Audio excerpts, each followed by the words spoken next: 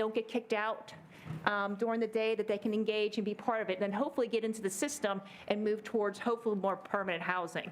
So that was a $22 million project, which was really the partnership of many people within the community. The Department of Human Services funds the services within Second Avenue Commons. It's run by Pittsburgh Mercy, but ultimately that was the goal, was to have that as the shelter for this area, and then this Smithfield was going to be closed permanently because there was another one built. So, and again, it's about providing what kind of services can we provide, and this, the thought process was, let's do this at this particular location. There's a lot of beds, it's a higher quality service, and we thought, this was the best route to go. So, when Second Avenue Commons was supposed to open, there were some delays, supply chain. We're all still dealing with this, contract delays. So last year, we were supposed to close Smithfield permanently, but because of that, the decision was made by Human Services, which we supported. Let's keep the Smithfield Street open a little longer, just because we don't want there to be any delays or confusion as the weather gets cold. We want people to someplace for people to go. Now, as we come into 2023, this again, as assessment, there seems to be a lot of people. What can we do to try to get people into placement? So Human Services, again, and we support this, said, give us some more time. We need to find better placement for people. So that's when they did an analysis. They figured they need to flex at least another 125 placements, because that seemed to be the amount of people that stayed longer than a week, longer than a period of time. And they've been currently very actively engaging with people to try to move them into different placements. And I think you may have seen an announcement of some of the other shelters that they've engaged and flexed more space, which was I'm really proud for them for working together, specifically with their community partners, City of Pittsburgh and others, to really find some locations. So this leads us to this point that we can close this temporary spot because we have new spaces that are accessed. So, but I wanted to turn it over to Andy, so Andy can really talk about some of those spaces that we found and flexed, and then some of the other services we do within his program. Okay. Thank you. Yeah, thanks, Jen. So DHS has been working hard on a couple of different fronts to help with this transition. As mentioned, one is to add additional shelter beds at already existing shelters, as well as adding a brand new shelter. So we have added overflow shelter space at 3 shelters in our community. That includes 40 shelters at 2nd Avenue, or 40 beds at 2nd Avenue Commons, overflow beds, 20 beds at Light of Life Rescue Mission, and 20 additional beds at East End Cooperative Ministry. So that's a total of 80 beds there. There's actually also a new shelter opening up in Homewood, operated by Unity Recovery, adding 32 beds. So that's 112 new or expanded beds that are that will be online by Monday of next week to be able to help meet this need. Additionally, we began working closely with Team PSBG, who's been operating the shelter at Smithfield, to make plans to help folks in that shelter transition to other places, because we know that ultimately the goal is to move people into permanent housing. So our team has worked very closely with Team PSBG as of yesterday, we've had approximately 80 offers of people who have been staying at that shelter into other shelter beds at other locations.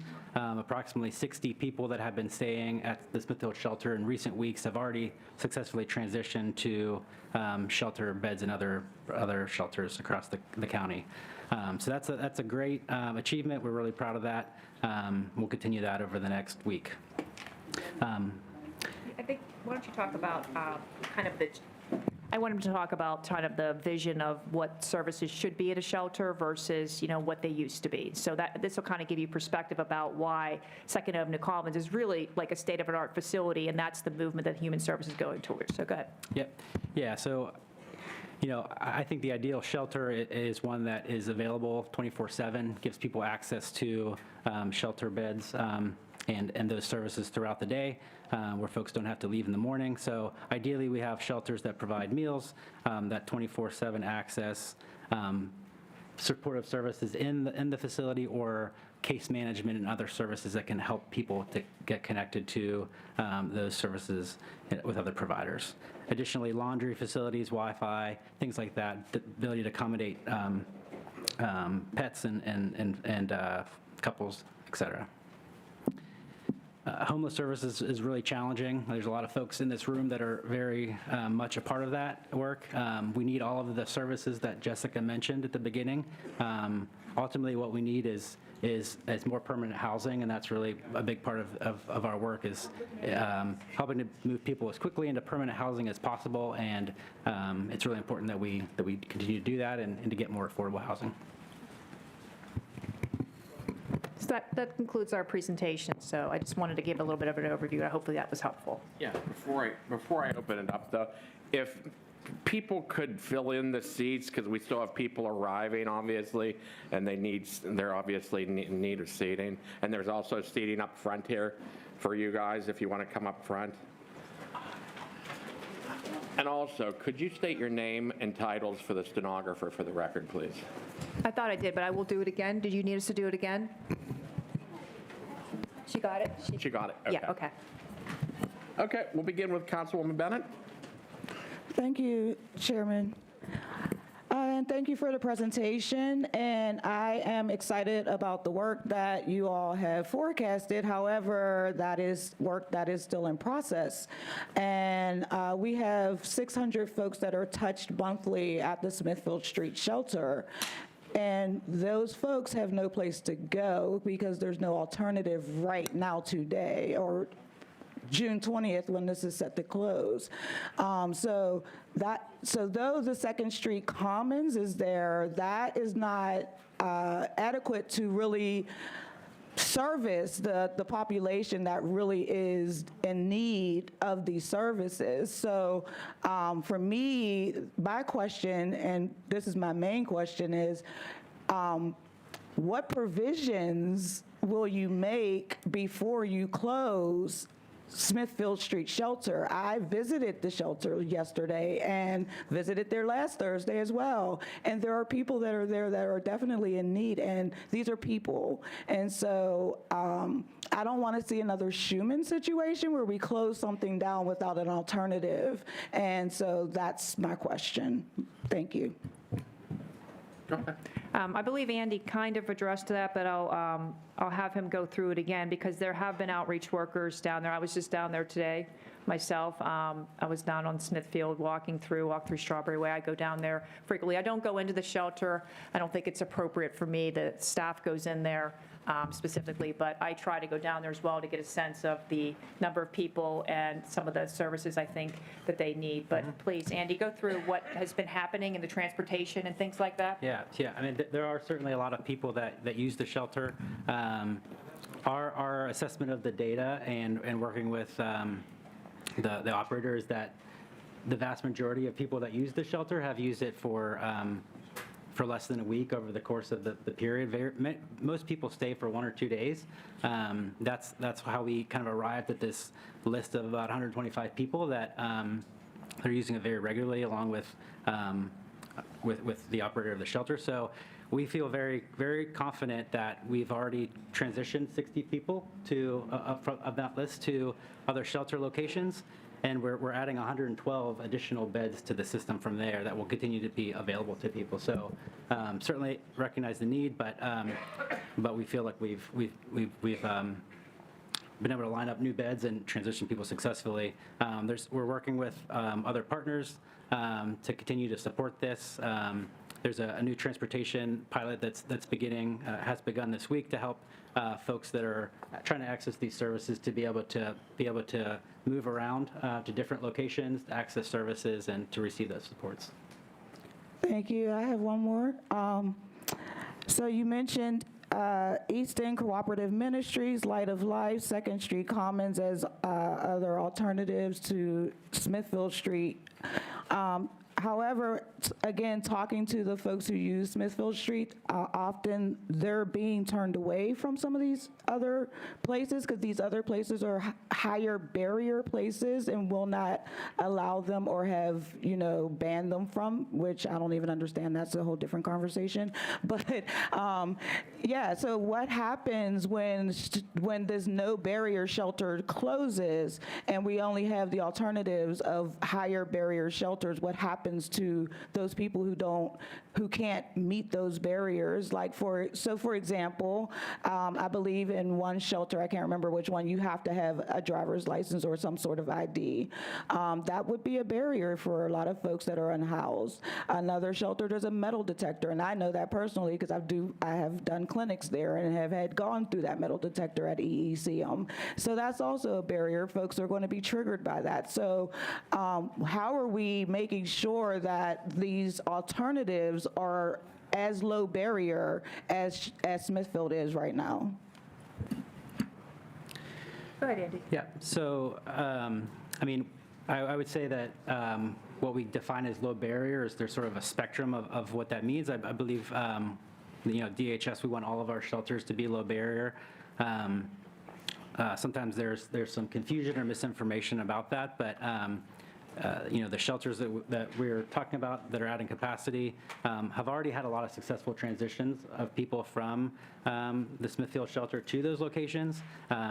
We are working very closely with them to eliminate those barriers.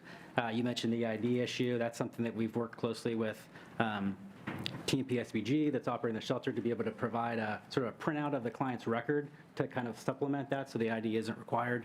I think, all of these are offers and we hope that people will accept them. Thank you. Thank you, Mr. President. Councilman Wachowski? This question may be over your pay grade, and so it's completely fine with me if you aren't able to answer or don't feel comfortable answering. From my very limited understanding of this issue, it really seems like the best solution is things that we offer at like Second Avenue Commons, where it's really a wraparound kind of service. And so where my question is as we're coming up to budget time, should we be, as members of council and the administration, considering whether we need to fund and create,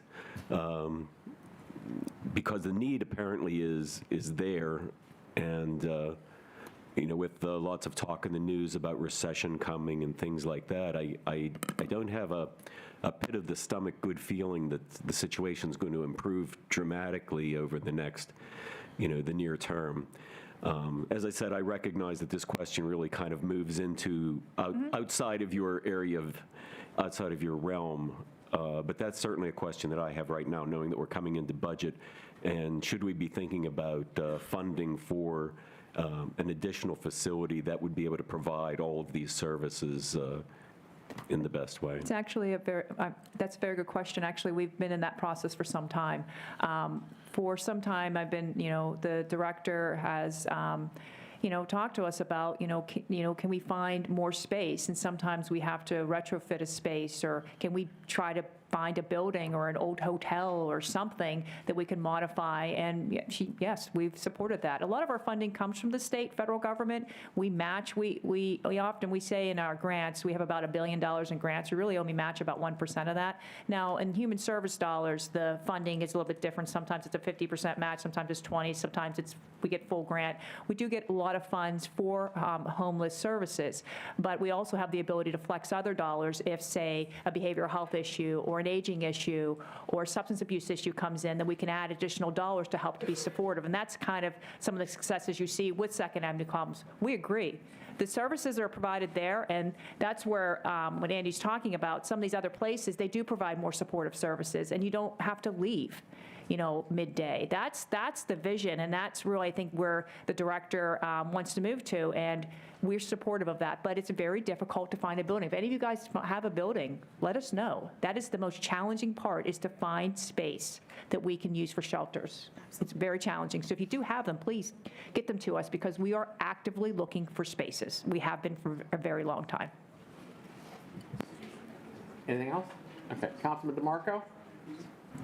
Thank you, Mr. President. Folks, I've heard a couple different numbers here bandied about, and I've seen different things in the media.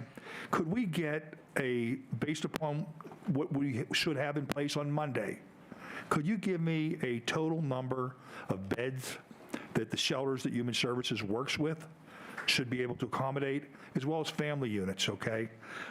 And as part of that, I'd also like to understand, because we've heard different numbers. You know, you've talked about 125 people have been identified as primarily using that shelter on more than a few nights a month. Then we hear the numbers of 600 and some. Have we been able to, Human Services or any of the other outreach groups in the community, have they been able to take and do any type of census to get an idea of how many homeless people we have right now in the county, whether that's increasing, decreasing, whether those people are primarily from here or whether we're becoming a destination city, you know, for folks who are moving here for whatever reason, whether they view it as a permissive environment or something like that. So I know I gave you a number of questions. Then that's all in the first one. The second one is, and I don't know that you have the answer to that, is could you also give us an idea of how much of our annual budget Human Services spends on mental health, on helping folks with substance abuse, and what the homelessness program is allocated? So, Sorry, Mr. President, that's in all. anticipation of the homeless budget, I brought that. Now, we spend, you know, hundreds of millions of dollars in the Department of Human Services protecting children, our elderly, supporting substance abuse, unfortunately, in other areas, you know, but overall, on an annual budget basis, remember the state does it on a fiscal, I'm going to do it on an annual, and this is stuff that we report to council when we do our budget hearings, so these numbers come from the budgeted amounts we're talked about here. In 2023, between economic development and human services, is about $52 million that is available, and that's through various different grants and programs. The bulk of that, though, comes from the HUD program. So, but remember, we have other dollars that we can flex. So again, if we have a shelter, but we find that it's a population that, say, may be from an aging community, then we can draw dollars. If it's something where we need more assistance with substance abuse, we can draw dollars. So we try to flex that. But in general, that's about the number between some of the departments that we have, and that was, you know, it was in the budget presentation last year. So regarding the other dollars, I mean, I can pull that stuff out. I mean, I have my stuff, but I don't think you want me standing here with a calculator like that and stuff up. So I'll follow up with that, okay? Please, and what about the beds and the available family units that we have available? I guess I'm trying to understand what the prospective population is today in the county, what we have available, so that we understand what the outstanding need is. Because we know, from what you're telling us, is that there are shelter capacity at other places that could take and receive some of the people from the Smithfield shelter. Well, I mean, so we're just trying to understand, are they just, you know, are we just not having placed them there yet, or is there no spots available? Trying to understand that. Sure. So to answer your question about numbers, we are required by the federal government to do an annual census. It's called the point-in-time count. I do not have those numbers right in front of me, but they are posted on our analytics website if you want to look and see. And that is our count. We go out one night during the winter time and actually physically count with staff and volunteers. So that information is readily available. We also do have a listing of all of our beds listed on our website. So and again, it includes just the shelters that only serve single persons or individuals, as well as those that serve families with children. And so there's actually an FAQ on our website that lists out what's available in all those spaces. And there's also a map that lets you know where those places are located. I think it's also important to note that, as Andy discussed, with the 125 people that were identified as frequent users of Smithfield, that, you know, we're making offers of support, right? People don't have to accept the offers. And so I think that that's just a really important point to keep in mind, that we do try to do as much case management and customized support, but if people are not ready and not willing to go into a different shelter space, we can't force them, so. To make it a little bit easier for us, rather than us have to go to your website and look for this information, Sure. can you provide it to us, please? Absolutely. Thank you. We'll send that link to Ken, Ken. and then, because it's good to see the map, but we'll do that, okay? Yeah. Councilwoman Falaci? Yes, thank you. President Katina. Thank you for appearing today and answering the questions. And I was also able to tour the facility as well. And learning the language of all of this. And so low barrier. My understanding of the low barrier is that in these cases, they're beds, they're places for people to stay. They really do not involve a lot of wraparound services, okay? And maybe it's an initial place for people, a point of contact for people to get a meal and a place to stay. What I'm hoping to hear from you all at some point, whether it's today, which I don't believe we have the time for that, but at some point in a transparency effort for the community people that have come here, the residents, the business owners, and the people who go to the shelter and the people who work at these shelters, is some sort of a strategy for the low barrier shelters, getting people to these wraparound services, like Light of Life Mission and other places. Collaborative effort to have these services work together to get people from the low barrier, which is also low, there's a low propensity for change in those particular places, to a place that is safe, but somewhere that is going to assist them to move into a better place in their life. I'm not speaking very eloquently about that because there's so many different definitions that are out there right now. So what I'm hoping is that this group can give us a strategy, tell us what is the plan moving forward. Because those numbers change. They change with the weather, they change with the economy, they change with the seasons. And we can't just look at the numbers. We have to look at how we're going to be plugging people in to get them help if they want it. But maybe there are some people that we can also be encouraging, nudging into those places, instead of just hanging out in places that are not as welcoming and suited for what is going on in their lives. This is, it's not helpful for anyone.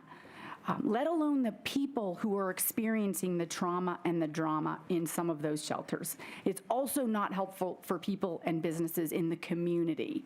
So we need to have a strategy, and that's what I'm asking about, if you have one now, and if you can give us one at some point. So as I referenced before, there was a plan that was drafted, a strategic plan put in place. DHS is in the process now because, again, COVID, I know people are sick of this. It just changed everything. So they're in the process now of going through and doing another planning process for this effort, because it accelerated so many changes that were probably going to happen eventually within society. And just like with this issue, things have changed more rapidly than our projected plan had accommodated. So they're in that process now, and they'll begin that process, and that's good. So that should help in that area. I do want to note, though, when Second Avenue Commons was built, there was a large group brought together of not just people who live and experience homelessness, they were a part of the process, but the community, business leaders, different foundations, businesses, other organizations, they were brought together to talk about what is the best thing to do. And that's really was part of the building of Second Avenue Commons. So that process was done and that's something that Human Services is always very proud of. And they try to do that as much as possible when they're doing efforts like this. Okay. Thank you. Before we go on, let the record reflect that Councilmember Nat Gray Chapkus has joined the hearing as well. Councilmember Hallam? Thank you, President Katina. I do have a few questions. So the first thing I want to know is just kind of trying to understand a timeline of how we got to this point. So I know you had spoken a little bit about it, but could you clarify when it was announced that Smithfield was going to stay open beyond March?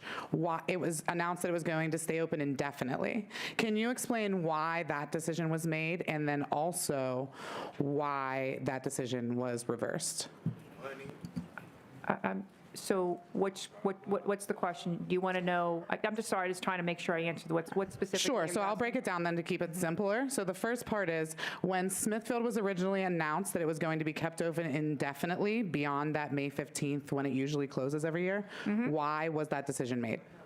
I did answer that earlier, but I'll repeat that because given the capacity that was seen and needs for human services to get by, it's basically buying time to find additional spaces to accommodate people, the best decision at that point was to leave it open for a little bit longer.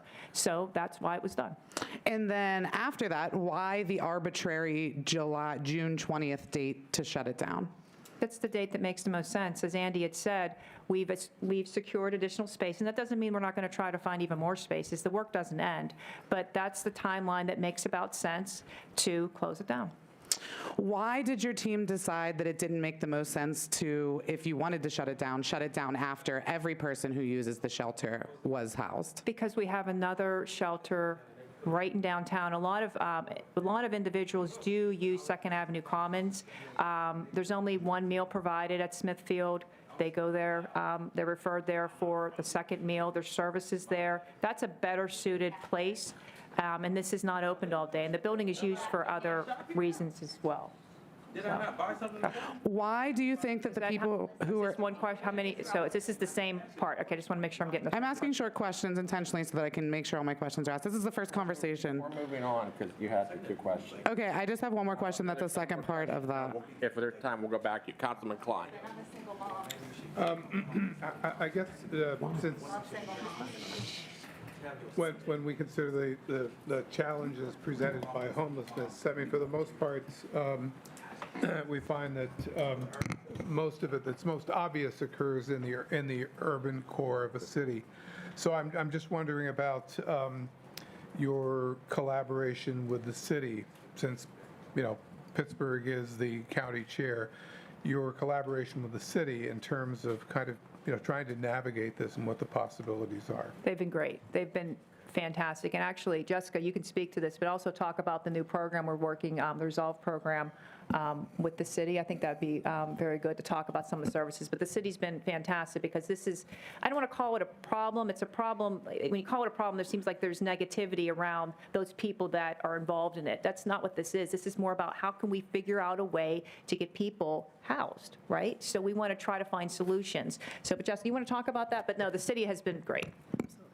And I believe the city is also making a presentation this evening to talk a little bit more about this. But earlier today, we did announce the kind of launch of a new behavioral health crisis team that is done directly in partnership with the city, where we're actually able to have a crisis team that can actually respond if there is a behavioral health crisis that takes place within kind of the Golden Triangle area. And I know that that's not an often used term, but it includes downtown and part of uptown. And so what we're hoping to do is our first intention really around when we started this initiative was really to make sure that the call time when people called 988 was down, that the phone would be answered within 15 seconds. We recently hit that threshold, and now we're looking at how do we actually get trained folks that know, they're trained in de-escalation, trained in all the things we need to do actually out in community and actually responding to the behavioral health crisis needs. And so that's a great example of a very strong city-county partnership. Great. And I do have one more question. So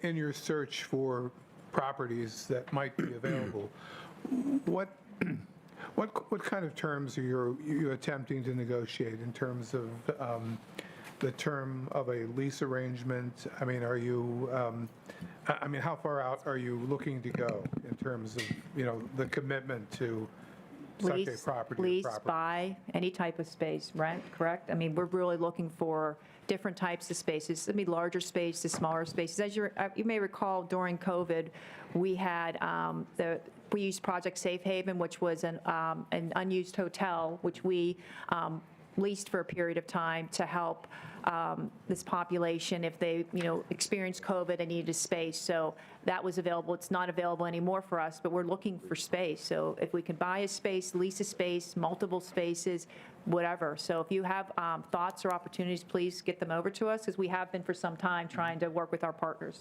right? That's right. Councilman Macy? Thank you, Mr. President, and thank you for being here and answering questions. You don't have to have a degree in social services to see that there is a growth amongst panhandlers as well as homelessness. Riding around, I've seen an increase. Do you believe that there is an increase in homelessness and families with small children disruptions?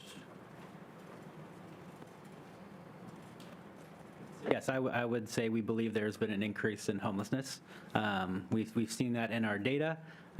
We hear that from our partners. We see that in the conversations we have with our street outreach network that works across the county. Certainly coming out of the pandemic, there have been issues related to housing, rents have gone up, all of that. So what we believe is the most effective way to help solve this problem is adding more and more permanent housing and more affordable housing. That is part of our strategic plan that was referenced. That's also something that HUD continues to push forth as the best option. So we need shelter to help with crises, but ultimately it's longer-term permanent housing. And I can understand Councilman DeMarco's concern about the number of people who use these facilities. According to what records I have, we have over 500 beds for single persons as well as families throughout the various organizations. And we know that this isn't just isolated to the city of Pittsburgh. This seems to be pervasive throughout the county. I come from and represent the Mon Valley, and we have those issues as well. So I can empathize with my colleagues' concerns, but on the other hand, I believe we need to give the administration and the organizations that work with these underprivileged people a little bit of time. And I want to thank you for the plans that you have, but all good plans, sometimes they reach roadblocks, and I think that's probably where you're at, and I believe that's where you're at. Thank you. Thank you. Councilmember Pritzia? Thank you, President Katina. I appreciate the questions from my fellow council members, and I look forward to the answers that you're going to be providing us. But I'm also looking forward to hearing from all the folks that are sitting here tonight. Thank you. Councilmember Palmasino, thank you. Thank you, Mr. President. So Jen, you said earlier, who is doing the case management work? Who is doing that work that you had talked about? I'm not sure what case management, what aspect you're talking about. Is it specific to the shelter or just broadly? To the shelter, Okay. Which shelter? all of them. Oh, there's plenty. Yeah, so the county contracts with many service providers that operate all of these shelters, and they provide those. So they're all contracted out from the county? Okay, so what happens to the people that do not take the offer on replacement or displacement? Yeah, I mean, I think we have a very strong network of street outreach providers that work in the county. We also, DHS has a strong field unit that does the same kind of work that we will continue to engage with folks to help it. It's always a process. There are people who don't want to go to shelter, and it's a continual conversation. And so DHS is very committed to continuing to have those conversations and work with people, not just to get into shelter, but again to get into permanent housing. Not a question, but any thought to Old Veterans Hospital, a large facility in Oakland, sits far back from the business district. I don't know what kind of shape it's in, kind of like Schumann Center has been let go for quite a while. Any thought to that? I'll make note. I'll make note of that. Okay, thank you. Councilmember Nakaradi Chapkus? Apologies for my tardiness. I had a prior commitment I was coming from, and so this may have already been stated. Can you just, again, reiterate if it's already been stated, for those numbers of individuals that still need to be identified, like placement has to be identified for them that are currently utilizing the shelter? Yeah, so there's been approximately 125 people that were identified as frequent users of the shelter. DHS has worked really hard over the last several weeks to make offers to 80 of those individuals to other shelters around the county. Approximately 60 as of yesterday have already transitioned to those shelters around the county, and we have added 112 new or expanded beds at other shelters around the county. Thank you. Okay. two questions for me, and then we'll go one more round. What level of coordination is there between the city, the county, the nonprofits, the businesses on an ongoing basis for this issue? For the issue of homelessness? Homelessness as a whole and mental health. I mean, it seems you can't, I mean, unfortunately, I mean, I do believe they go, some cases, hand in hand. So I'm just trying to understand if there is a coordinated effort on a daily basis versus a Second Avenue shelter that's obviously a one-time deal or what have you. Yeah, obviously, the issue expands beyond the city limits, so any municipality, there's coordination, there's conversation with community, there's a lot of community groups that are involved, businesses, yes, they do try, and actually the population which is being served as well. But I don't know, Andy, if you want to talk a little bit about that, or I don't know, Jessica, which one do you think? We talked about the HAB.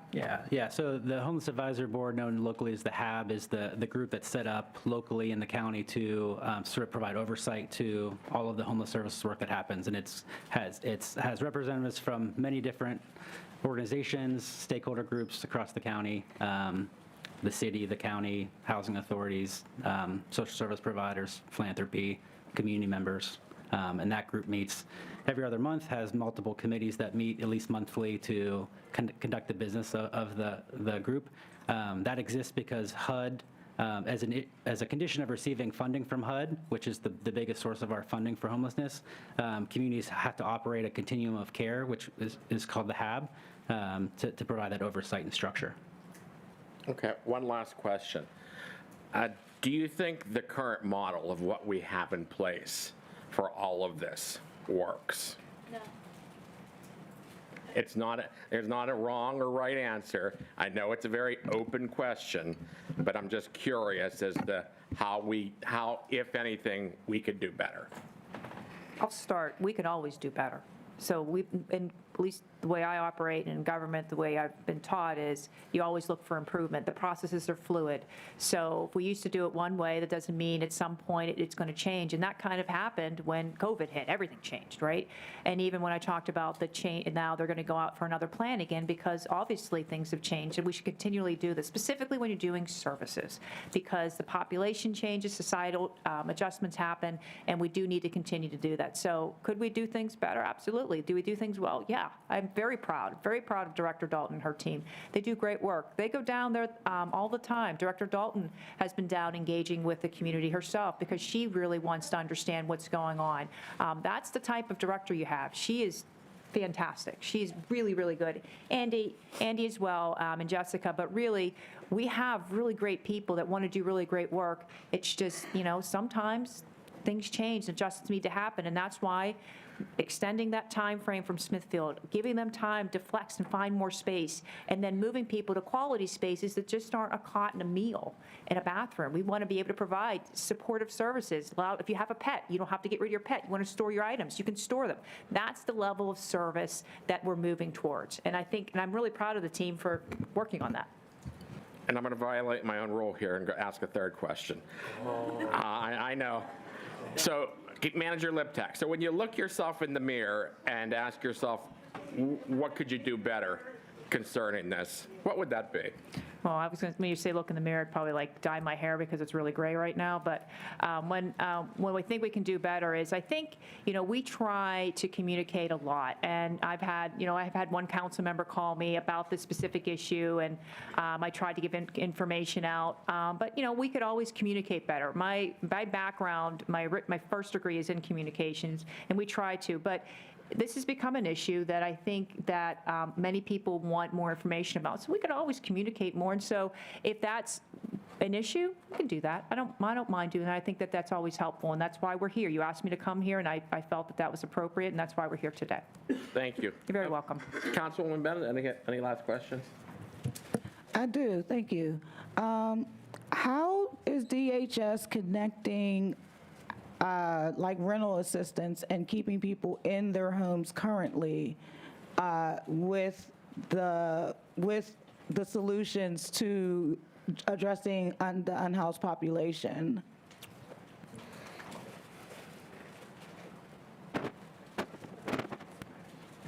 Yeah, so it's a great question. I think Ultimately, our goal is to prevent people from entering the homeless system. We operate two really important programs. One is a sort of an eviction prevention program, and then also a homeless prevention program that is largely funded by HUD in the state to help people with utilities and rent payments, things like that, to prevent them from coming into the system. There's also a lot of important diversion work that happens through the Allegheny link to help people to look at other resources that exist in their community, in their family, in their network, so that folks can access those and think about that before they would need to enter the homeless system. So that's a very important part of our strategy. Jessica's going to, she's going to add it, that's okay. I just also want to mention is that, when we're thinking about a complex issue like this, it does require a great deal of public-private partnerships. And so one of the programs that we've launched most recently is our landlord incentive program that we're super proud of. We launched it in February, and since then we've been able to get at least 80 additional affordable housing units added into our roster, and that comes along with incentivizing the landlords for renting to populations that are exiting homelessness, as well as making sure there's case management and work to help to make sure that people can actually stay and remain in those units. So, yeah.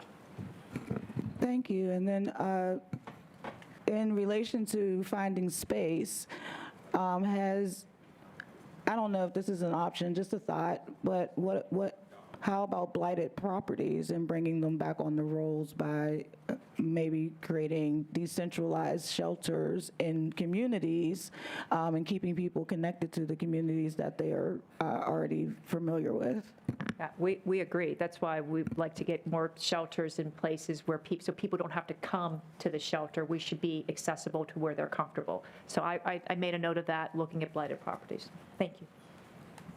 Councilman Bukowski, anything else? Councilman DeMarco, anything else? Yes, when we talk, I was reviewing the statistics on the data that you have on the 1 point there, okay? What I didn't see was when we do this census, and our outreach teams, I guess, would get a better handle of this. Do they have any idea of the number of folks that are currently homeless that suffer from mental illness and or substance abuse? I have a friend that does a lot of work with the homeless, and he says that some of these people, when you're able to help correct and provide them help with that particular problem, many times they're able to go back to their families, okay? And they're able to then, get off the streets and things like that. Did we have any idea, what percentage of the folks that we're dealing with are suffering from either of those? And what are we doing to direct them as much as we can, right, to the services that we provide in the county that might be able to assist them? Right, so it's an ever-changing population, so I don't know that we can actually give you an exact percentage. What I will say is that as a part of our work in managing the continuum of care, we also manage what is called the HMIS, which is a homeless management information system that is connected to our data warehouse. And so once someone's entered into that system, we can actually see their involvement with other systems and other services and engage with folks that way. I will say that, yes, we do agree that, additional services are helpful, but when you're thinking about it from the context of actually homeless services, that we try to implement a housing first model where we try to get them into housing first and then try to deal with any of the other situations once they're in stable housing. And so I think we're kind of saying the same thing, just a little bit in reverse. Yeah. And the second question here, I guess, is also a point, is that I want to thank all of you for coming today and speaking to us and answering these questions, but recognizing that this isn't just an issue that we're dealing with here in Allegheny County. I mean, this is a national issue. You're seeing it play out in cities across the country. What do you work with? What is Human Services, or who do they work with to try to understand what other communities may be doing that may be successful, sort of like from a best practices standpoint, to be able to sort of help us improve, and get better?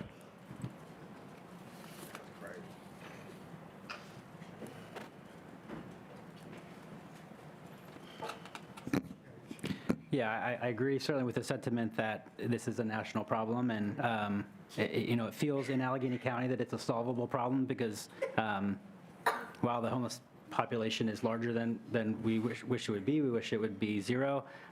It does seem more solvable than it does in other places.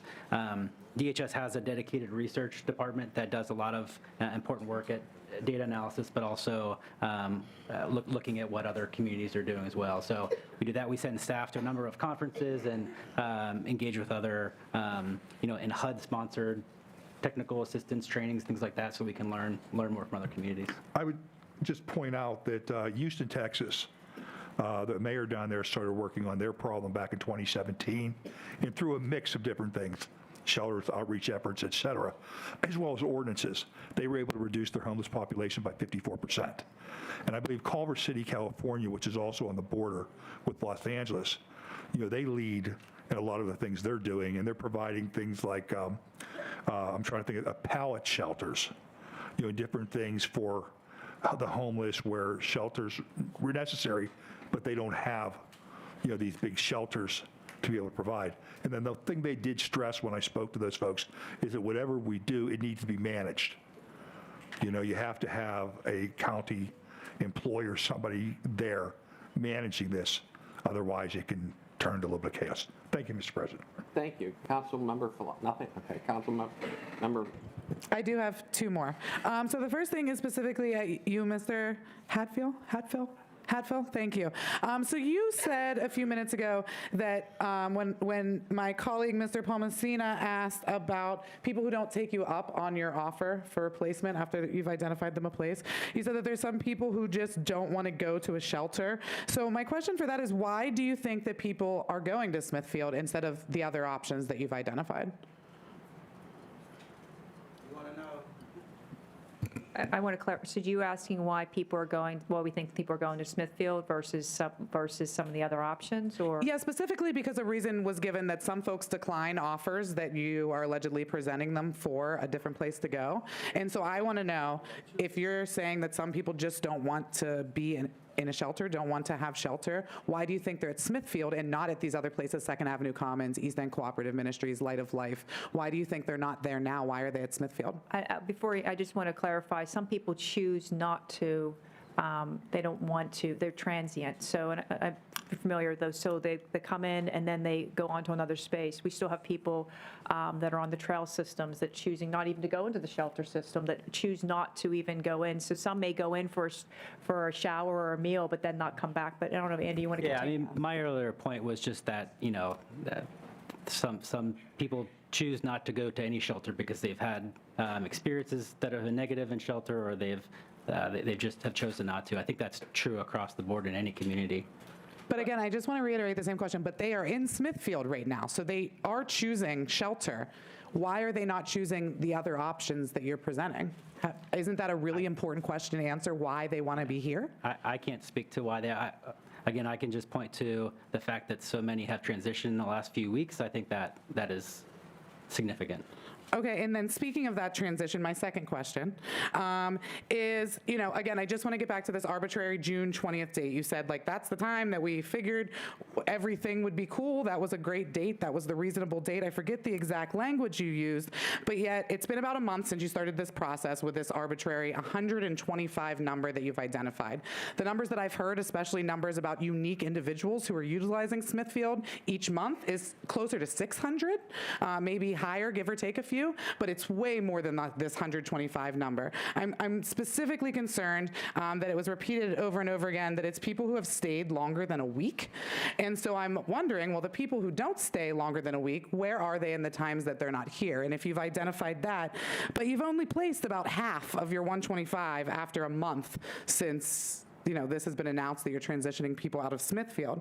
So why are you confident that by June 20th, that's a reasonable time for you to get the rest of the 125 into shelter, and ideally, the more than 125 people who really need it and will be on the streets when Smithfield closed? So for anybody who's in here representing a business interest they believe, remember that when Smithfield is not closed, each and every person who is using Smithfield right now will instead be in front of your business, will instead be in a tent, will instead be under an overpass, will instead be in your parks. That's where these people will go because they still exist. They have nowhere else to go. So I would like an answer to that question. What makes you think that all of the people who need help, that it's a reasonable time that June 20th is the date where no more Smithfield? I'll address the date again.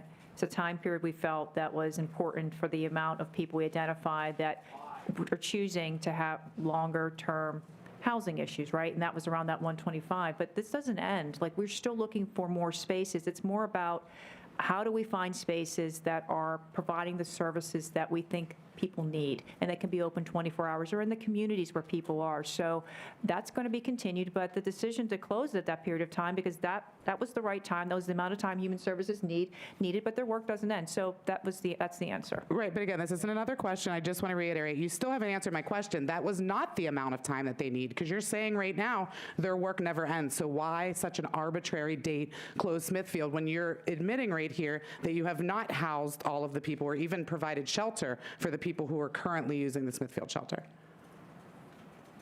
You can answer. I don't think we're ever going to have an issue where we solve homelessness, unfortunately. I'm not asking that. Well, I'd like to, I mean, I'm trying to be respectful, but I'm not going to get into a back and forth about decision-making. The decision has been made for when that is going to be closed. We are continuing to find additional spaces, understanding that throughout Allegheny County, this problem exists. And at this point, it's the best decision to close down that for the season. We've extended it longer because we've identified other spaces. And I think I've answered that 3 times. Okay, we're moving on. Councilman Klein, anything? No question. Macy? Councilman No, Macy? sir, I'm satisfied. Anyone? Okay, thank you.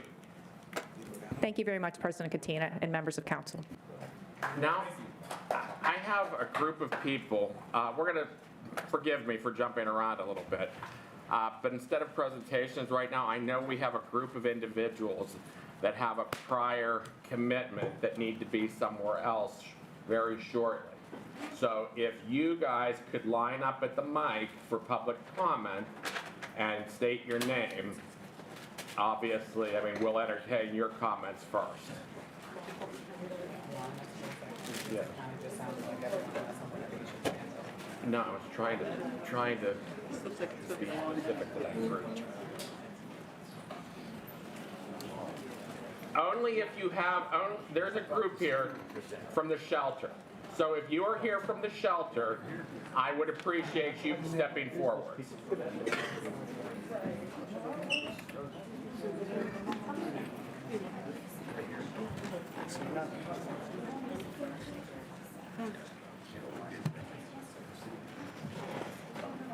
Hello.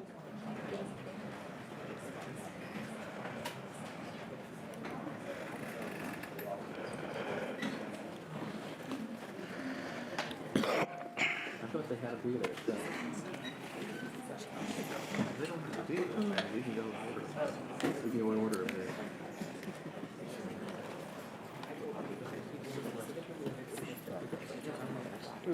There's 5 or 6 of them. Okay, go ahead. Hi, my name is Monica, and how I even found out about this shelter, one day my daughter, she was 16, and she had did a night shift, and she had missed her last bus. Thank God there was a caring man who took my baby down to the shelter so she could wait on her Z-trip safely. And ever since then, you know, I appreciated all the staff that worked there, even the people. And I feel as though the shelter should not close, because since I've been there, there's been lives that have been saved. Like, every family has an opioid problem. Everyone. Even if you don't like to talk about it. It's not only in my community, it's in yours too. And the staff, they really care about everyone. Every person I've seen OD, they have been brought back to life safely. They weren't found in a ditch with a fucking needle in their arm.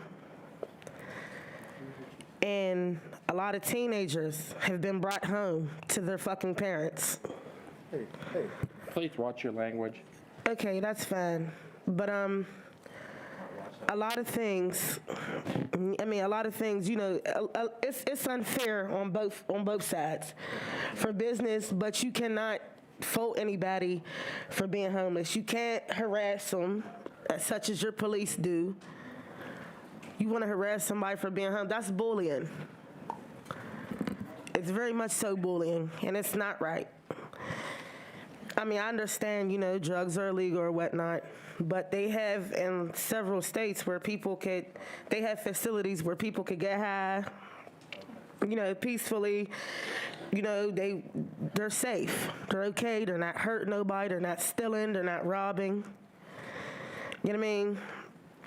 I just feel as though, you know, people coming from out of town, they, you know, their bus gets laid over or something, and they have a family. Like, they haven't showered or anything. You know, it's a place where people, you know, can get themselves together. And they do offer, you know, they offer a lot. They offer you a meal, a wash rag, a towel, some soap, some water. I feel as though it's convenient right there. And if we didn't have that place, where would you be finding them outside your jobs? You would find people OD'd everywhere. Seriously. Thank you.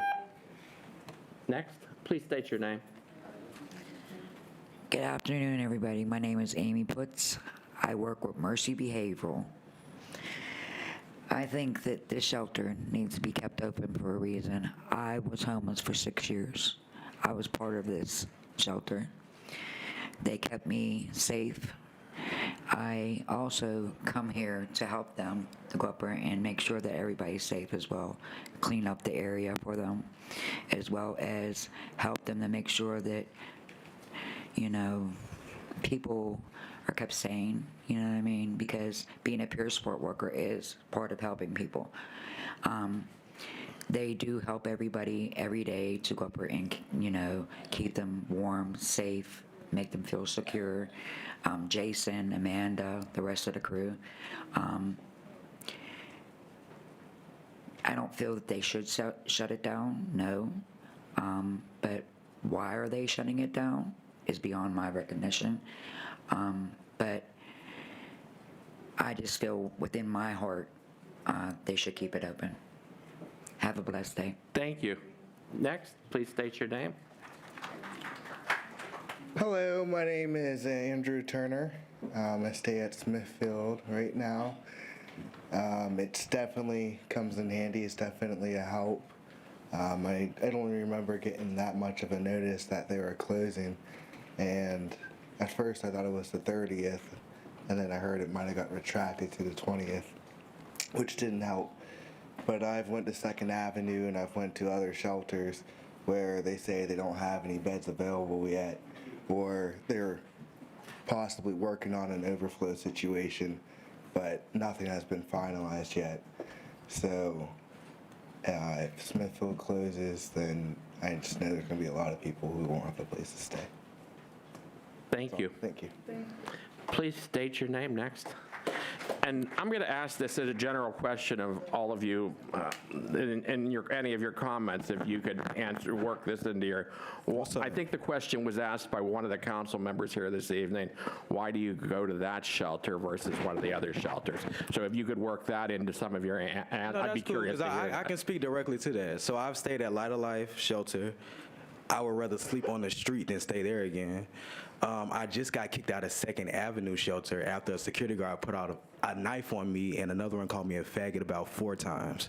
So every time I come to Smithfield, I feel like I get compassion. I get treated like a human being. They cool. You know, I see my people over there. How y'all doing? You know, you get a meal. The food is, my bad, sorry. The food is good enough for me. There's a place to sleep, a place to chill out. Everybody cool, everybody real. And I haven't found that at other shelters because it seems like if you don't fit a certain mold, if you don't act a certain way, if you don't speak a certain way, like I said, stop cursing when people act angry, which I get it, but still, like, we fucking mad. So what the fuck you gonna tell me not to curse for or whatever? So it's a place where. Sorry, this shit is fucked up. But it's a place where people like me, who you don't want me on your streets, because y'all really piss me off with all these fucking lies. You don't want me on your streets outside your business. You'd rather have a place for me to go where I can get myself together and, you know, get the help that I need, because I do need help. And I appreciate y'all for that. Thank you. Yeah, and I've never seen anybody from DHS. I haven't been offered a bed anywhere else. I ain't got none of that, so I don't know who getting, you know, I don't know who dick I gotta suck to get a bed, if you gotta do that. But I don't do that, so them some fucking lies. And 2nd Avenue Commons, I hope they look into y'all, because I think you from 2nd Avenue Commons, right? Because y'all full of shit, too. Okay, thank you. God bless you.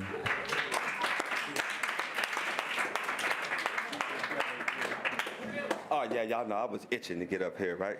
My name is Joseph J., for those of y'all who do not know me.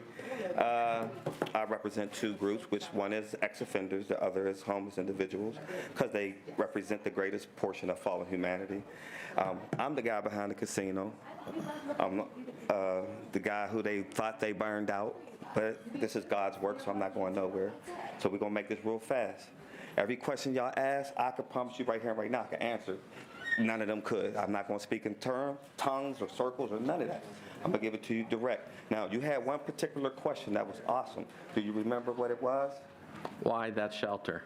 Bang. Because they're cops. All of you are joking what you're doing here, bro. Because they are cops, okay?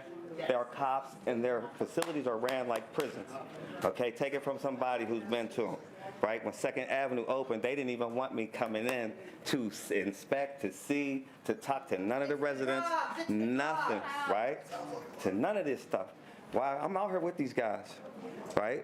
Right? I've been attacked by the city, right? They turned off the power. I was injured. Yeah, that's all lawsuit and all that, but we don't even want to do that because we don't want no negative energy towards what we got going on. And everybody, when y'all see me, what type of time we be on? Positive energy, right? Because we changed our life, so we trying to change lives. You can't change these people with this. That's first and foremost. There got to be some foot action, so that's why they all respect me, because I got the foot action, right? So we want to attack people. Let's try to outdo each other doing good, right? Stop the bureaucracy, because I'm going to do what you can't do. And I tell everybody, am I lying, Ms. Frank? Okay, right? So I'm not here to badmouth nobody or nothing. I'm here to say help, right? Come see Joe. He gonna show you something. Facts. They tried to burn me out like 2 weeks ago. They burned down my sleep pod, which I built for people who come through here the whole winter. They just pop up. People say their name. I need a place to go. Let's go. Right? Then I point them to the directions after that. Where you need to go. What do you need? They need that. But what they also need is that one-on-one. And it don't got to be for a long time. Just a little bit of time to sit down and do something for yourself. You can't be around me and not. I'm going to help you every way I can. But guess what you're going to do? You're required to do 2 things. What are they? Clean the frack up behind yourself. That's number 1, right? And then all your nonsense, keep it away from here. I don't care what you do out there. Keep it away from here because, for one, I'm the black sheep. So all the eyes is going to always be on me, right? So no matter what y'all do, it's going to come back on me. That's going to mess up everything. I'm sitting here showing you this is not even a red carpet because you got to come out here. You got to get your own firewood. You got to get your own water. Like I got it set up real nice for you, but you got to get up off your butt and do something, right? And the biggest thing is clean up. So how do we help these guys? Let's get these programs where we take them out and clean up these lots. Thank you. Let me fix these lots up and don't give me no slack. I'm not asking you for no money, no nothing. I will do it. And whatever money I generate off of that, I will pay the back taxes on the property and all that. Just don't get in my way. Okay, thank you. Appreciate y'all. You're welcome. If you could state your name, please. I said Joseph. No, I'm sorry, the next speaker. Sorry. Yes, my name is Raymond. I've been a frequent visitor of the Smithfield. I've been to Light of Life. I just got suspended and kicked out of the Second Avenue shelter because my mouth is too analytical, my mouth is too political, and all these questions that you ask, ma'am, we can answer it for you cut and dry because we are a part of that community, okay? The answer doesn't lie in the shelters, but you got to keep the shelter open. That's a fact. Because if you close one down and there's not enough adequate space in the other two, which is not enough adequate space in the other two, you know what I'm saying? But the easy solution is crack the hammer down on housing. Crack the hammer down on Allegheny Links. Crack the hammer down on DHS, who told a whole bunch of lies up here because I just left there this morning. He ain't offered me no housing. And I'm somewhere on a bench because I chose to leave the shelters up in Second Avenue, not the one at Smithfield, but that one makes you leave early in the morning. You know what I'm saying? So, like, you need to keep it open. You need to shut that other one down because the other one that you just built, that one right there is running totally off the chain. Everything is happening under the sun. They stealing everything out of there. It's really, it's terrible up there. They need to have people. It's an easy thing, like in a renewal center. When you get there, you get housing, then you get out. It's a flip over rate. If you get these people housing immediately, DHS ain't never offered me housing immediately over a shelter. No. They just gave me a whole stack of paperwork just today, applications, and said to fill all these out and send them to all these housing agencies. That's what they did to me today, this morning. You know what I'm saying? So, you know, it all comes down to if you get these people housing, rent paid for 6 months, most of us have an income, Social Security, et cetera. If they don't have an income, give them 70% off on their rent and they'll find a way to pay their rent, but get them in a place. I was at the shelter downtown on 2nd Avenue for 4 months. My mom got killed by my baby sister, stabbed in the heart 7 times in 2019. If anybody needs housing, it's me. Because I can't deal with too much of the nonsense. And it's a bunch of nonsense at the 2nd Avenue. It's a bunch of nonsense at the Light of Life. But guess what? Smithfield is right downtown. We need to keep it open, rebuild it, restructure it. Put rooms upstairs. That building is humongous. And only use one small area of it. One small area. Y'all claim about y'all need buildings. No, renovate that one. It's a lot cheaper. That's true. Thank you. Thank you.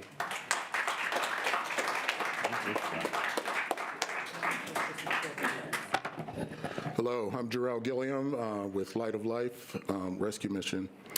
And I first want to applaud the efforts of the city and the county for trying to address this. It's definitely a complex issue, and it's very challenging.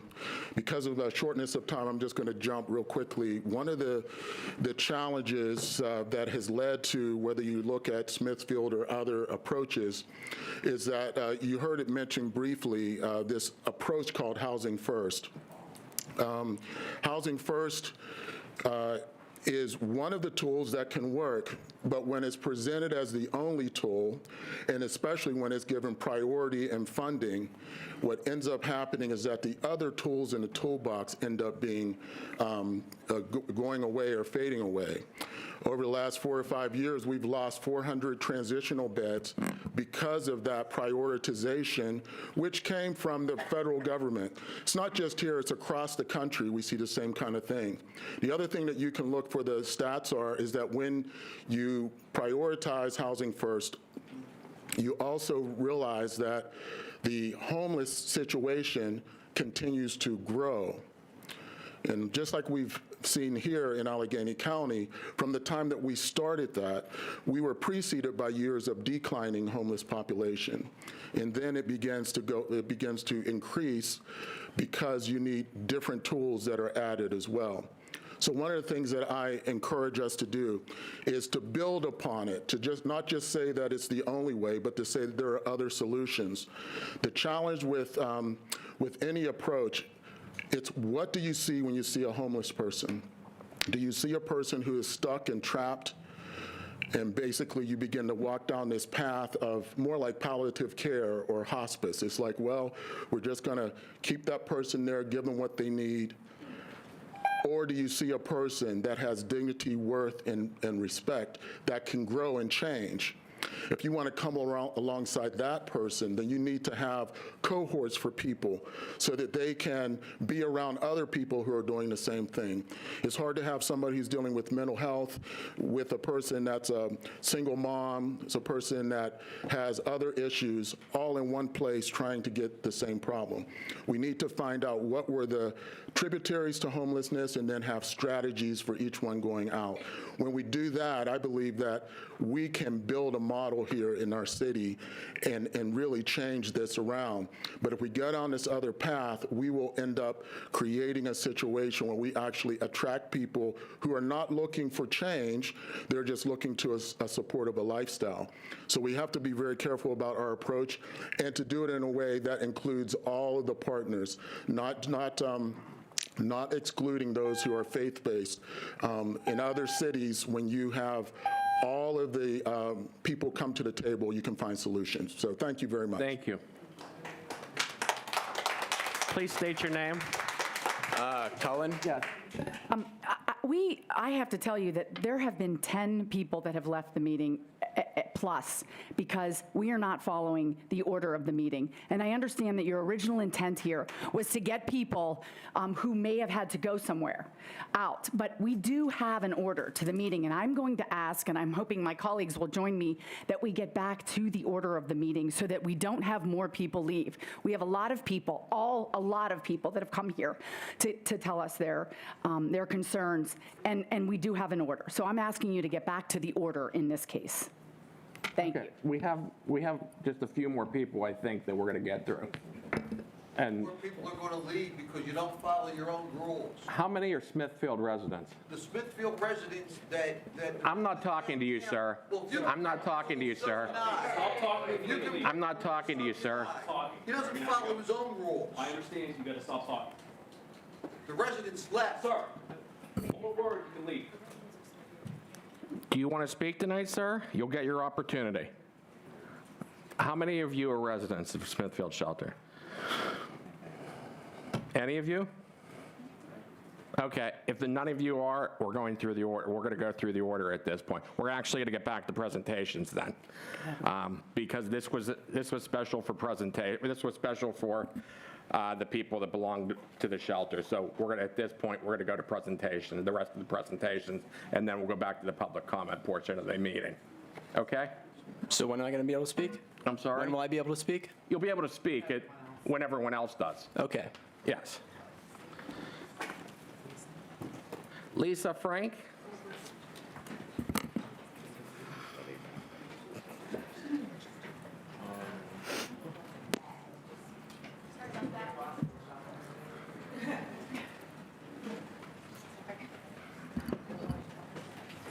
Oh, there's a few people that did come back.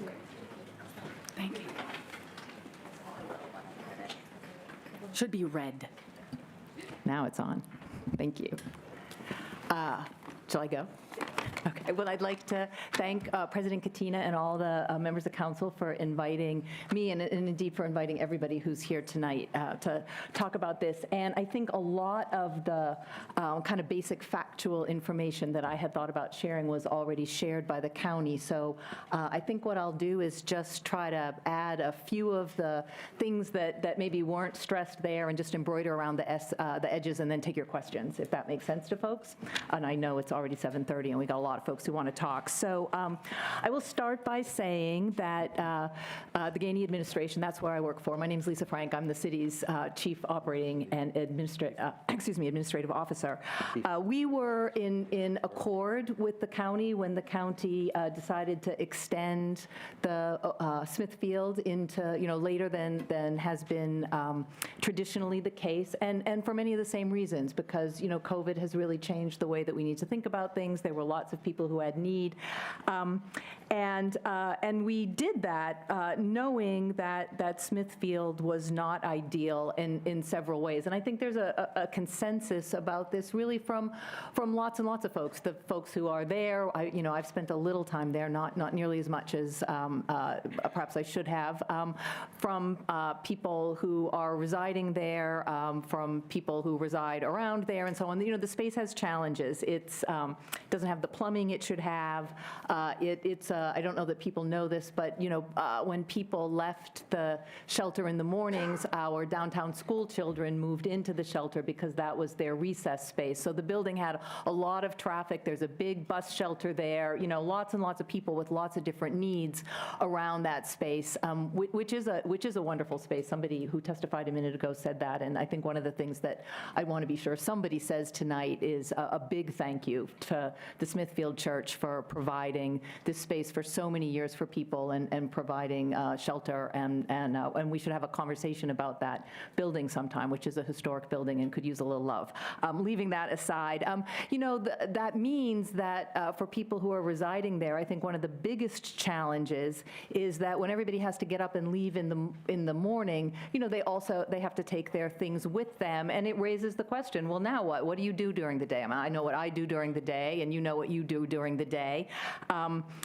And where do people go, particularly knowing that your place is not reserved, and so you're going to need to get back in line to get back in, and then you have the kids who are coming out, and then you've got the big bus shelter right there. And so it creates, a line is itself not an ideal social formation. You've been in lines, you know how people can be in lines, and you know the kinds of things that lines can attract, which, folks whose intentions aren't always so good. So we had a lot going on down there, and a lot of it was very good, and a lot of it was sort of challenging. So the city's role in this, since we're not DHS and we're not the primary provider of shelter, is really to sort of step in and do what we can to make everybody who is in this space and in this area more comfortable, reduce some of the challenges. And we did some real work there and changed a variety of systems, and I think made a variety of investments that helped to mitigate some of the challenges. I know people have read about the fact that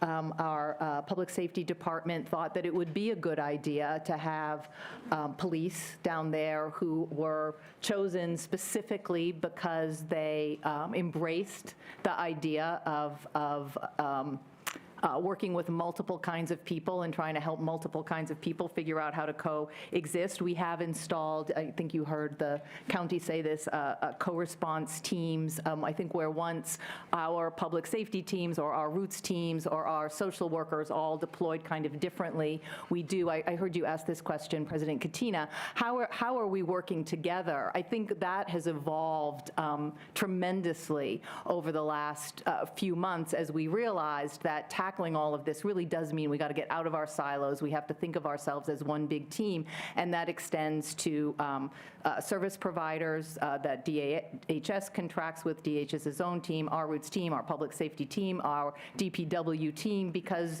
an unhoused person or a business or anybody downtown is not, having a problem about where to live with this part of their head and a problem about, how to get information with this part of the head or needing our emergency services with another part of them. They're a whole person, and all of those systems have a piece of the puzzle. So we do meet actually very regularly. We have a standing, the PDP gets on this call. We have a standing Tuesday meeting call to just talk about it, see what's going on, who's got an innovative solution, what are we seeing, what are we counting, what are the complaints that we're hearing from people, and we have a similar call every Thursday morning where we dig in and try to identify where spaces can be and to go out and to see those spaces together, because a space is not an adequate space if it's not adequate from the point of view of people who would use it, from the point of view of people who will be near it, from the point of view of does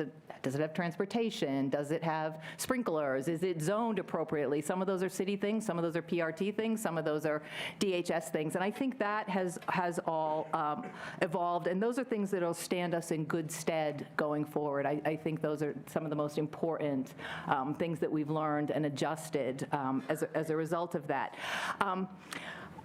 So, if people are able to say, well, this is not perfect, getting up and leaving in the morning is not perfect, the plumbing doesn't always function, it challenges us to do better. You can't say this is not great and simultaneously. It implies that you're going to do better. You have to do better. And so what does better really mean? I think it means a few things. When we go out and we look and see what is a credible offer, what is an offer that somebody might say, okay, this feels like a good thing. We really are looking for places where people don't have to leave in the morning and they don't have to take the belongings with them. That is really an important step up, and those are the places that I think we prize the most as we go and we look. You're going to hear from Aubrey, I think, in a minute, who taught me a word. Something that she says who runs the Smithfield shelter, and said that she's been asking for what she calls sort of de-densification for as long as she's been in the shelter. That it might, it might be nice to have, if there's a space that you don't have to leave in the morning, you can leave your things there. What if it felt more like a house or felt more like an apartment and didn't feel like an empty, sort of space where people were there congregate. So a de-densified space would be better. It would be nice, if everything was, kind of worked all the time. The city does have a number, as you know, emergency services. We also have some rec centers. One night when we were really afraid that the plumbing wasn't going to work, we stood up a whole emergency shelter at Ammon because we thought we might have to move everybody from Smithfield there. And, something where we're not feeling like anything, things might just kind of break at any time would be better. So we can do better, and I think we are working to do better. Let me pause just one more second to do a shout out to Aubrey. I was down at the shelter maybe about a week ago, and she and her staff invited us in, and it was a nice place. It was, when somebody was asking about low barrier, I will say, it is a low barrier space. It is not, I was wanded going in. People there were respectfully asking one another to adjust their behavior because people have to coexist there. It was a really a well-run place, and Aubrey, I think, deserves an immense amount of gratitude and, some real credit for doing that work for all of us and all of our unhoused people for quite a long time. And as long as I'm on the subject of Aubrey, I would say to the question about why people like Smithfield, I think that's probably something they like about Smithfield. I think as we're looking at additional spaces, we would all be really delighted if her team could move to those spaces, because she has engendered trust with a lot of people who are unhoused, and that is a good thing. So less concentrated, better facilities, don't have to leave with your stuff in the morning. And then also, I think DHS has talked about how importantly, if that's what makes shelter better, we also have to figure out the other side of shelter. Shelter is a roof. It's an important thing to have. Getting connected to services is important. We have to build out the permanent housing, the permanent supported housing, all of the kinds of permanent housing on the other side of shelter, so that shelter becomes a place that people can flow to as things happen in their lives. The reasons people find themselves in shelters are as varied as the people who are in those shelters. We have people who are there because they had domestic violence at their homes. We have people who are there because ERAP ended and they lost their lease. We have people who are there because they are having as I heard somebody put it, a chaotic relationship with substances at the moment. People are there for a lot of reasons, and so what we need on the other side of shelter is also quite varied, and we have to continue to stay together, to keep our kind of, shoulder to the wheel and keep pushing and pushing and pushing to find, to build, to rehab, to do what we need to do to make sure that everybody that wants to be housed can be housed. So I will just say, I think I'll just wind up by saying, I think the things that we as a city have learned are good things and important important things, that working together really is a kind of secret sauce, and we're not going to get much done if we don't continue to do that. When we do that, we can make real progress. Things that we thought were insuperable barriers are not insuperable barriers, and we've invented a style of work that I hope will really become habitual. And I think, or I hope anyway, that we are also learning through our conversations exactly what it is that different kinds of people need, learning to kind of respect those needs, to talk to each other respectfully, and hopefully do a thing that I think a city is there to do, which is to live together in harmony and to help each other to have some peace and to succeed and to be well. So thank you. Thank you. We'll open it up to questions again. I'm going to ask council to be direct and brief if at all possible. So thank you, council. Thank you, Councilwoman Bennett. Thank you, Mr. President, and thank you, Ms. Frank, for presenting. My question is, and maybe this might be for the gentleman behind you, Commander Ragland, but how are the police interacting with this population? I understand that there aren't the police are not making any arrests, but how are they addressing the behavior? How are they interacting with this population that will be more, I would say, effective or helpful in solving these problems and not perpetuating? So, thanks, Councilwoman Bennett. For the record, my name is Chris Ragland, and I work with the City of Pittsburgh. So the idea within the Pittsburgh Bureau of Police was to kind of stand up a dedicated police force, individuals who would be geographically assigned, so we broke up some of the downtown neighborhood into blocks, and they were tasked with kind of getting to know all the stakeholders in those areas. So what we asked them to do is kind of just be there, observe, make friends with everybody. And so the idea for us is to develop a kind of a baseline of the who, what, when, where, and why, sort of the old beat kind of concept. And so when we have those officers there, they can kind of get to know who's in there and who's, and I'll give you this example is, you see Joe Smith, and Joe Smith, he kind of just walks around and he talks to himself. Well, if Joe Smith is now in the middle of the street and he's, kind of, shadow boxing or doing something, screaming at the top of his lungs, that's different than what his normal behavior would be in any given day. And so that's where we can make the connections with their social services to kind of maybe get that individual some assistance before it becomes a arrestable offense. And that's the idea behind it. Thank you. Thanks for coming, Commander Ragland.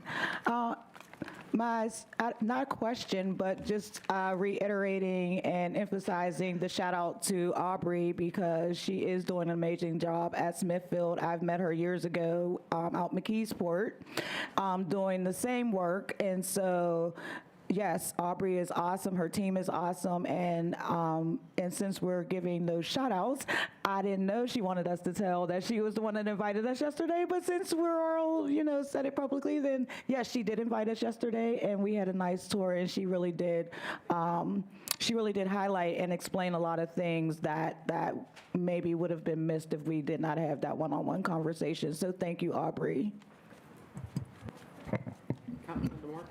Thank you, Mr. President. Ms. Frank, thank you for coming today, giving your presentation here. I was listening to what you had to say, and it seems to me like you recognized a lot of what we would consider shortcomings in the Smithfield shelter, in that, everyone got pushed out 7 a.m. in the morning, okay? And wasn't a place to come back. Their belongings were pushed out. Lack of wraparound services and things like that. Can you tell us, yes or no, is the Gainey administration supportive of the decision to close the Smithfield shelter with the additional capacity that Human Services has been able to provide to be able to take and move the residents for the Smithfield shelter who still desire shelter to be able to move to those other facilities? I totally apologize. I just lost track of the question. The question is, does the Gainey administration support the Human Services decision to close the Smithfield shelter and move those people to these other shelters? I would say that we are entirely supportive of the idea that we can and should do better, and we are committed to doing everything in our power to make sure that people who need shelter have shelter that we would describe as supportive and dignified and kind of full-time. That's really our position. Well, Smithfield's not full-time. No, Okay, which so- is why, yeah, so exactly. So, our position is we can and should do better. And I actually think that that's fairly widely shared. I mean, even among the people that I spoke to in Smithfield, how people feel about it depends on what they think the range of choices are, right? I mean, when people moved into Second Avenue Commons and they moved into SROs, they took selfies and sent them to their families and said, wow, this is terrific, right? So, we want to give everybody an opportunity to move into a place where they take a selfie and they send it to their family or they send it to their friend and they say, wow, this is terrific. That's really where we want to be. We don't think Smithfield is that. And so if we can transition people to better things, we should absolutely do it. Okay, thank you for that. And then the follow-up here would be, based upon your work from the city with the county's Human Services Department, do you believe that they're doing the best that they can in working with you to try to accommodate the needs of our population downtown, but also to be respectful of the residents that live downtown and the business owners that have to operate downtown? Oh, I mean, no doubt. I mean, there isn't anybody who's doing any of this work or who's close to this work who isn't doing the best that they can. That doesn't mean that it's always perfect. It doesn't mean it's always done with all the resources that should be available. It doesn't mean that the communication is perfect. I mean, but are people getting up every morning, hitting it hard, and trying to be supportive of our, unhoused residents? Absolutely. Thank you. Councilwoman, anything? Councilwoman Holland? Hi, I do have two questions. Okay, only two. Thank you so much. Okay, so the first one is, and I know that Councilmember Bennett's question was a little more specific about like the police involvement, but I really just want to hear what is the city going to do if and when Smithfield closes, right? So when more tents pop up downtown, when more people are in doorways, are the police going to get involved? What is the plan that exists to ensure that people are safe, that they're not dying in the streets because they're sleeping in the streets? So police are, already involved. If you're downtown, you can see that. And I think Commander Ragland sort of sketched what that looks like. I mean, we hope that our police are, and one of the reasons that we try to all work together and make sure that police are talking to the mental health services, or that we have our first co-response unit that's actually operating out of downtown. So that's officers and social workers out together, to handle things together.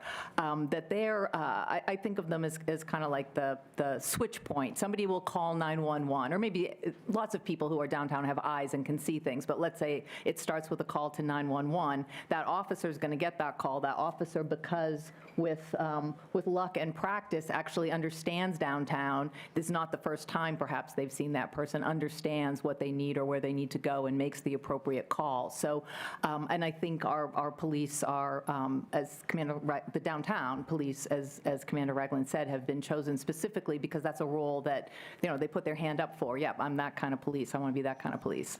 I understand that, but that's more like what's happening right now. My question is more directed towards what is going to be done differently if there is no Smithfield, because we'll be in a different environment. So it's going to keep being that is already happening, or is something new going to happen?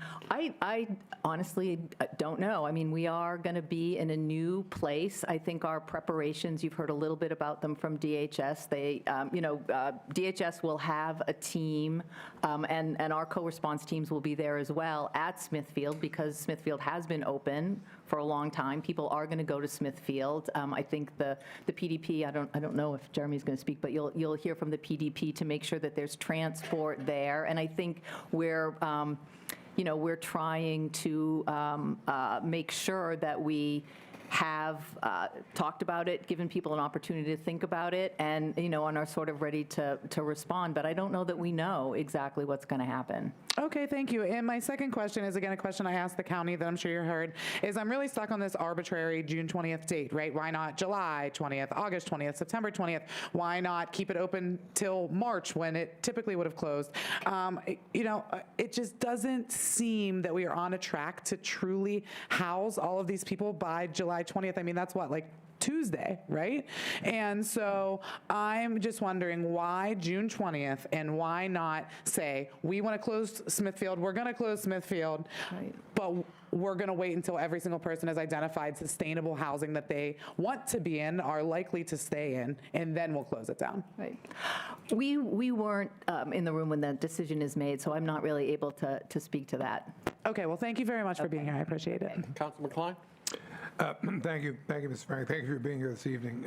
So, it seems that in many respects we live in something of a transactional world where we try to do what we need to do in order to get something done, in the here and now. But, obviously, working as a part of this administration, from time to time, you've got to take the long view and play the long game. So I'm just wondering that in your discussions and your deliberations about, what the future might look like with respect to dealing with the challenge and the challenges that people who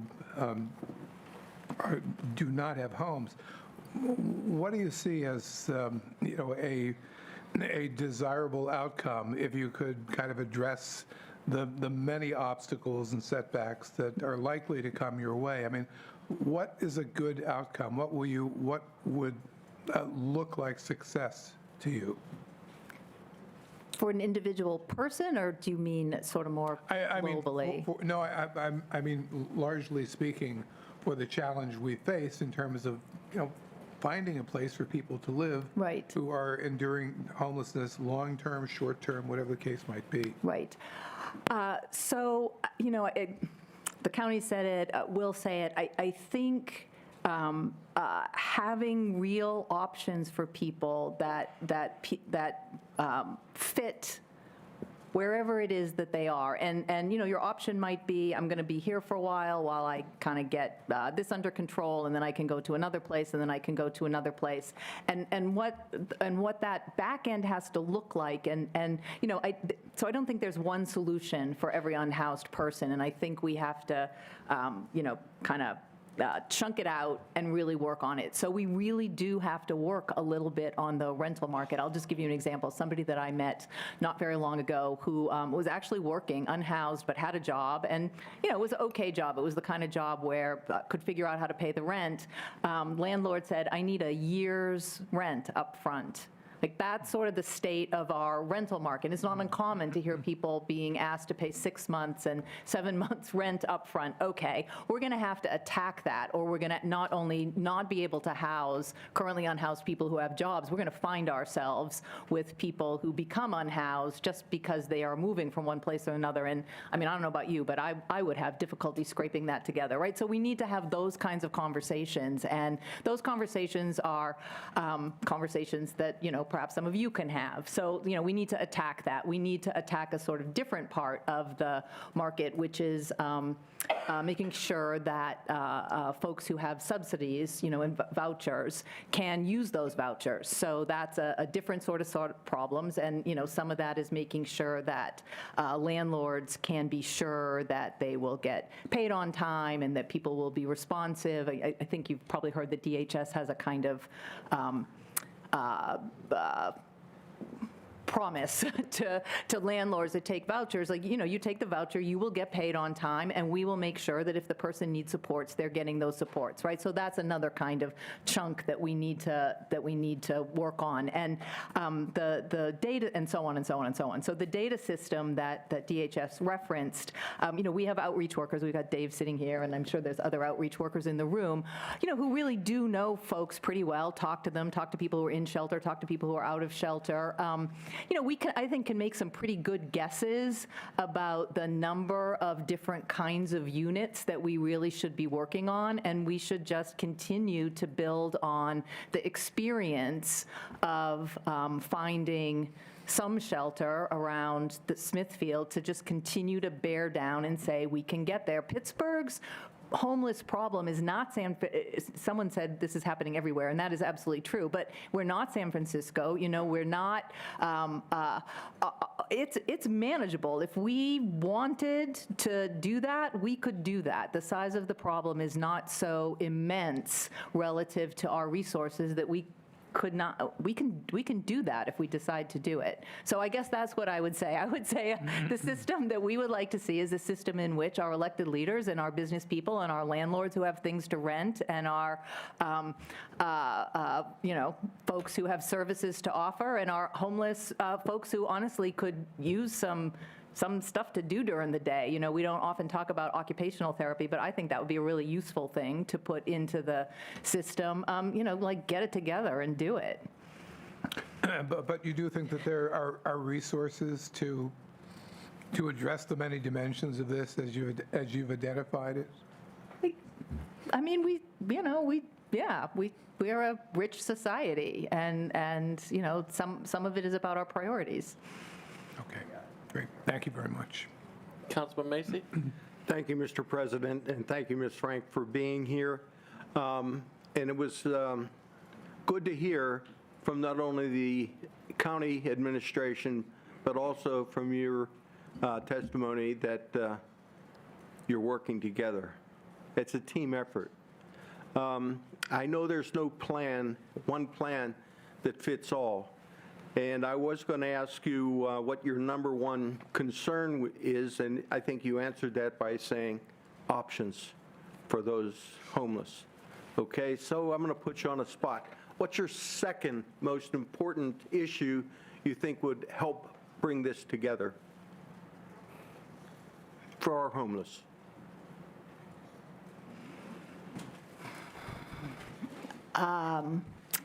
I don't know, is it the second? Maybe it's the fourth. I'm not really sure, but I have been thinking a lot, and alongside folks at DHS, also alongside our public safety director, about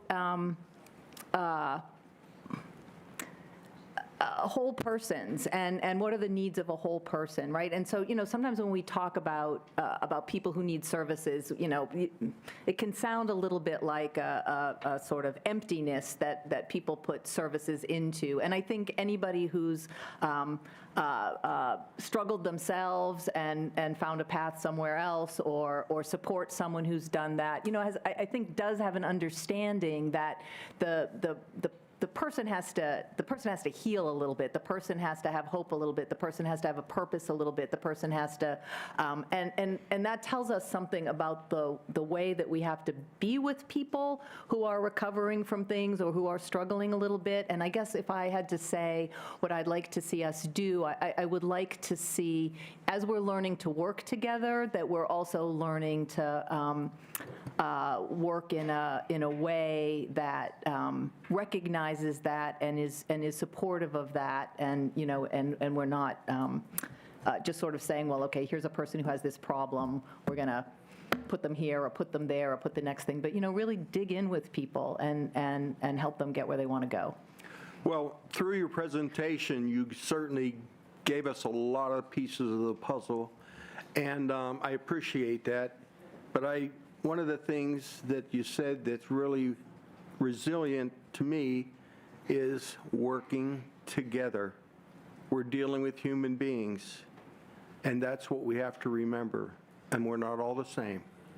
Thank you so much. Okay. Anything? Councilman Bumstein? Ms. Frank, how you doing? Okay. So you mentioned working with the county and looking at other alternatives, other buildings, other locations. Does the city currently have a list that you are looking at that you can public, or are you dealing with just the administration or people in the communities? There's a number of people, and you know, you're welcome to be one of them, you know, who will say, you know, I got an idea here, and it's really, I think, DHS that's coordinating the, let's call them the keeper of the list. And so as people identify places that might work, then, as I said, you know, everybody, whether it's, you know, law enforcement or, you know, public safety more broadly, or, you know, people who think about transportation. Action Housing has been terrific. You know, Linda Metropolis asks a lot of questions that I wouldn't think to ask.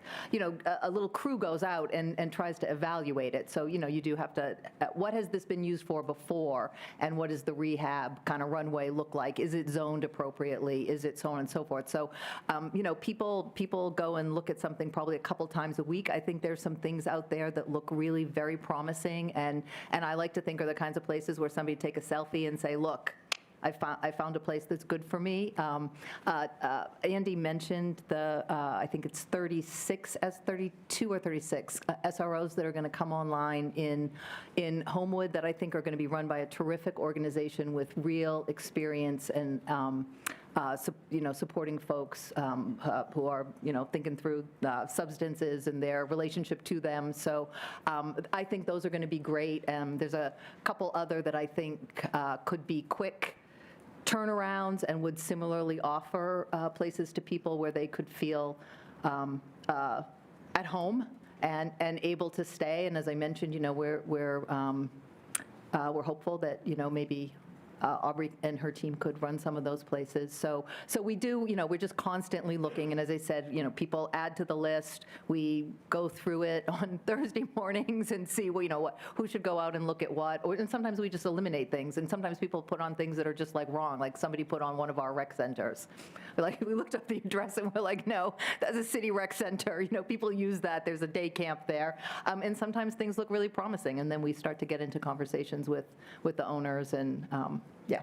Is the VA hospital on that current list? I have not seen it there. I can check. I'd appreciate that. Okay. Thank you very much. Yep. Councilmember Nakaradi-Chapkus? Good evening. Thank you. Just one question. Is there sufficient data available in the collaboration that you have with the county to understand what the housing shortfall is within the city limits and at the county at large? I think, you know, it's dynamic, right? Like it's you know, homelessness is not a trait that people are born with and carry with them for the rest of their lives. It's a thing that people move into, move out of, and so on. So it's not like, you know, it's not static. But I think between the people who are providing services in shelters and the outreach workers and so on, we have a pretty good grip on what people's stories are, what their desires are, what might work for them, and you know, it wouldn't be perfect, but could we draw up a list? You know, because people are talking to people and asking them, you know, what do you want, what do you need, what would you like? More or less, I think the answer would be, yeah. Anything else? Okay. One last question from me.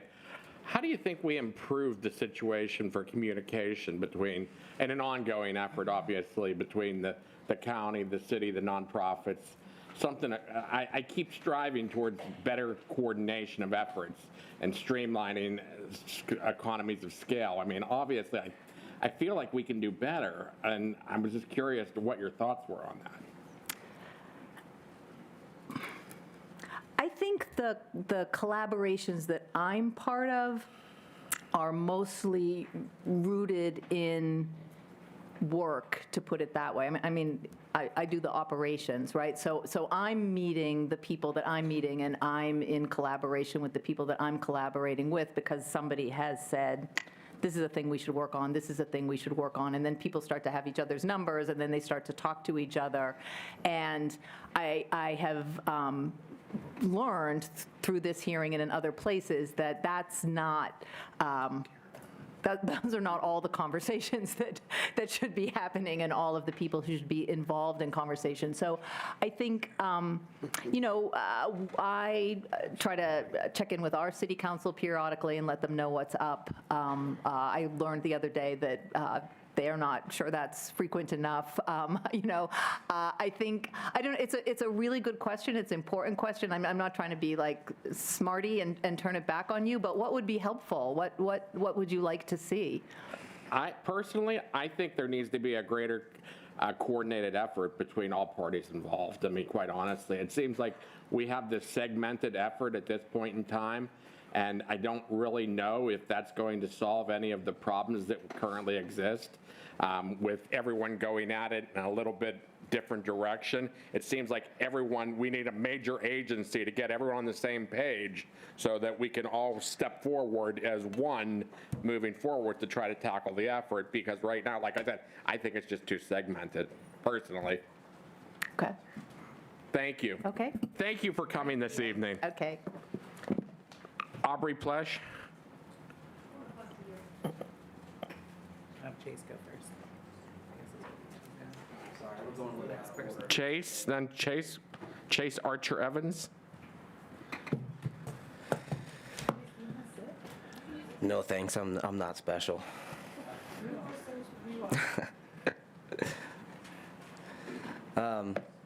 Good afternoon, everybody. My name is Chase Archer Evans, and I serve on Allegheny County's Homeless Advisory Board.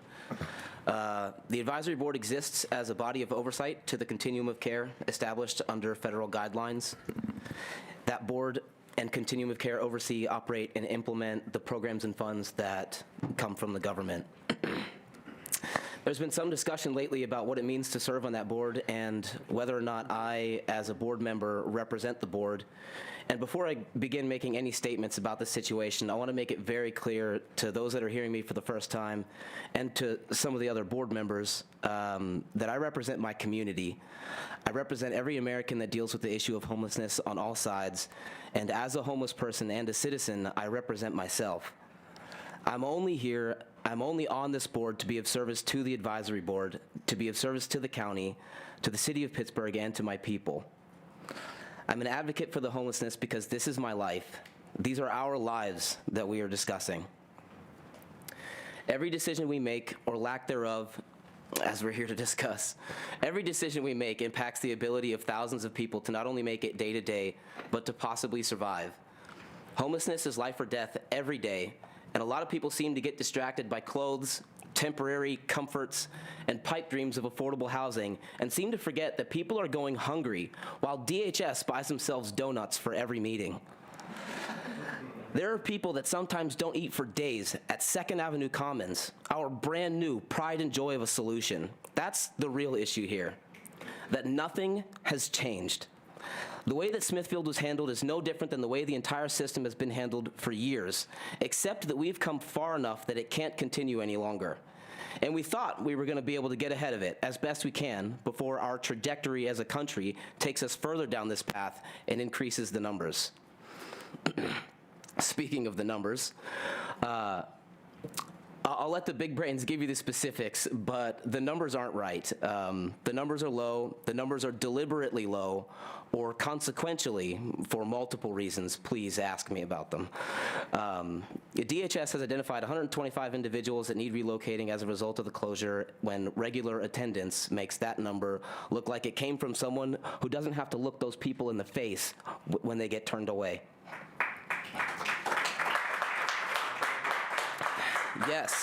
Yes, Smithfield was a pop-up, essentially. It wasn't meant to be permanent.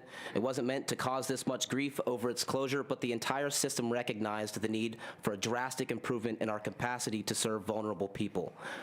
And as these numbers rise, we fight for the scraps that we do have, and we spend money to accommodate and improve, while some nameless, faceless executives that have never seen or asked us for advice before made a decision to close that not only displaces an already vulnerable population, but scrambles the very system of services and providers in place to help those people. If we weren't already wasting money, which I know we are, we dumped a tea party's worth trying to fight this fire and clean up this mess that could have been mitigated and handled properly after a simple conversation and some time, like we've been trying to do.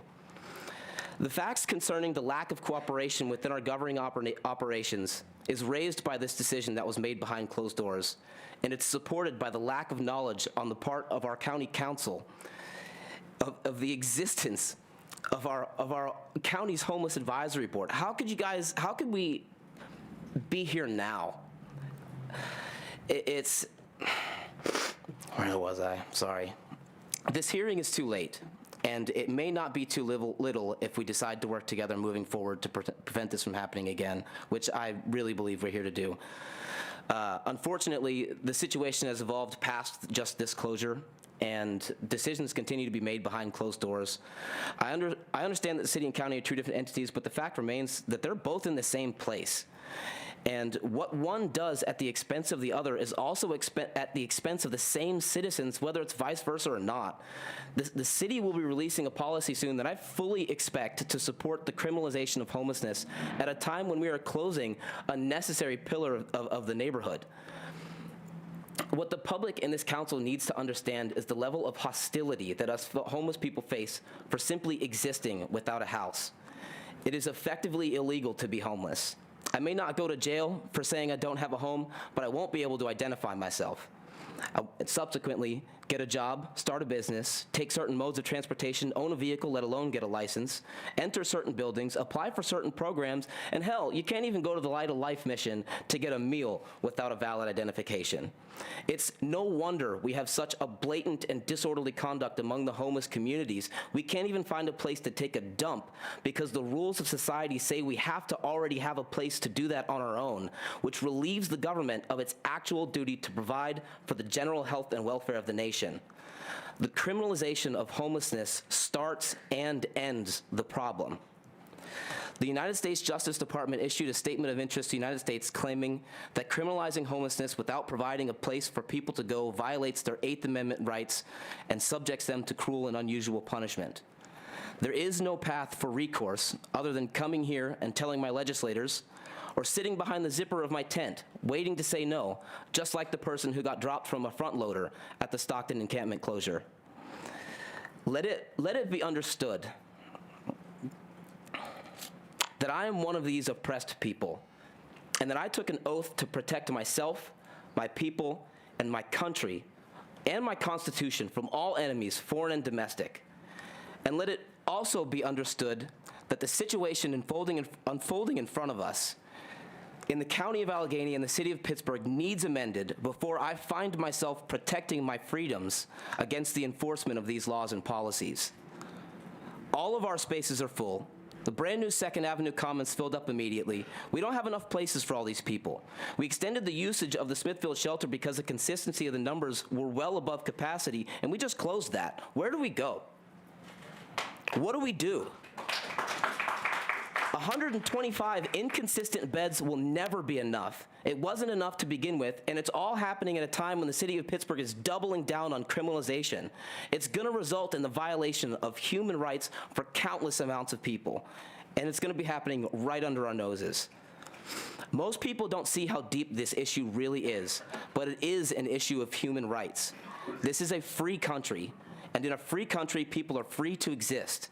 But because we do not allow them to exist, we have caused a clash between the unjust rules we set up and the necessities of life and human nature. Homelessness or a nomadic lifestyle is the oldest, most widespread way of life in existence, and we've outlawed it, causing some of the biggest problems this country has seen in decades. And due to this, homelessness has become a health crisis. Why? Because of hygiene. If we can't fix the government, and we can't end criminalization completely, then we can at least install what I call impactful infrastructure. Simple things such as bathrooms, shower houses, and general hygiene facilities to fix the actual problems. Smithfield's gone. The encampments are next. We'll find somewhere to go, or we'll say no. The decision's made. I hope it doesn't happen again, and we can work together on getting that done. Some of my colleagues are better at that than I am. I'm a little bit more from the streets, but I need to focus on moving forward because that's where my life is on the line, and we do that by going in the direction of impactful infrastructure, i.e. hygiene facilities, higher capacity, collaboration, and the removal of criminalization. I'm here to be of service to these aims, so please feel free to deploy me for free in service of that. Thank you.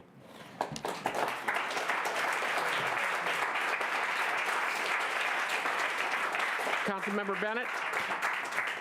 Thank you, Mr. Chase, for coming to present. Appreciate it. I'll bite. Why are the numbers so low?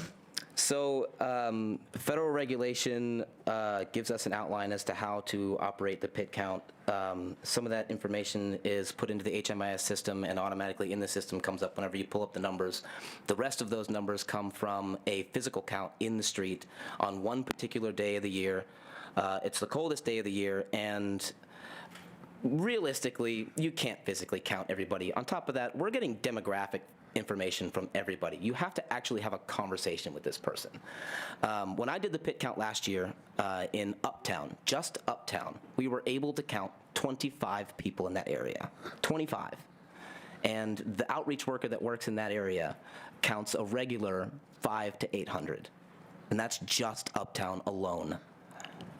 The numbers are wrong because the system and the laws do not give us the ability to give you the correct numbers. Even the Smithfield shelter had to deliberately cook their numbers so that the books didn't show that we were over capacity every single day. Like the response to the system, or the response to the problem by the system, is dictated by the numbers, and the numbers are so deliberately low that we'll never see an impact in the problem if we're consistently deploying those numbers. They're complete and total bullshit. Thank you. You're welcome. Councilman DeMarco? Yes, Smithfield shelter, how many beds does it have? That's a good question that I should probably pass to Aubrey. How many, 125? 145. Okay. So the county has identified, they claimed 125. Other folks have said 600. Yes. So if it's 600, where are these folks staying at when these 145 beds are full? Secrecy is key. Our survival depends on hiding. So realistically, who knows, dude? Everywhere, anywhere. Abandoned buildings, places that are already there for people to go. I mean, you see the problem in the street because that's where the people are, and there's so many of them that it's becoming a growing problem. It's just everywhere. So the county has identified that there is a problem here, and they've tried to take and get increased capacity and bring other shelters online. In addition to the shelters that Human Services works with, there are also faith-based services as well, or shelters as well, like St. Joseph's House of Hospitality, that has like 60 beds there, and there are others like that. Now, I understand that some folks say, oh, hey, those aren't low barrier, or some people may feel that, but those are beds. Those are places where someone. If I can't get into it, what use is it? I mean, it's not a bed if I can't sleep in it. That's just some comfy thing in somebody's behind the door. Everyone doesn't have an ID. Does not have an ID. 65 to 85% of the homeless people you find in the street don't have identification. Okay, and can't even access a meal at Light of Life. So 15 to 35% of those people then can stay in those faith-based shelters. I guess what I'm getting at here is that there is a lot of help that's out there if this was coordinated. And, trying to get people that require the help and assistance is something that we're all focused on. But I think, there's a tension downtown. You talk about human rights, and certainly all of our unhoused or homeless people they have their rights. But so do the people that rent and own properties downtown. Yeah. And so are the people that own businesses and are trying to operate those. Absolutely. So what we're trying to find here is how can we find a solution where we all coexist, where we're able to provide help to the people that need it, okay? But also respect the people that are, paying the taxes, operating their businesses, and are living and raising their families. Doing the right thing isn't exactly going to make everybody happy. And the problem with this country at this point is that we're violating people's rights. And fundamentally, we need to stop doing that first. And I hate to say it, but if somebody's going to be pissed off about us doing the right thing, then they can just be pissed off. Well, maybe those. Yeah. And my response to that would be, in the conversation that we're having, the dialogue, is that some of those people would feel it's their rights that are being violated, And that, when you talk about some people being angry, maybe they feel that it might be, some of the folks on this particular side who are angry with the closure of the shelter, asking those folks to move to other shelters throughout the county where we have capacity. Again, we're not devolving into this. If we're going to devolve into this, I'll adjourn the hearing and it will be over this evening. So again, I'm going to remind everyone to be respectful. When the United States Justice Department issues a statement of interest to the United States stating that those people are having their fundamental rights violated, then we can talk about it. Thank you. Councilwoman Palaci? Thank you. Councilman Howell? Hi, thank you so much, first of all, for coming today. We do really appreciate your time. So I have heard a lot about the possibility that DHS held beds, like naturally occurring beds in other shelters, were specifically held open in anticipation of this plan, and so those. I'm trying to think how to phrase this into a question. That DHS held beds for the people who were inevitably going to be displaced from Smithfield, beds that would have normally been given to other people who were experiencing homelessness or needed shelter. Is that something that you're familiar with at all? Is that something that you've heard anything about? A little bit, yeah. Yeah, can you just tell me about that? I'm just trying to understand, because what it's kind of sounding like to me is that, okay, we placed these 60 people already, but like there would have normally been 60 other people in those beds, and they just held them open so they could say, we've placed 60 people already since we've made this announcement. I'm just wondering if you can fill us in about how that works. I'm not sure how to explain stupid. Okay, all right. Yeah. It's a great question. Okay. And it's stupid. Okay. I don't, yeah, sorry. No, don't be sorry. It does sound stupid to me as well. And then my second question is, if you could just give us, as someone who I'm imagining participates in the Homeless Advisory Board fairly often. It is not a board that has ever come in front of us as council. It is not a board that I am super familiar with. I want to admit that. And so I was just wondering if you could tell us what has specifically the Homeless Advisory Board's role been in whether it's, communicating with Smithfield, communicating about plans. Did you have to approve anything that was happening? What exactly did you do in this situation? In large part, everything that unfolded with this situation happened behind closed doors. So we had no decision-making thoughts on that. And to answer a question that was asked earlier, the specific language that Andy mentioned was the date that made the most sense. That Aubrey, were you asked about that? Were you ever consulted about a date that made sense? I was. Really? Oh, that's news to me. I feel dumb. Does it make sense? No. All right, well, I feel a little better. Shit, what was the question again? Sorry. Just specifically, I want to know what the Homeless Advisory Board's role has been in whether deciding to keep Smithfield open longer or deciding to close it or anything like that. We don't really have a role in that. Our role, to the best of my understanding, is to decide whether or not we want to spend certain monies, certain funding in certain ways. I mean, and we also serve as an open forum for the public to come in and speak, but there's no requirement for anybody to really work with us unless it's dictated by federal funding. And I mean, that kind of explains why we've never been at the table here, why we weren't at the table with the city, why we were only there for an hour, despite the fact that Lisa Frank claims that she collaborated with us. That's total bullshit. I mean, we don't really have... Please be respectful. I'm trying. That's as respectful as I can speak. It's in large part our role sucks, and what can we really do about anything besides come here and answer your questions? You couldn't stop the closure? No, the board couldn't. They didn't even want to tell us it was going to happen. Okay. Thank you very, very much. You're welcome. Councilmember Macy. Thank you, Mr. President. It seems that we're focusing on Smithfield, and it seems to be the center of what this hearing's about. However, I was just curious, do you believe that there are enough beds Nope. in this county to satisfy, and how do you come to that conclusion? I walk around. Okay? I look around. I sleep outside sometimes. You know, I've slept in bathrooms. So that You know, means there's- just by walking around, you know that there's not enough beds. If you look at the system and you count the entirety of the beds in the system, and then you walk outside and you do a head count, you'll pretty much match those numbers straight up, and that's not including everybody that you can't see.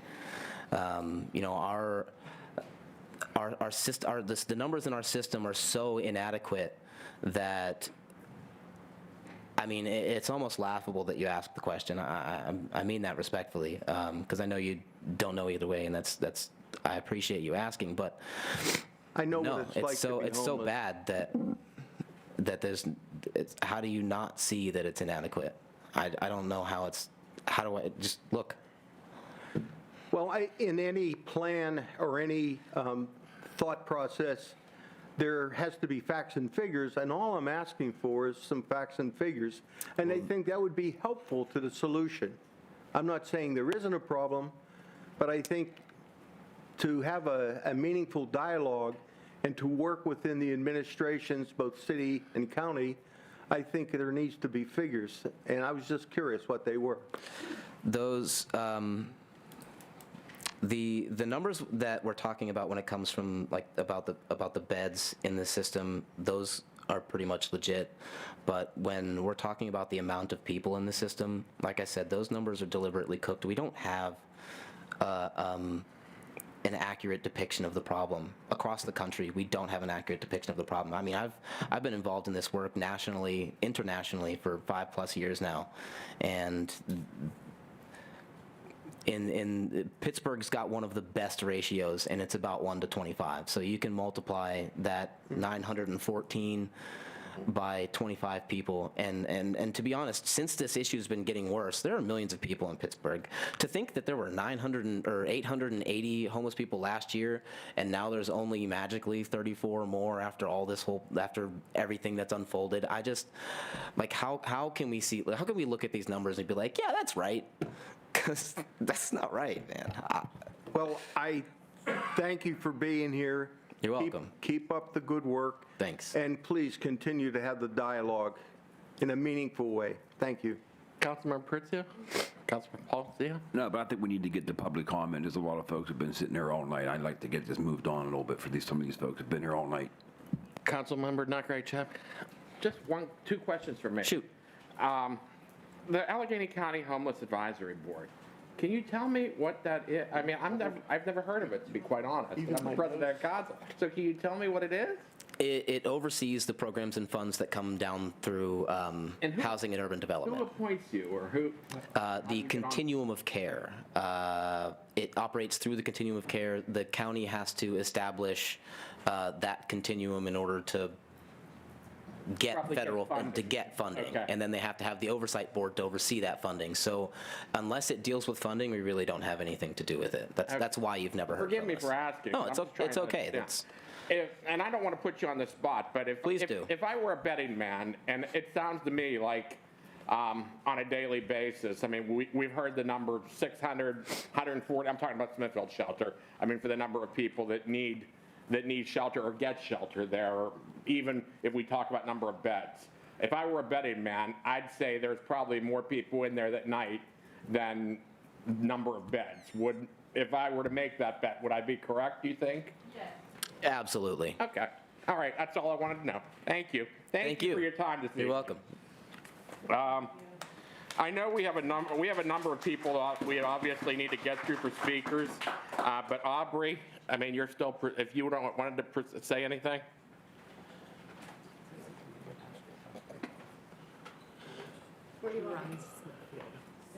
Do you have an agenda? It's on your agenda. You don't have one? Can we get Bob an agenda, please? No, I didn't know. I seen that. Mind your own business. Please.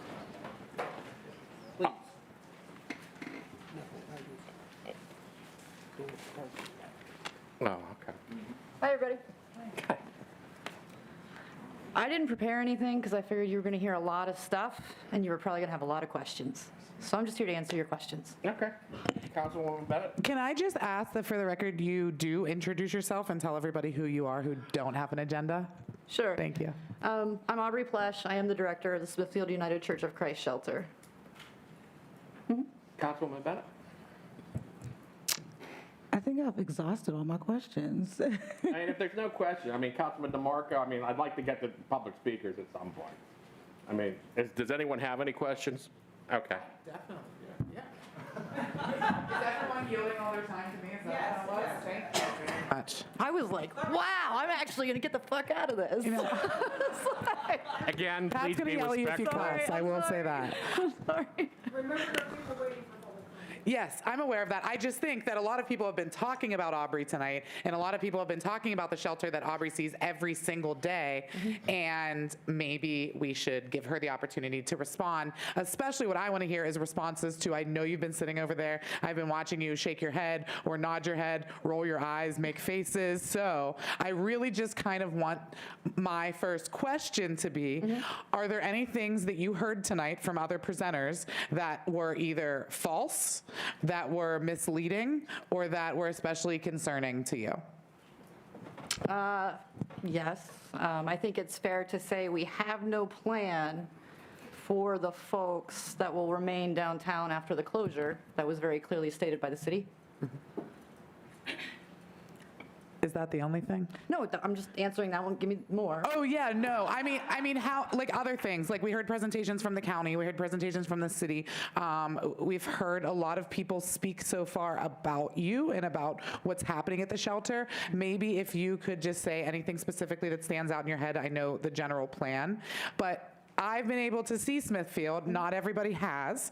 Can you tell us what what it looks like, what your staff is, what the facility looks like inside, how people are sleeping, any cleanup procedures that you're doing, any documentation? I specifically want to know about policies, procedures, systems that you have in place, because I was blown away at how tight the ship seemed to run, yet while the people felt so comfortable. And those two things usually don't happen at the same time, and I want to know how you do it. Oh, there are members of staff here who do daily operations. So when they come for public comment, they've also offered to answer questions, as they are people who are operating the space. We did discuss that beforehand. I think there's a little bit of clarity council needs when you are all saying numbers. Numbers are seeming confusing. Allegheny County Department of Human Services identified that in a 30-day period, the month of May, there were 600 unique individuals that accessed the space. That is not to say that there were 600 individuals in the space at one night. Allegheny County Department of Human Services has agreed to prioritize 125 of the highest utilizers of that 600. The question council needs to be asking, what about all the other people? I don't think it matters where you fall on the fence. DHS can give you that number, has proven that number itself, but is not saying what's happening to the remainder of the people. What else?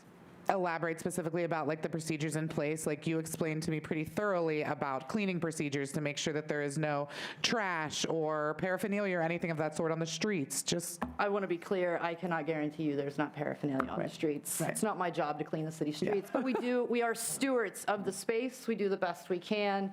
I have received a call at 10:30 at night about random vomit across the street from the shelter and have cleaned it to the best of the city. We do our best. Including each evening, making sure from the goings-on of the day that there isn't paraphernalia in the alley, Strawberry Way specifically, Montour as well as it runs back behind us. I've asked relentlessly for a street cleaner to do Strawberry Way, but I'm told that our city workers are overtaxed and that won't be possible. So there has been ask of my team to manually clean sidewalks and streets, to which I said we could do some capacity of that and maintain 620 Smithfield, which is the church. We also do help take care of some of our neighbors' direct doorways. In Pittsburgh, Downtown Partnership and its collaboration with this project to help care for the space has hired a subcontractor to come in and do some pressure washing independent of us. Okay, thank you. And then, I've been asking this question a lot about this arbitrary June 20th gotta shut down date. And so I want to ask you, in your understanding, who decided that arbitrary date? And also, do you believe that the guests of Smithfield that you and your team are serving regularly are going to have shelter come the morning of June 21st? I think that's several questions. Yeah, I only get a couple, so I'm trying to squeeze them Well, I together. think you got everybody, so I'm just like, let them go. I wholeheartedly believe and feel that it's comfortable for me to stand in place and say I believe the director for the closing of this shelter came from Fitzgerald. I know nobody really wants to talk about it, but I was in conversations for months about the need of Smithfield, the occupancy, the need of it not going down and it needing to stay open. We were working on long-term plans for what it would look like if Smithfield needed to stay open, something that I think council can draw a general conclusion of. Air conditioners already happened to be there when the closure was announced. That might indicate that we were talking about how would we keep the space safe through the summer. I don't know exactly what pinged for a closure to be unanimously decided without consultation, but it is just what happened. I was first alerted on May 9th that there would be a pending closure. At that time, I wasn't given a 100% clear date, but approximately 30 days, 37-ish days was the first directive from DHS that was taken back. And then when the press release went out, it would be sometime in June. So the date was ambiguous to even me. When we were talking about dates, I think transparency is important. I wanted to give the county as well as Team PSBG as much time as possible to help make alignments. I thought if we pushed it all the way to the end of the month, we'd all be screwed. So I said it should be in the middle of a week. We need to do it where there's still service delivery after the closure, because inevitably we all sometimes go, oh, I probably should have done something different than say I won't go anywhere. I'm not saying that's going to happen to everybody, but there are going to be some people who didn't take options who will realize that they don't want to sleep outside, and they'll take that lesser option that they were not happy with originally. So we needed time. And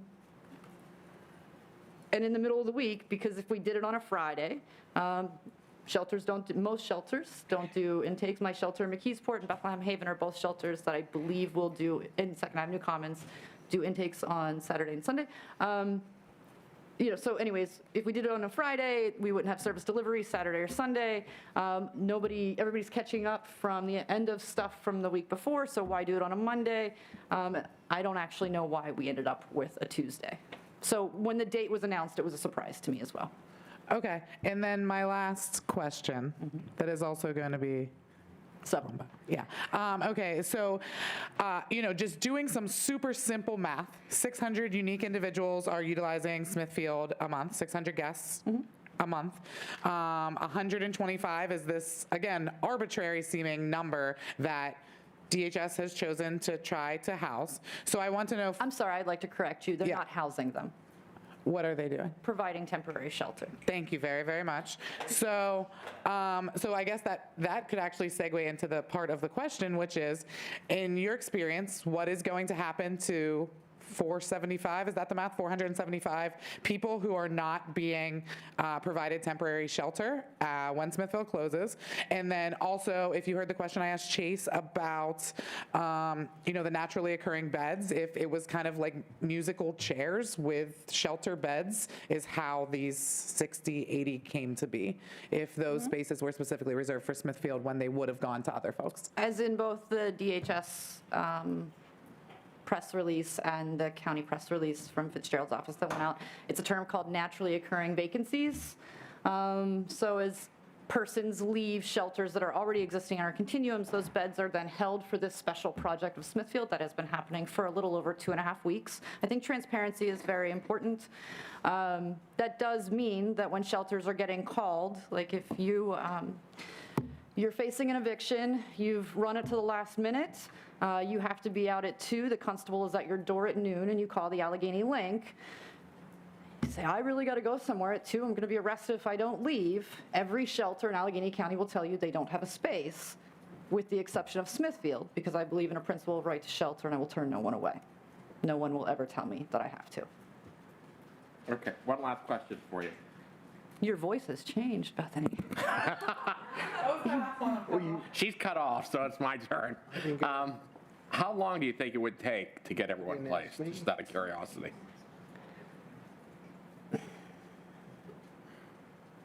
I don't feel equipped to answer that because we'd be battling, even if we're looking at the numbers that we have now, and 600 unique individuals in the 30 days of May, and if we parse out the 50 over the last, 6 weeks-ish, and we keep doing that, then we're looking at winter. So then we have something that I like to call like seasonal leverage. So there are more people that are going to access, and actually that's a term I learned from the county.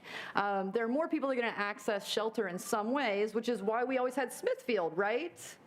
So wouldn't we be butt up against the inclement weather? So you're saying it'd be like a cycle just running right into it? I don't want to say that I think it would be Sisyphean, but in some way, because there would be other factors that would come into play that would say the things that we're doing, we would ameliorate some, but it would just keep going. Okay. Naturally occurring displacement. Okay, thank you. Thank you for attending this evening. Sure. Anybody else? Don't we get the... Oh, I'm sorry, I thought we started at the beginning to see if anyone had anything. Bob, do you have something? Yeah, I just want to thank you for what you do and your colleagues. I think it's very important. And, we've heard stories that there's been some behavioral problems down in that area, and that I was just wondering, the clients or the people who we call them guests. Guests, Thank okay. Your guests. How many of them show appreciation for what you all do? I don't think that matters.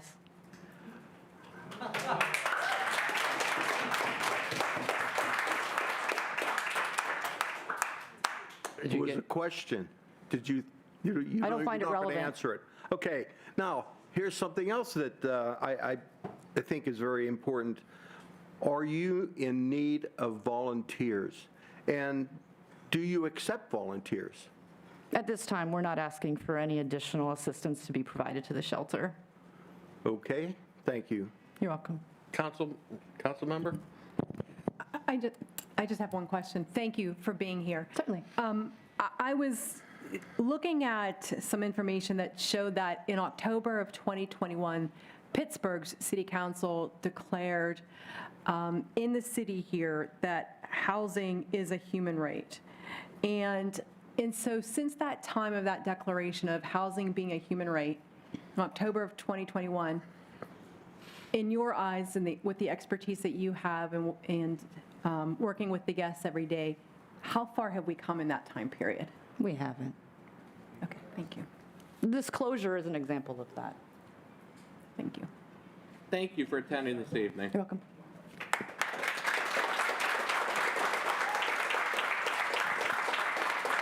Ben Talick? Is there a Ben Talick here? Mohammed?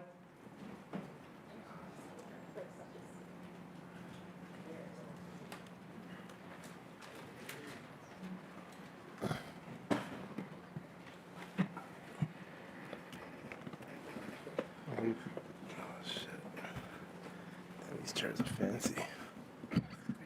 Yeah. Peace.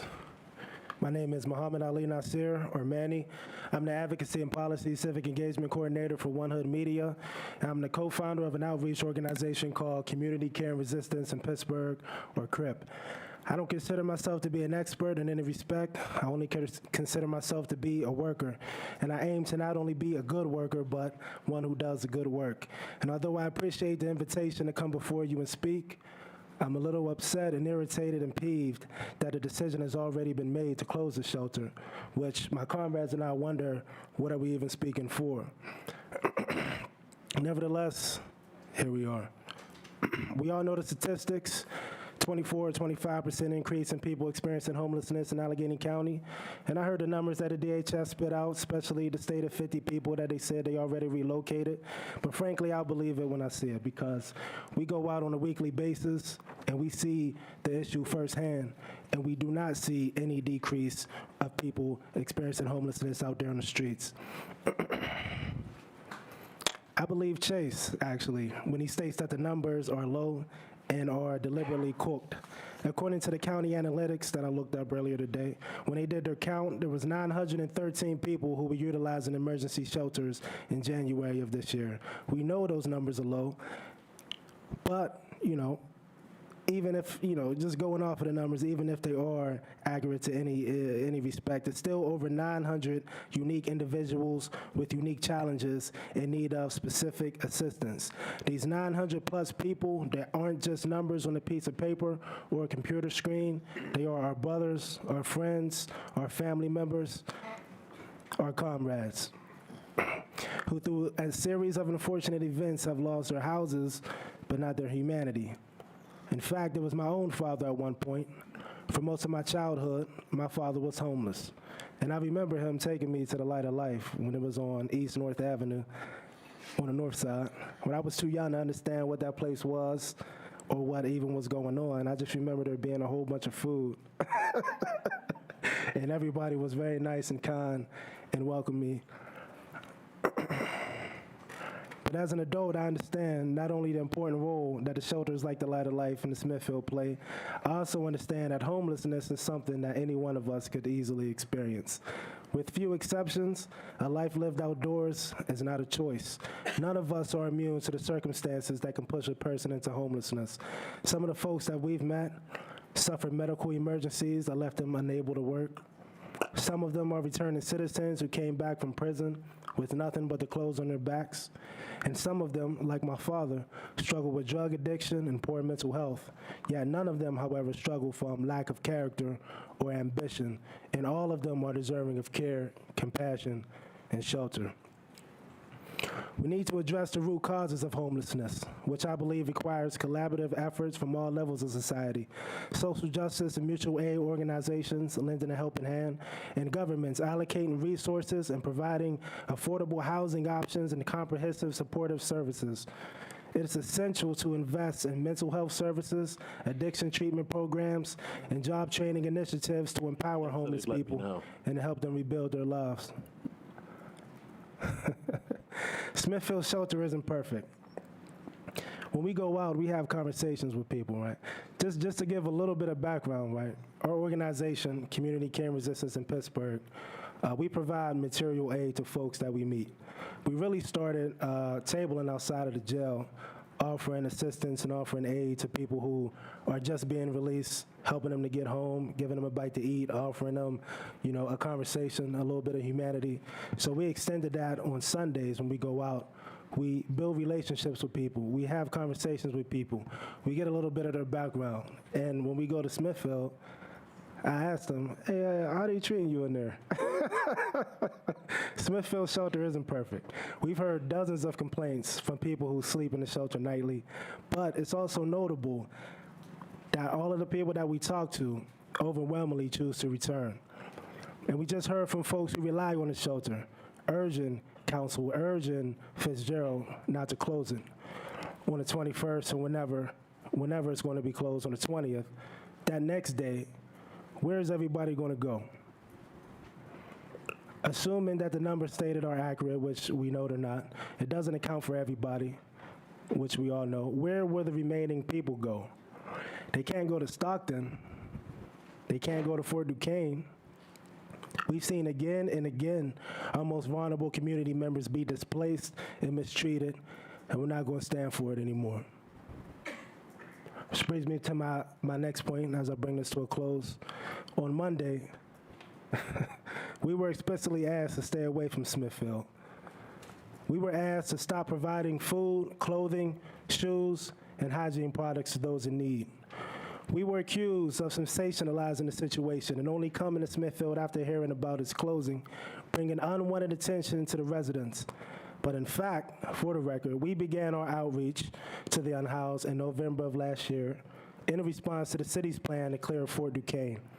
We ramped up efforts in December when we learned of the city's plan to clear Stockton, and we were there when the city came to remove people from a place that they called home. Moments before the woman was scooped up by that front loader and nearly killed as she lay in her tent, we filled up the back of my pickup truck twice with the belongings of people who lived at Stockton. We relocated folks at various camps around the city, camps we now know the city government plans to target. And we've gone out consistently every week for up to 8 hours. I was out there for 8 hours last Sunday. I kept trying to get it a little bit shorter. But I think that's indicative of how great the need is. We've been going out every week, maintaining relationships, building new ones as we go along, not just providing material aid, but humanity, care to hundreds of people that we see downtown, the north side, the south side, and the west end. That's another point that I kind of want to drive home. Although we are talking about Smithfield and primarily talking about the issue that's happening downtown, and I know there are some people who represent business owners downtown and residents of downtown, it's not just a downtown issue. This is something that's happening all over the city. And in some locations of the city, the people are less visible. You know what I mean? We spend the majority of our time, believe it or not, outside of downtown. You know, there are camps on the south side, there are camps on the north side, there are camps in the west as well. And there are camps deep into the city in the east that people don't even know about. Well, shit. This last thing I was saying probably doesn't even matter. I was going to say I urge all of you to prioritize the needs of the people you've been elected and selected to represent. I was going to say I urge you to not close the shelter, but I don't know if you have the power or authority to do so. You know what I'm saying? And if not, we have to, at the very least, hold accountable and responsible the person who does have that power and who made that decision. We know that was Rich Fitzgerald, right? We know that he doesn't care about the people who are living on the streets. We know that he doesn't care about the people who are living in the ACJ, right? But we do, and that's why we're here. We know that he's beholden to the downtown business owners. He's beholden to the people with the big bucks. And tell you the truth, cuz I know y'all in here, and I know y'all mad and upset, but most of us don't care at all. You know what I'm saying? We care about the people who are living on the streets. We care about the people who are poor and suffering. And we care about the people who are going to suffer and potentially die as a result of this shelter closing. And that's on the people who are responsible, primarily Fitzgerald, but also all of you, if you're supposed to be actually a part of the body of government that's responsible for these people. I do welcome any questions, but also, this is my CRIP team. I welcome anything that they would like to say as well.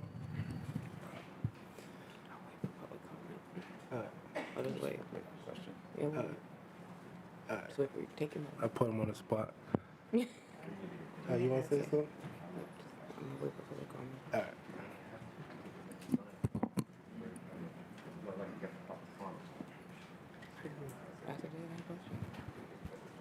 I just want to say one thing. I just want to add one thing.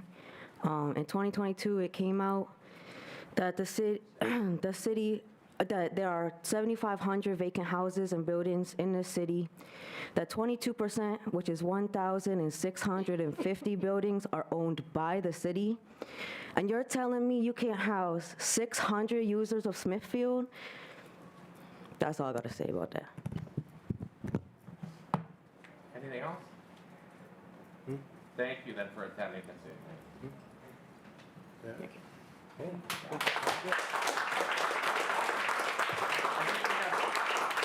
We have two more speakers, Jared, before we get into public comment.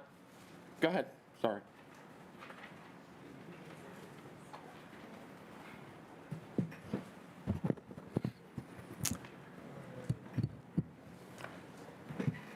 Good evening. Again, for the record, my name is Jared Bacher. I am here representing Visit Pittsburgh, the official tourism development organization of Allegheny County. And first of all, I do want to thank the council for the invitation to be here this evening. I also want to thank Mohammed and Chase and Aubrey and all of the other speakers who have been speaking tonight, who bring a very distinct perspective to this conversation. I think it's important as we continue to move forward that we look at all aspects of this very complex situation, which requires complex answers and solutions. It requires community development, working together to figure out how we move forward. And certainly on behalf of the tourism industry, and I recognize the council president started the comment tonight that we want to concentrate on solutions and not necessarily on business and tourism aspects, but those are aspects of this conversation that need to continue to be considered. Our organization, as a tourism development organization or agency, represents hundreds of businesses across Allegheny County. A lot of these are small businesses, a lot of these are family businesses. These are all mostly Pittsburgh businesses. So it's important to make sure that we continue to look at how we develop the community for everybody, including, and especially in this conversation, our unhoused community. How can we continue to work together? How can we bring the voice of the tourism industry to the table to help move this conversation forward? You know, when we talk to people across the country, we talk to them about Pittsburgh. One of the things that Pittsburgh is known for is their friendliness, our generosity. It is often said if you're looking for directions in Pittsburgh as a visitor, we don't necessarily tell you how to get there, but we take you there. That is the kind of generosity that we want to continue to exhibit. That's the kind of friendliness that we want to continue to explore, to develop, and that is certainly relative to this conversation tonight. To that end, we also want to show our gratefulness to all of the organizations who continue to serve the needs of our unhoused population and all of the causes that create these situations. We're thankful for the Smithfield United Church of Christ. We're thankful for the city, for the county, for all of the service providers. We're certainly thankful to my friend sitting next to me at the Pittsburgh Downtown Partnership and the thousands of meals that they provided over the last few years as we went through COVID and all the other challenges that we've had coming out of COVID. So we're very thankful for that. We are also recognizing that the current situation that we're providing to our unhoused population is not fit for purpose. We recognize, as has been said many times tonight, and I'll sound like a little bit of a broken record, but what we have done so far is good, but it's not good enough. There's a lot more that we need to do. We don't feel, based on the conversations we've had tonight, what we understand about the Smithfield Street shelter, and the feedback that we get from our business partners all along that corridor and across the downtown area, is that it's not serving the needs of the community all around. There's a lot of individuals, including our unhoused, but also people who are working in the downtown area, people who live in the downtown area, people who own businesses in the downtown area. There have to be solutions that we can create as a community that solve all of these various perspectives or serve all these various perspectives. So with that all being said, I want to voice our support to move forward with developing more solutions for everyone involved, keeping in mind that our unhoused community are human beings. We need to continue to try to find solutions that help serve that part of our community. But we want to make sure we do that in support of everybody.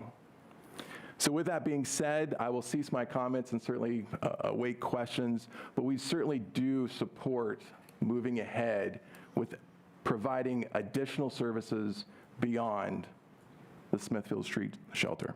Thank you very much again for the invitation tonight. Thank you. I'm going to move this forwards unless there's, does anyone, do we feel the need for questions this evening? No. Yes or no? Okay, Councilman DeMarco. So, Jared, in regards to what we're talking about here, trying to come up with solutions. Can you turn your mic on, please? Sorry. Sorry, Jared. Sure. In regard to what we're talking about here, trying to come up with solutions that take and can impact all of the community, okay? What are the challenges? What are you hearing from downtown business owners, downtown residents, downtown commuters in regards to the current situation? What do they see in what they're telling you being the problems with the shelter being located where it's at and not being adequate to be able to provide the level of services as you mentioned, not being good enough for our unhoused community. Sure. And I'll speak broadly, and it's been said a few times this evening, that it's not just a Smithfield Street issue. This is an issue that we're dealing with across the county, but certainly in the downtown area and in many parts of the downtown area. So we keep track of comments that are made online as well as in person from visitors, from residents, and business owners. And what we consistently have heard over the last 2 to 3 years in particular is that there is a sharp increase in just disturbances throughout the downtown. So visitors are noting that and this is not necessarily just individuals who we're talking about this evening. These are people who may have accommodation, who may have housing, who have other developmental issues or addictions or whatever they might be dealing with personally. But there is, in the downtown area, a strong uptick in visitor complaints against aggressive panhandling, against disturbances, against violence. I can say even, from a personal standpoint, my sister, who was here visiting about 3 months ago, there was a gun drawn in front of her and her children as she was walking through the downtown area. Again, this is not necessarily what we're talking about tonight from that standpoint, but there's concerns about safety and security throughout the downtown. There is a lot of notation from visitors and from business owners about aggressive panhandling. There's a lot of concern over just the general cleanliness and state of downtown. So we hear that consistently from visitors, but we hear that same thing from our business owners. Another thing that we hear from business owners, and as we know, the hospitality industry has been decimated over the last few years, and a big part of that is workforce attraction. So in the downtown area, we continue to struggle with attracting workers to come into hospitality who have late shifts, who are working overnight. There's an increase of complaints that we get from our business owners about the safety presence or the perceived safety issues for those workers. So that's also adding to the trouble of trying to maintain these businesses. So there's a plethora of problems that we're seeing across the downtown area. And I would agree with you. For the record, let it clarify that this does not indicate that all of these or any percentage of these are the responsibility of the homeless or the unhoused. That is true. These are just things that are occurring. Absolutely. The complaints that you're getting, that are coming back, feedback from visitors. That's correct. Okay, thank you very much. Thank you. All right. 1 second. What? Patrick Katina had to take care of something, a phone call, so he put me in charge. So what, you're skipping me, or what are you saying? I want to hear you. Okay. I wanted to verify that, and then you're next. Thanks for letting me know. All right, so hi, thank you for being here. I do have a couple questions. So the first thing I want to know is, do you, personally, your organization, do you support the proposed closure on the timeline that it's on? You support closing Smithfield 5 days from now? We do not have a position on whether or not the timeline makes sense. We're not, again, part of those conversations either, and obviously the people who are involved in that would have a lot more understanding of what the direct effect is. We do believe that the Smithfield Street shelter is not serving the needs of everybody within the community, so we feel like there has to be better solutions for that. But as far as the timeline, we cannot speak to that. Okay, I appreciate that answer. I have this study that I just want to reference for you and see if you've heard of it. It's called, it's from the Journal of the American Medical Association, Health Effects of Involuntary Displacement of Homeless Individuals. It found that involuntary displacement of people experiencing homelessness may yield substantial increases in morbidity and mortality over a 10-year period. Involuntary displacement is estimated to worsen overdose and hospitalizations, decrease initiations of medications for opioid use disorder, and contribute to deaths among people experiencing homelessness who inject drugs. Are you familiar with this study? I am not. Okay, I can share it with you after this meeting if you'd like, but my question as a result of that is you've been saying the word solutions a lot, but I haven't heard any solutions. So I want to know what specifically your solution is for the tourism industry and businesses to solve that problem that we know is inevitably going to happen when Smithfield closes. Sure. Well, I think that, these issues, as we've been saying, are very complex issues. We, as an industry, want to have a voice within this conversation, just like we have tonight. I think it's important for all of us to continue to figure out exactly what we need to do. Going back through the pandemic and even beyond that a little bit, our hotel community did step up and offer temporary accommodation for people who are unhoused, just because it wasn't safe for them to be in the street. So we worked with the county, with DHS, to help find accommodation for that. I think there's a lot more that our community continues to do, whether it's through service, through volunteerism.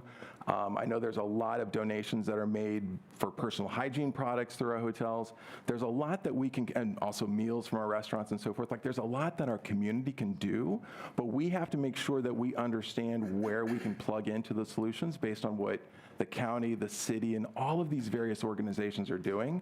What you noted are very serious problems. These are human beings that we're talking about. So we are not expert in those particular areas, but what we are expert in is making sure that we continue to build a presence in Pittsburgh that still makes our community welcoming for people all around the world. It's really important that we work with you and with all of these services providers tonight to create a Pittsburgh that we all want to live in, that we want to create, that people want to come and visit.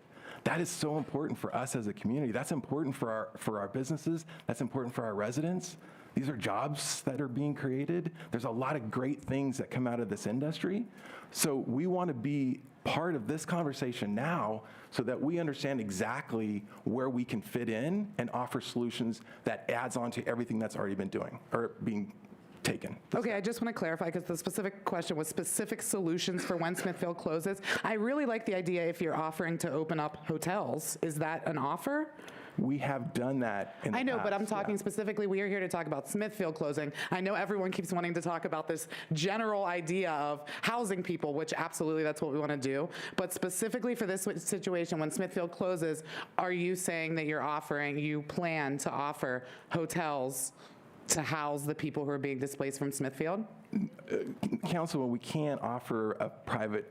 These are companies that are owned by private individuals. We couldn't offer that. Neither could the county or the city. But what I've said is that we've helped build those bridges in the past. And I think as we move forward, there's other solutions that we can come up with. We just have to know as an industry what those are and what best adds on to all of the services that are being currently offered. Okay, and no more questions, but I just want to make a quick statement.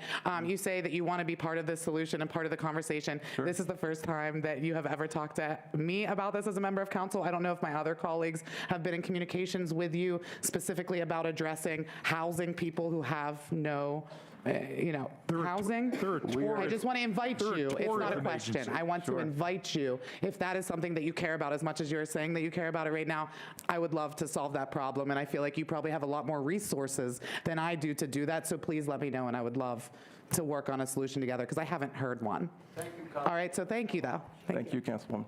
Does any other colleagues want to have a question? No. This guy's coming back. Chairman, I can only ask one question. I'd like to ask a second. Go ahead. Jared, money from a tax revenue perspective. Sorry. How much money from a tax revenue perspective does Visit Pittsburgh, through all the hotels and the tourism that you bring in, contribute to the county funds? Because what we're talking about here is how do we provide additional resources, okay, for the unhoused? Well, that all costs money. So that's a way in which you guys are contributing to a potential solution. But could you, for the record here, tell the folks how much from a tax revenue perspective you believe that your organization and what you do contributes to the county budget? Well, I can speak from an industry standpoint, and these are numbers that the state of Pennsylvania provides for us. The tourism industry in Allegheny County is a $7 billion industry. It creates $400 million in tax revenue for city, state, and county every year. It is also an industry that supports close to 50,000 jobs, people who make their living in this industry through hospitality and related duties. So it is a very important part of our county's economy. And when you look at the downtown area alone, and if you think of just hotels in 2022 was an abbreviated year from a revenue standpoint, just because the first half of the year was still dealing with COVID recovery. Was around $224 million was generated in our hotels, which generated about $31 million in tax revenues. And that's just from guests staying in hotels from outside of the area. Thank you. Anyone else? Good evening, everyone. My name is Jeremy Waldrop. I'm President and CEO of the Pittsburgh Downtown Partnership. Just echoing Jared in my gratitude to you all for this hearing tonight and the various perspectives that we've heard this evening. I'm going to cut short some of my remarks, but essentially our organization works with local community, businesses, residents, government, corporate, and philanthropic partners to make sure that downtown is a welcoming place that serves as an economic hub for southwestern Pennsylvania. For the last 40 years, the Smithfield Shelter has provided a much-needed resource in our region. It's been a safe space for tens of thousands of meals to be served and provided a roof for just as many. Many acknowledge that the shelter facilities were inadequate, which has made it hard to serve and support clients and work in our community. The church was built as a place of worship and fellowship and not a shelter. From aging physical infrastructure, limited gathering spaces, and decades of deferred maintenance, it's making a challenging situation that much harder. The situation being operating a low barrier shelter that much harder. As it stands, the Smithfield Shelter is not adequately meeting the needs of anyone. It's not serving the people it's meant to serve well enough. It's not serving the staff that work tirelessly to support the shelter guests. That's a decision for them. That's their decision. That's not ours. Yeah, we're not interrupting speakers. And not the community that it's a part of. I'm here to say that we have to do better. We cannot continue to utilize the Smithfield Shelter simply because it has historically played this role. We have seen the impact that 140 people can have in an emergency shelter situation for extended periods of time, and it clearly isn't working. We cannot continue to have it operate and expect good outcomes for anyone. I'm here again because we have to do more. We are committed to working with businesses, philanthropy, government partners to obtain more of the public and private investments that help make Second Avenue Commons a reality. We need to create more focused facilities that can support individuals in meaningful ways, helping them to find a path to better housing and more stable lives. I understand the need for supportive services and see those services working in downtown.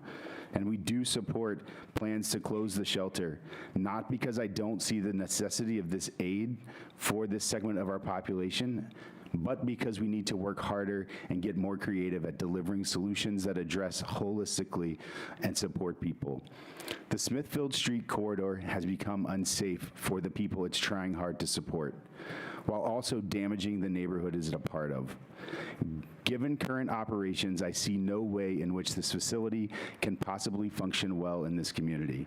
A concerted DHS effort and critical investment is needed to deliver a strategy with a sufficient level of supportive services for these individuals, and it must be a county-wide strategy. Thank you. Thank you. Questions? Yeah, Mr. Waldrop, thank you for coming and thank you for the presentation.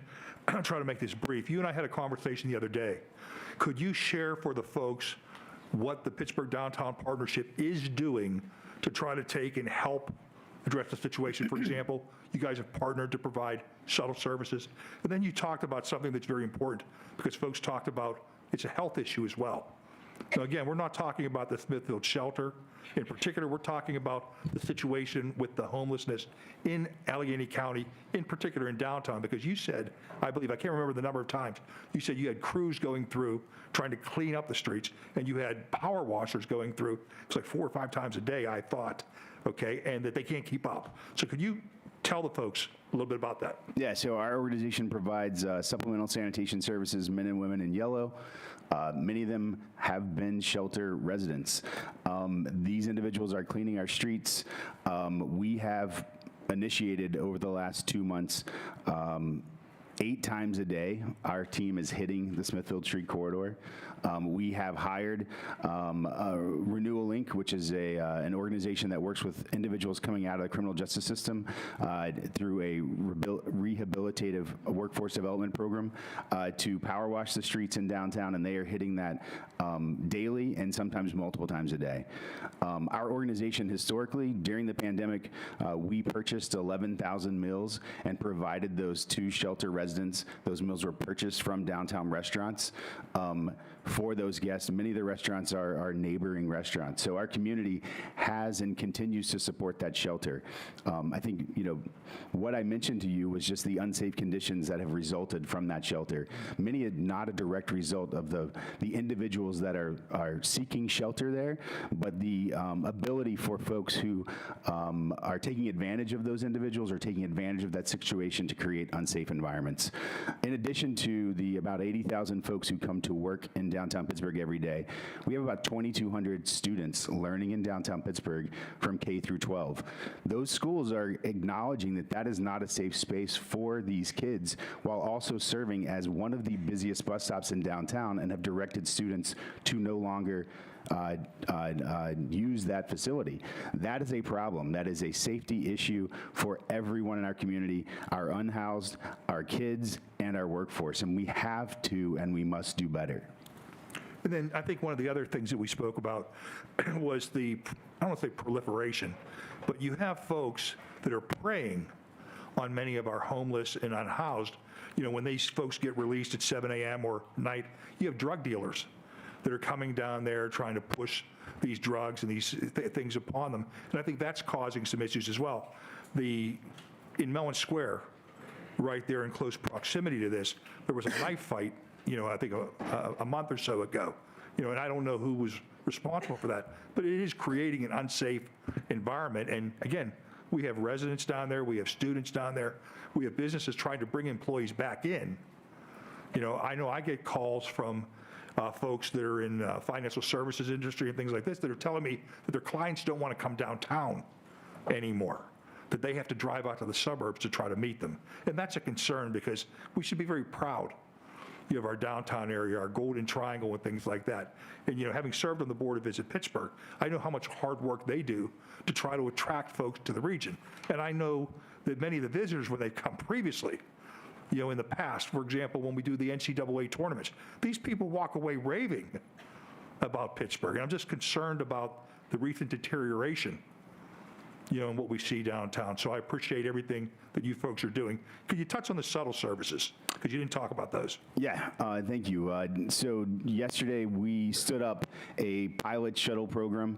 We heard that transportation was a barrier for folks accessing services, day programs, breakfast, the link going over to DHS. So we launched a shuttle service that's operating 2 times a day. In the morning as the shelter is closing, and then in the evening to bring folks back to those facilities, where we're stopping at locations around the city to provide individuals. They could be shelter residents or just individuals looking for a ride to one of the social service facilities to take advantage of. This is a pilot in partnership with a host of service providers and in coordination with the city and DHS.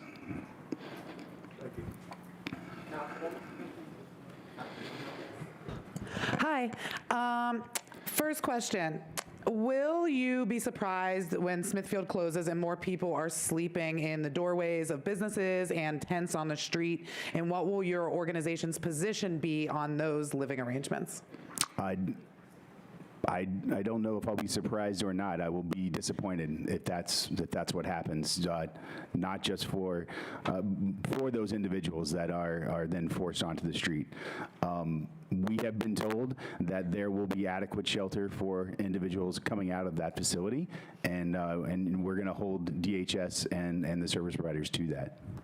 I look forward to that. My next question is, do you support the shelter's closing timeline, especially knowing what you know from the Journal article that I just cited about the harm that involuntary displacement causes? So do you support closing it in 5 days, or do you just support broadly that it should be closed? No, we support closing it in 5 days. I think to Aubrey's point, there is never going to be a great time to close that shelter.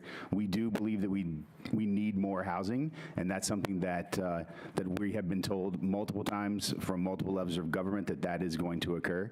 But yes, we do. Okay, and then this is just a yes or no question, so I figured maybe I could sneak it in. You mentioned health and sanitation issues. Does that mean that your organization, or both of you could answer this, support the installation of public bathrooms and shower facilities? Yes. Yes. Yes, awesome. Thank you. Can we work on that? Can we do that together? We are doing that. I have a meeting at 10 a.m. tomorrow to talk about Call public me, I'll restrooms. come. I'll help however I can. I would love that. Really, thank you.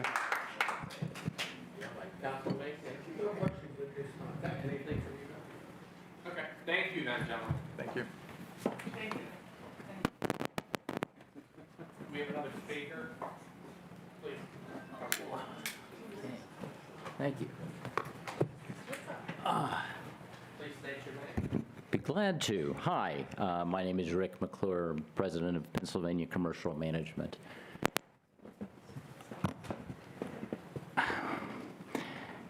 Good evening, and thanks for this opportunity. And I come here not as an expert or any in-depth knowledge about the homeless situation, but rather as a business owner in the Central Business District, someone who's been in town for a long time.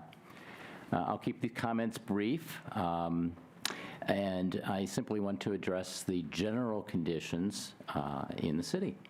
So my name is Rick McClure. I've been managing commercial real estate in the Central Business District and the surrounding communities for 35 years. I'm a native Pittsburgher who remembers trips into town as a child on the trolley for visits to my eye doctor, to a movie or a stage show, and of course to see the department store windows at Christmas. Downtown was a special place, and as an adult, I've been privileged to work in town most of my career. As a manager for various buildings throughout the Central Business District, the North Side, the Strip District, and South Side, I'm disheartened that the downtown area has obtained a reputation that has current tenants seeking offices or retail space outside the city. There's a noticeable lack of inquiries for city offices and for city retail. Additionally, working from home or occupying space in fringe areas has become common through the pandemic, as we learned that remote work can be a successful option. As a result, remaining in the business district has become less important. However, I believe that being in town is an important factor for my business, and I am pleased to have occupied offices in the historic Benedum Trees building for the past 22 years. We're here tonight to understand and discuss how all of us can work together to return downtown to a safe and viable core of the region. I am the manager of an office building located directly across the street from the Light of Life mission on the north side. The services provided there are focused on helping the individual, and the success stories are amazing. I'm personally aware that the opening of the new Light of Life mission on the north side has not had a negative impact on that neighborhood. Please work with all of us to truly help the challenged community. I thank you again for this opportunity, and I'm looking forward to solutions that can again draw residents and companies to downtown, to the neighborhood that it used to be. We support and participate in the efforts identified by the PDP and the Building Owners and Managers Association toward that end. And I thank you. Thank you so much. Any of my colleagues have any questions? Councilman DeMarco, you want to go first? Yes, thank you. Thanks. Mr. McClure, as a building manager here, okay, we're dealing with right now vacancy rate in the city of Pittsburgh of about 23.7%. Yeah, 23.7% of the office space we have is vacant. So we have a problem today trying to fill that. Businesses are struggling to bring their workforces in. What are you hearing or seeing from, if you try to recruit other folks to come downtown to take space, in these buildings, is this having an effect on their decisions on whether to do so, and potentially costing us, tax revenue and things of that nature? Absolutely. To answer that simply, there is a lot more interest. I'm seeing it more in the fringe areas, the Strip District, but also outside the city. Just the challenges that people are seeing and people are hearing, and there's a lot of news reporting that has been negative.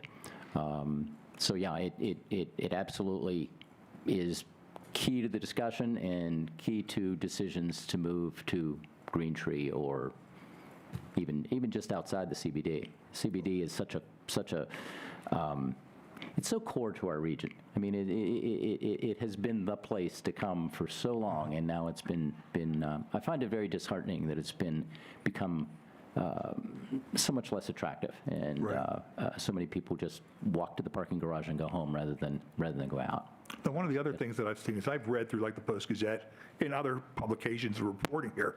It's not just trying to attract businesses to come here, but many of the folks that are here today but are in longer-term leases. How many of those folks do you know or are you aware of that are talking about when those leases are up, they're leaving the core downtown area? Yeah, absolutely. I know that in our own building. I know that in a lot of relationships with, just coming to mind of a particular law firm that I'm aware of whose lease is coming up in another 16 months or so.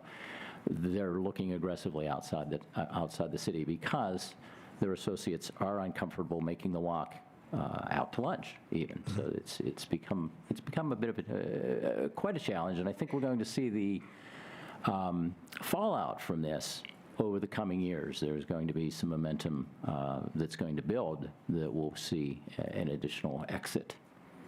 Thank you, Mr. McClure. That's all the questions for me. Thank you, Councilman DeMarco. Councilmember Filiaggi? No, thank you very much. All right, thank you. Councilman Macy? No, thank you.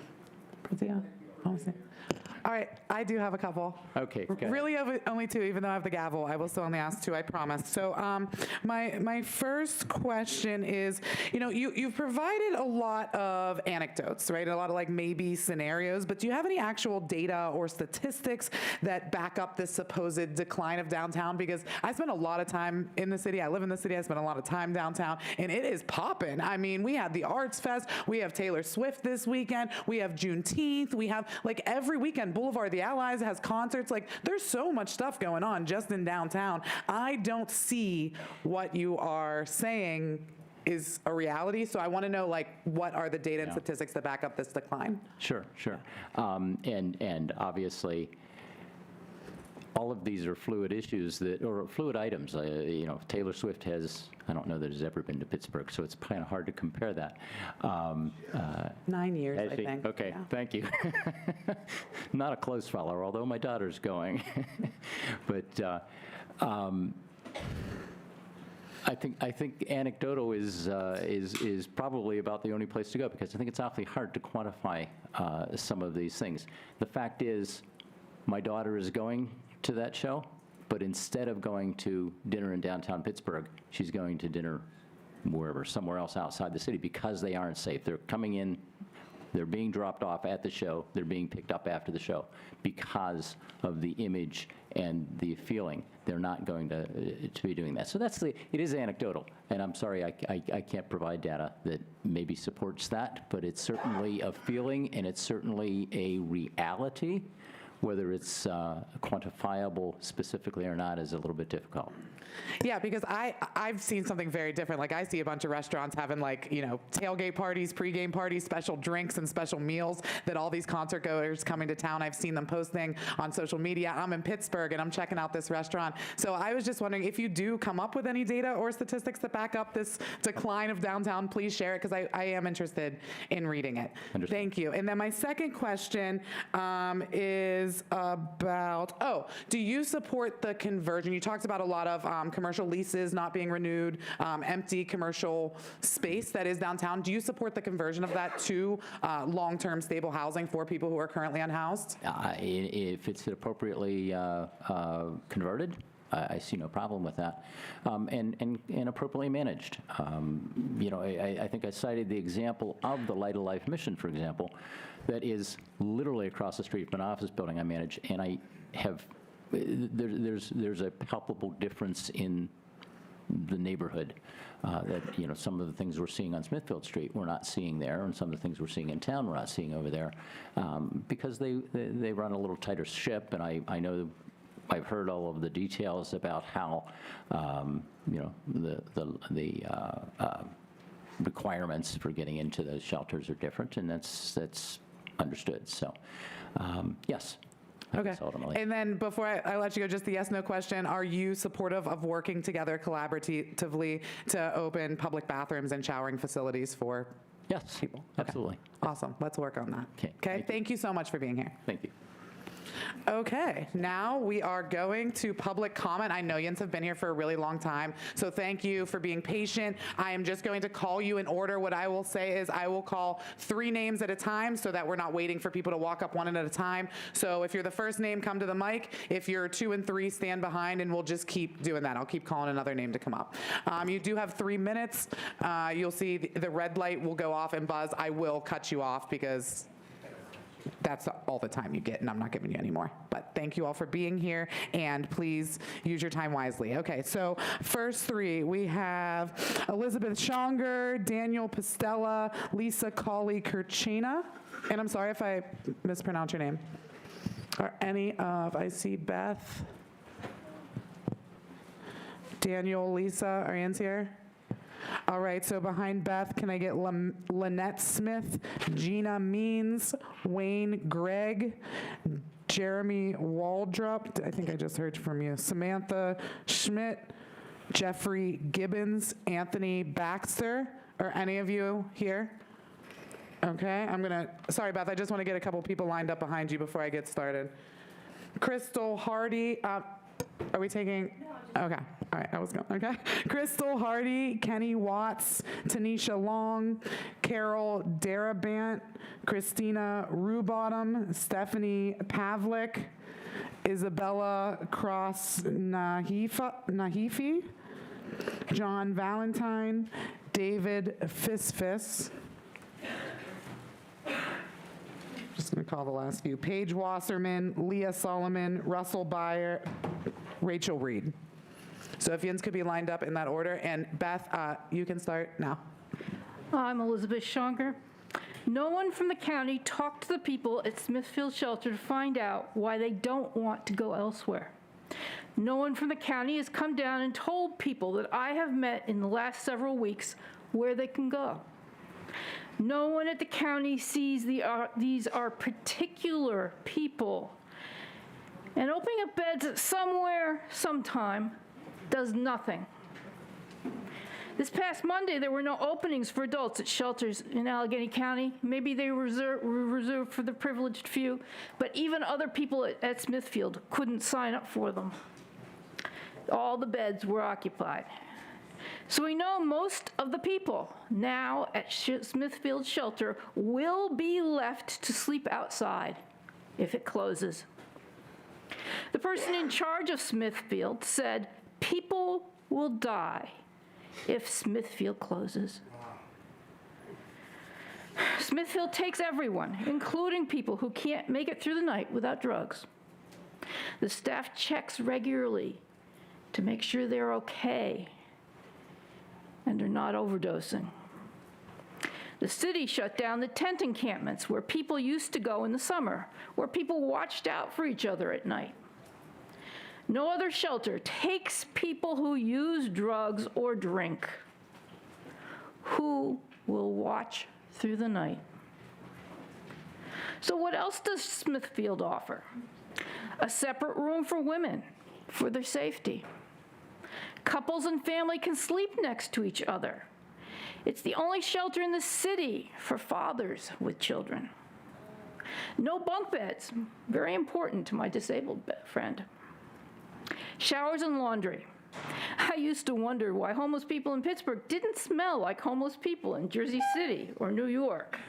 Now I know they have a place they can stay once a week to clean up.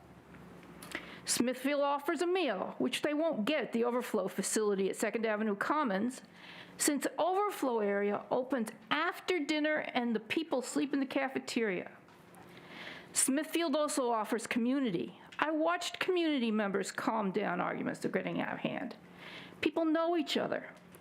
There's someone to talk to without judgment, and sometimes someone to tell you when you're full of it based on shared experience.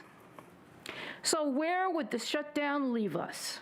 No place where the people with the greatest challenges will be welcomed. Homeless people in the streets, more likely to interact with all the police forces, more likely to end up in jail, more likely to die. The very business people who are pushing this will find that this pushes people onto their doorsteps. Please try and stop this stupidity and keep Smithfield open. Thank you very much. Are you the next one? Okay. Please state your name for the record. Tanisha Long.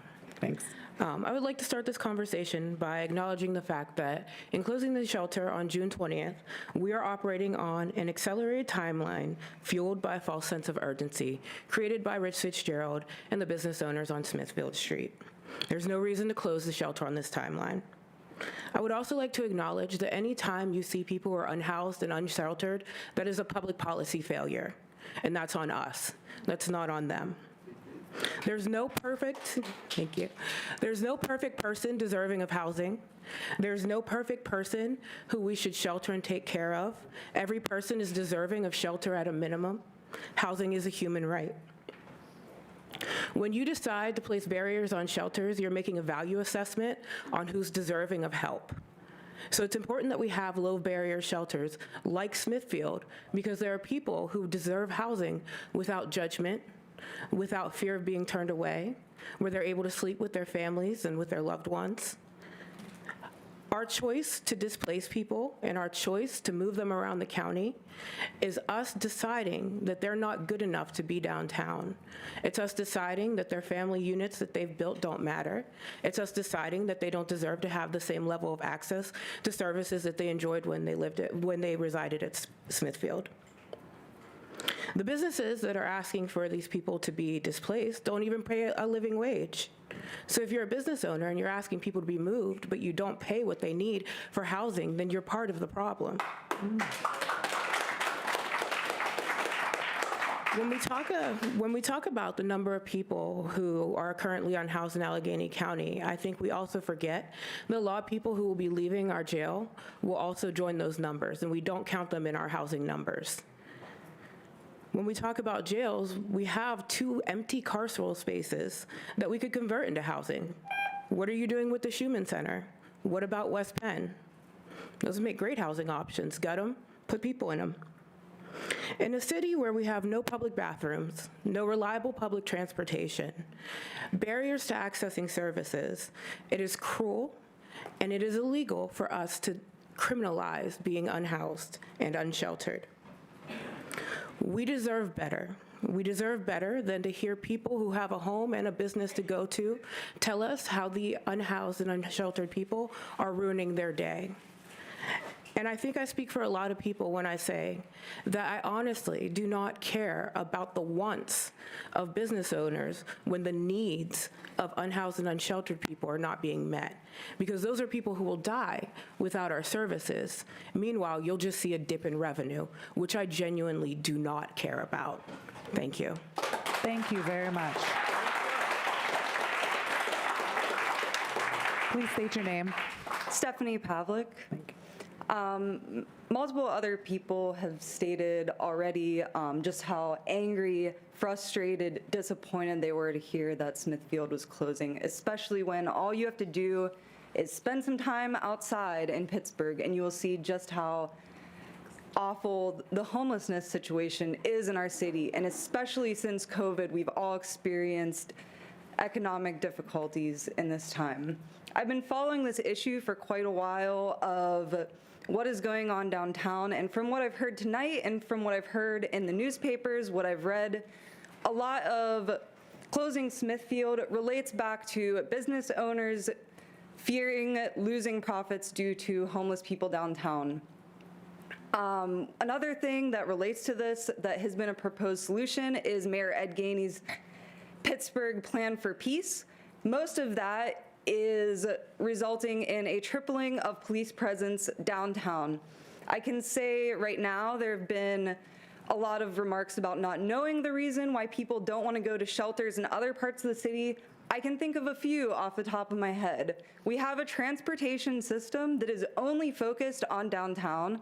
Places like Homewood have no places to get fresh food, no places to get groceries, clothing, get any of your needs met.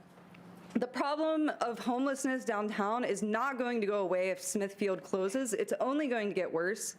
And how the city is going to respond to that is we can already see what they've already been doing to face homelessness, which is sweeping people out and criminalizing people that are experiencing homelessness and have no other options.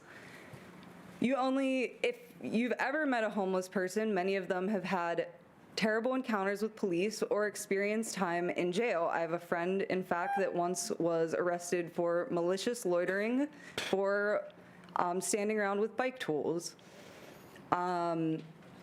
So in terms of looking for solutions, I know that the city council is able to approve budgets. Right now, the county has, sorry, I meant county council.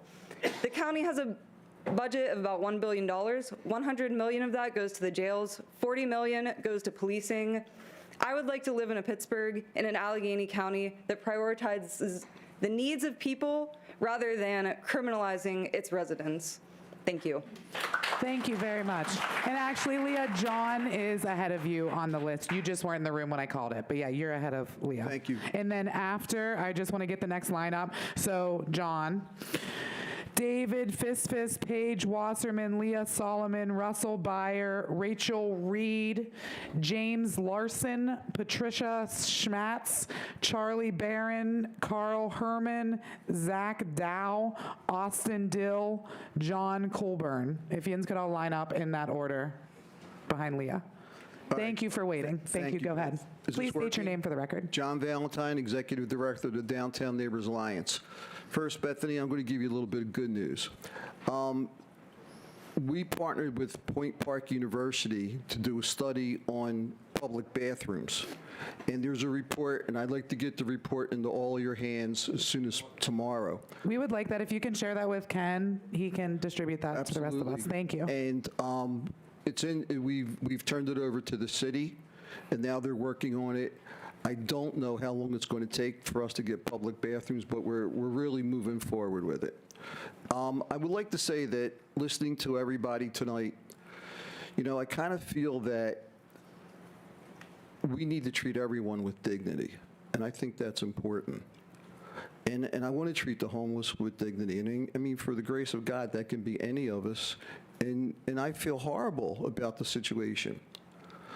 But we also need to treat people with dignity that own businesses. And what I keep hearing tonight, whether it's the residential community or the business community, is a non-caring about them at all. And I don't think that's fair, because they are the people that generate the tax base that creates downtown. And the people here that all left earlier, which was why I was so upset, just felt insulted. Now, I don't think it was meant intentionally. In fact, I know it wasn't, but that's the way it landed, and they all left, and you didn't get to hear them. One of the gentlemen had petitions of 900 people for downtown residents, businesses, and workforce that think it's best to close a shelter, but only, and I agree with this, if we find housing for everyone that is at the shelter. And not only housing, but better housing. And what I mean by that is the shelter, I think I heard, if I heard correctly, is not that equipped for mental health issues and substance abuse. I'd like to see them go into a place that has better care, not the same, not worse. I also kind of feel that we have to work together. You know, the business community comes in every day, and whether it's one business or another, and sometimes the same business, they have to clean up people who've defecated, people who've urinated. They are losing business, and some people don't care, but I think it's important. I think the point I'm trying to make is we don't get anywhere unless we work together. You know, there's a song I heard, and it goes way back, and that when everyone's talking and no one's listening, how can we move on? And I think we should take that into consideration, because I really, truly believe there's solutions here.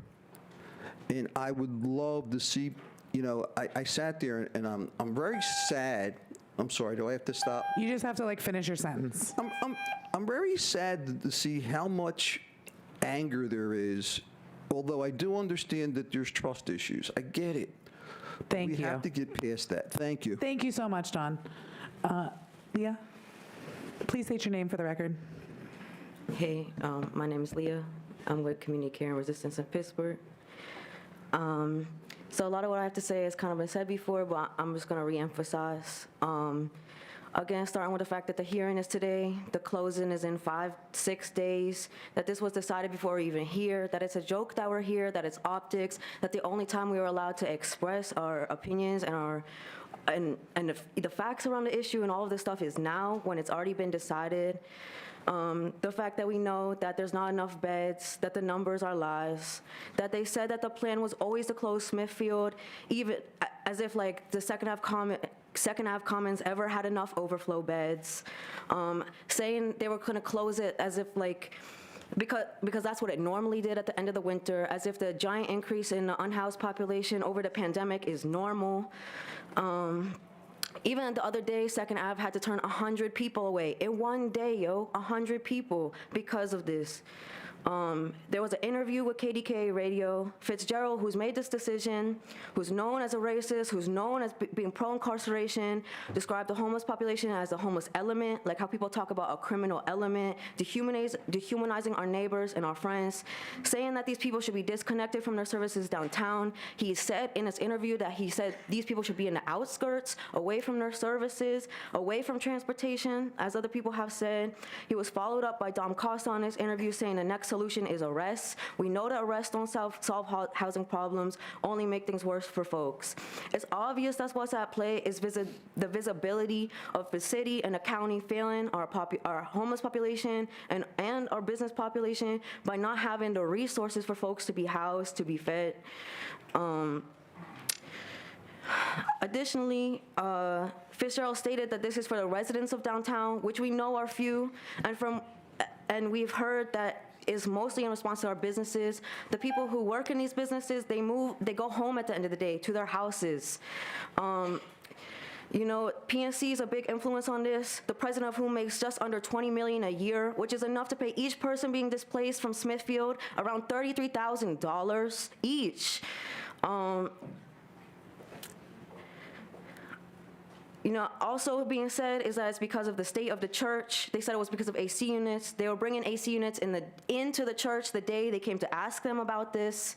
We know that Smithfield is in ideal conditions. We've been told again and again that when you need a night here and there, when you can't get in to another shelter because you're 2 minutes past the intake time or you're beyond their conditions to get in, that when you've been out all day in the streets just to have somewhere inside to lay, that Smithfield offers that. They offer a meal, late entry, a place to rest, and the county has money and they don't bring it to Smithfield. Of course, they find reason to shut it down while they've starved it of resources. You know, at the same time they're doing the shelter displacement, the city has a plan to decommission the encampments, eviction after eviction on every side of the city, pushing people to the outskirts. Just finish your sentence. Homelessness is a policy issue. The issue is not enough housing. It's not about the people. It's not about how they behave. Thank you so much.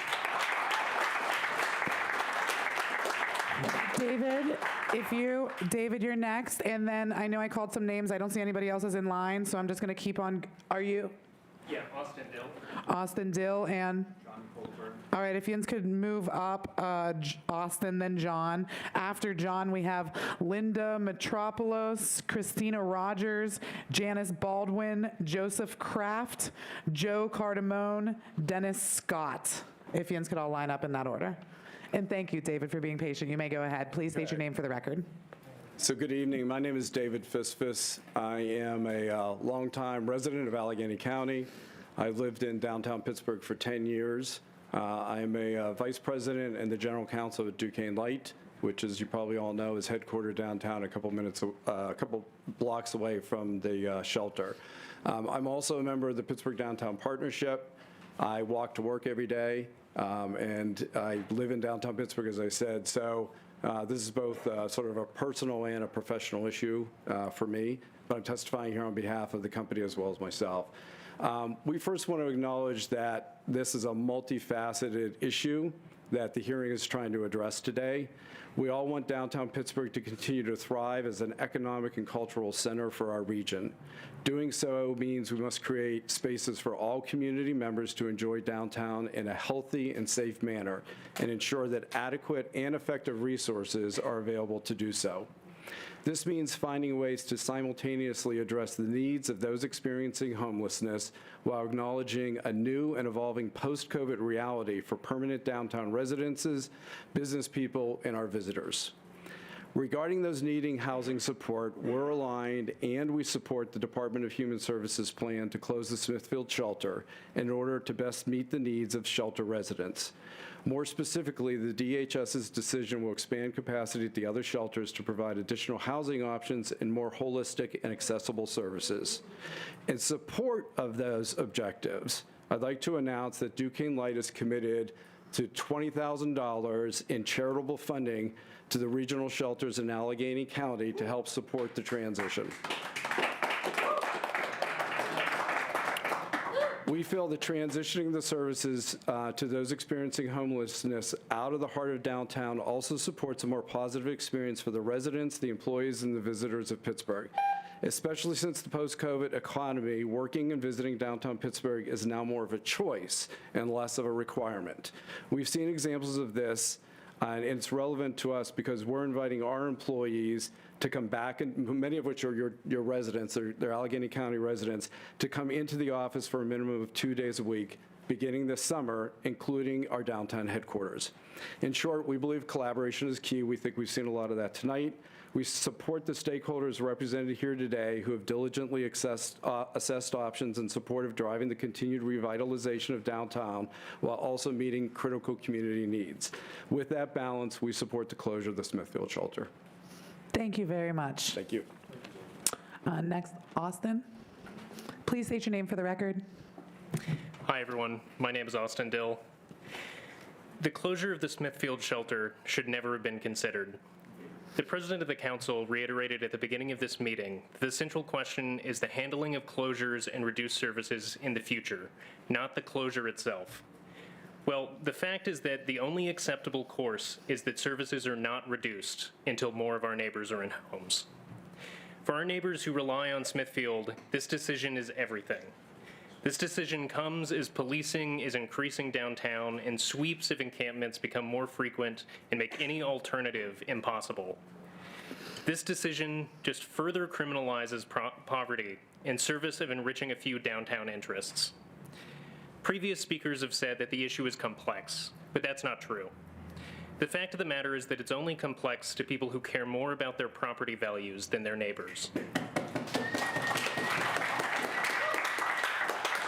The solution is simple. Value the needs of people over the greed of business. Thank you for your time. Thank you very much, Austin. John, please step forward. How many people you got behind you there, John, in line? Raise your hand. Okay, cool. Thank you. Please state your name for the record. I'm John Colburn, member, recent past president, and now parish administrator for Smithfield United Church of Christ. We have a building for you to use.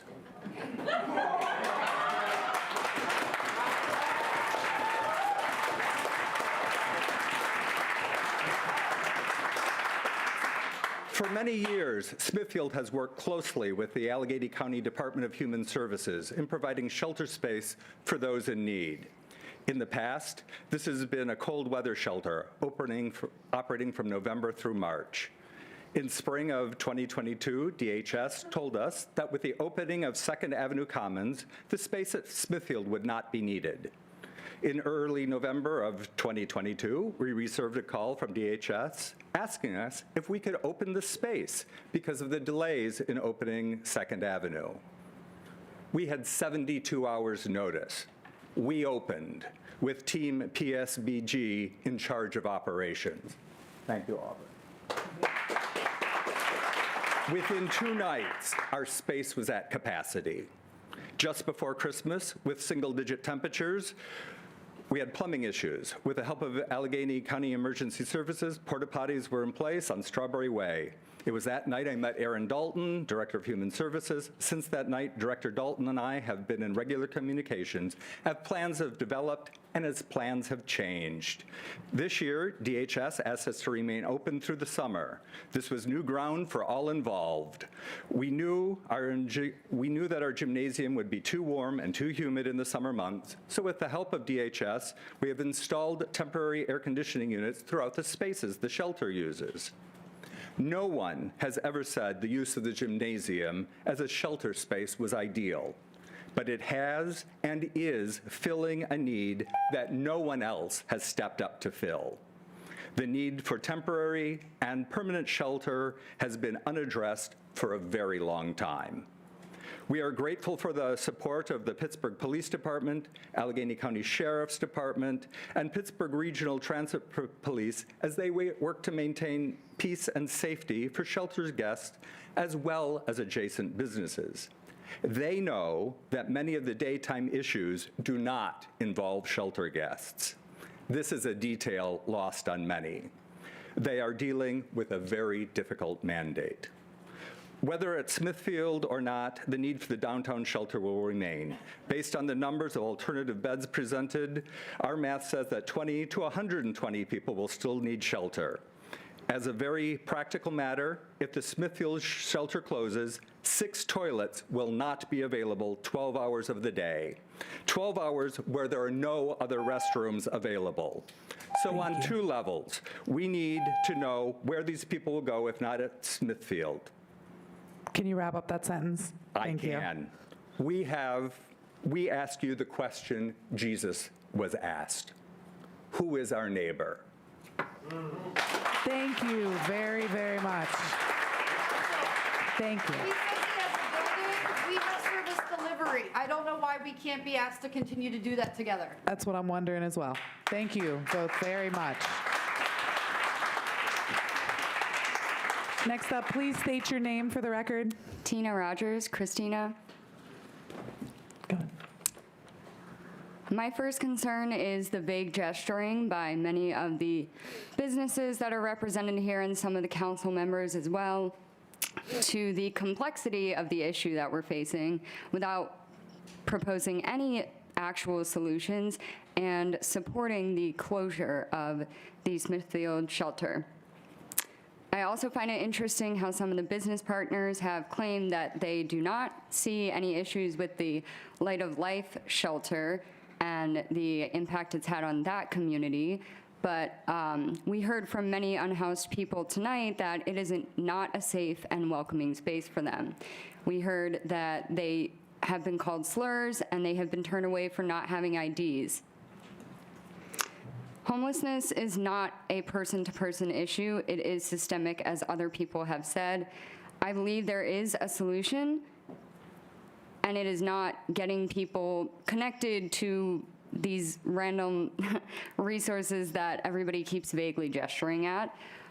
As some others have said, $140 million of the city's budget is going to policing and our jail system, which systemically harms and is currently trying to criminalize the unhoused population.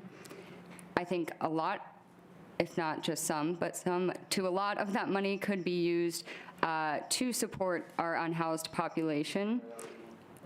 I also think that we could implement zoning laws that Also, to tackle the housing crisis would be like the first and foremost thing with, other than getting housing for these people, we need to tackle the housing crisis. We need to tax corporations, or I like to call them for-profit nonprofits like UPMC, CMU, Pitt, the Allegheny Health Network, to fund shelters and to fund resources for people. We need to tax second home ownership. Nobody should be able to profit off land ownership. We need rent control laws that actually help people, and we need to incentivize home ownership for citizens. If we isolate these people like Rich Fitzgerald said that he'd like to do in an interview with KDK, and as mentioned by somebody earlier, they will not be able to access resources that you need to live. They won't be able to get to grocery stores, transit, pharmacies, hospitals. Their lives will get worse, and they will die.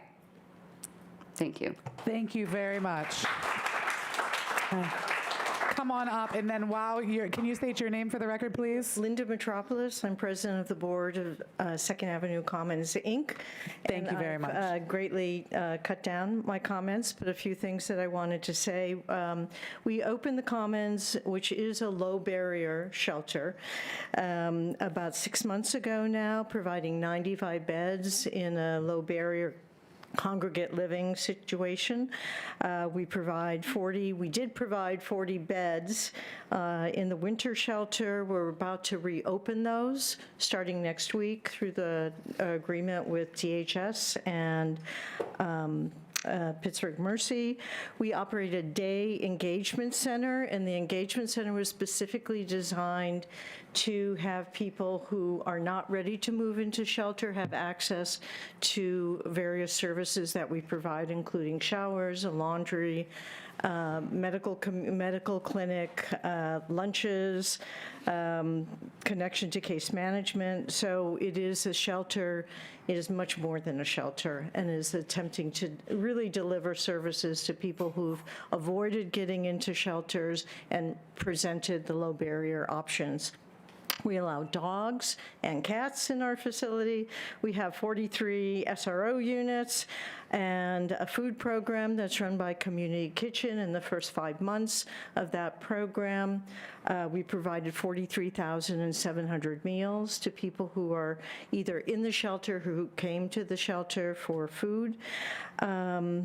And UPMC opened a free medical clinic in the facility, so, which really speaks to kind of the collaboration, right, that we all have been talking about, and the needs of being able for people who are unhoused to find the services that they need in one location.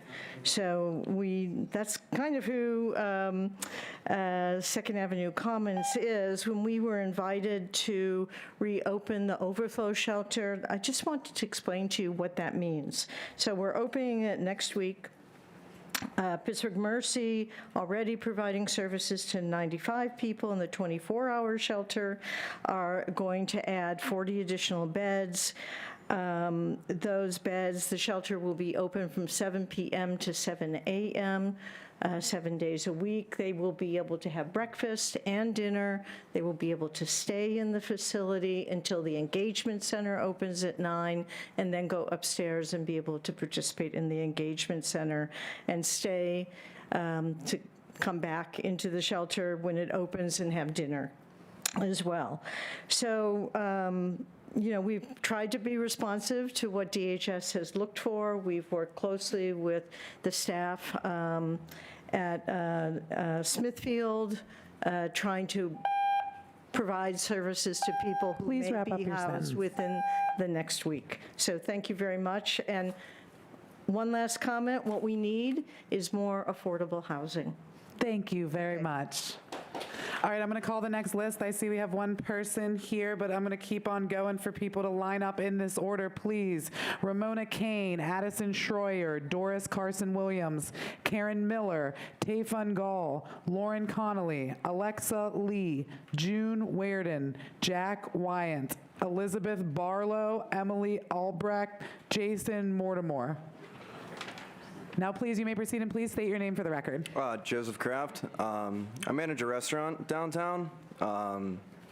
I'm on street level. I see a lot of people every day. I'm not going to repeat a lot of stuff that's been said already, but I would like to touch on the comment made earlier about the reports about like downtown not being friendly to tourists. I get a lot of tourists in my restaurant, and they always tell me that this is the least friendly city that they've ever been to. I had a guy come in just yesterday and say that. And this isn't about the homeless people. This is about the way that businesses are treating the people downtown. You can't even sit down in a coffee shop in Market Square. It's pretty insane. And yeah, I just think we need to treat each other a little bit better. And I'd like to remind everyone that Rich Fitzgerald has an address. Thank you. Thank you very much. Next. Mona, you're next. Yes. Please state your name for the record. Put my glasses on. My name is Ramona Kane, and for the last 11 years, I have been the property manager at the U.S. Steel Tower under Winthrop Management. I've been managing numerous buildings and working downtown for over 30 years. This is the worst that I have seen downtown. We strongly support closing the shelter. We receive regular complaints from coworkers or tenants just about the conditions. And trying to bring in new tenants and new visitors, it's even more difficult. I recently experienced this firsthand when I went to the Arts Festival last Saturday. I parked at the Steel Building, and when I was walking down Smithfield Street, I was overwhelmed with the smell and the trash. Coming back, I felt unsafe, as both sides of Smithfield Street were covered with people. Some of them were rowdy. There was trash everywhere, through the street, on the sidewalks, and even underneath cars. My understanding is that this particular shelter is inadequate, inaccessible, and no longer best serves the needs of the unhoused or the neighborhood. They talked about the county and their providers developing a plan. I do have faith in that. I do believe that they will find the existing new shelters and additional housing to ensure everyone is provided a viable housing option and a range of supportive services that are not available at Smithfield.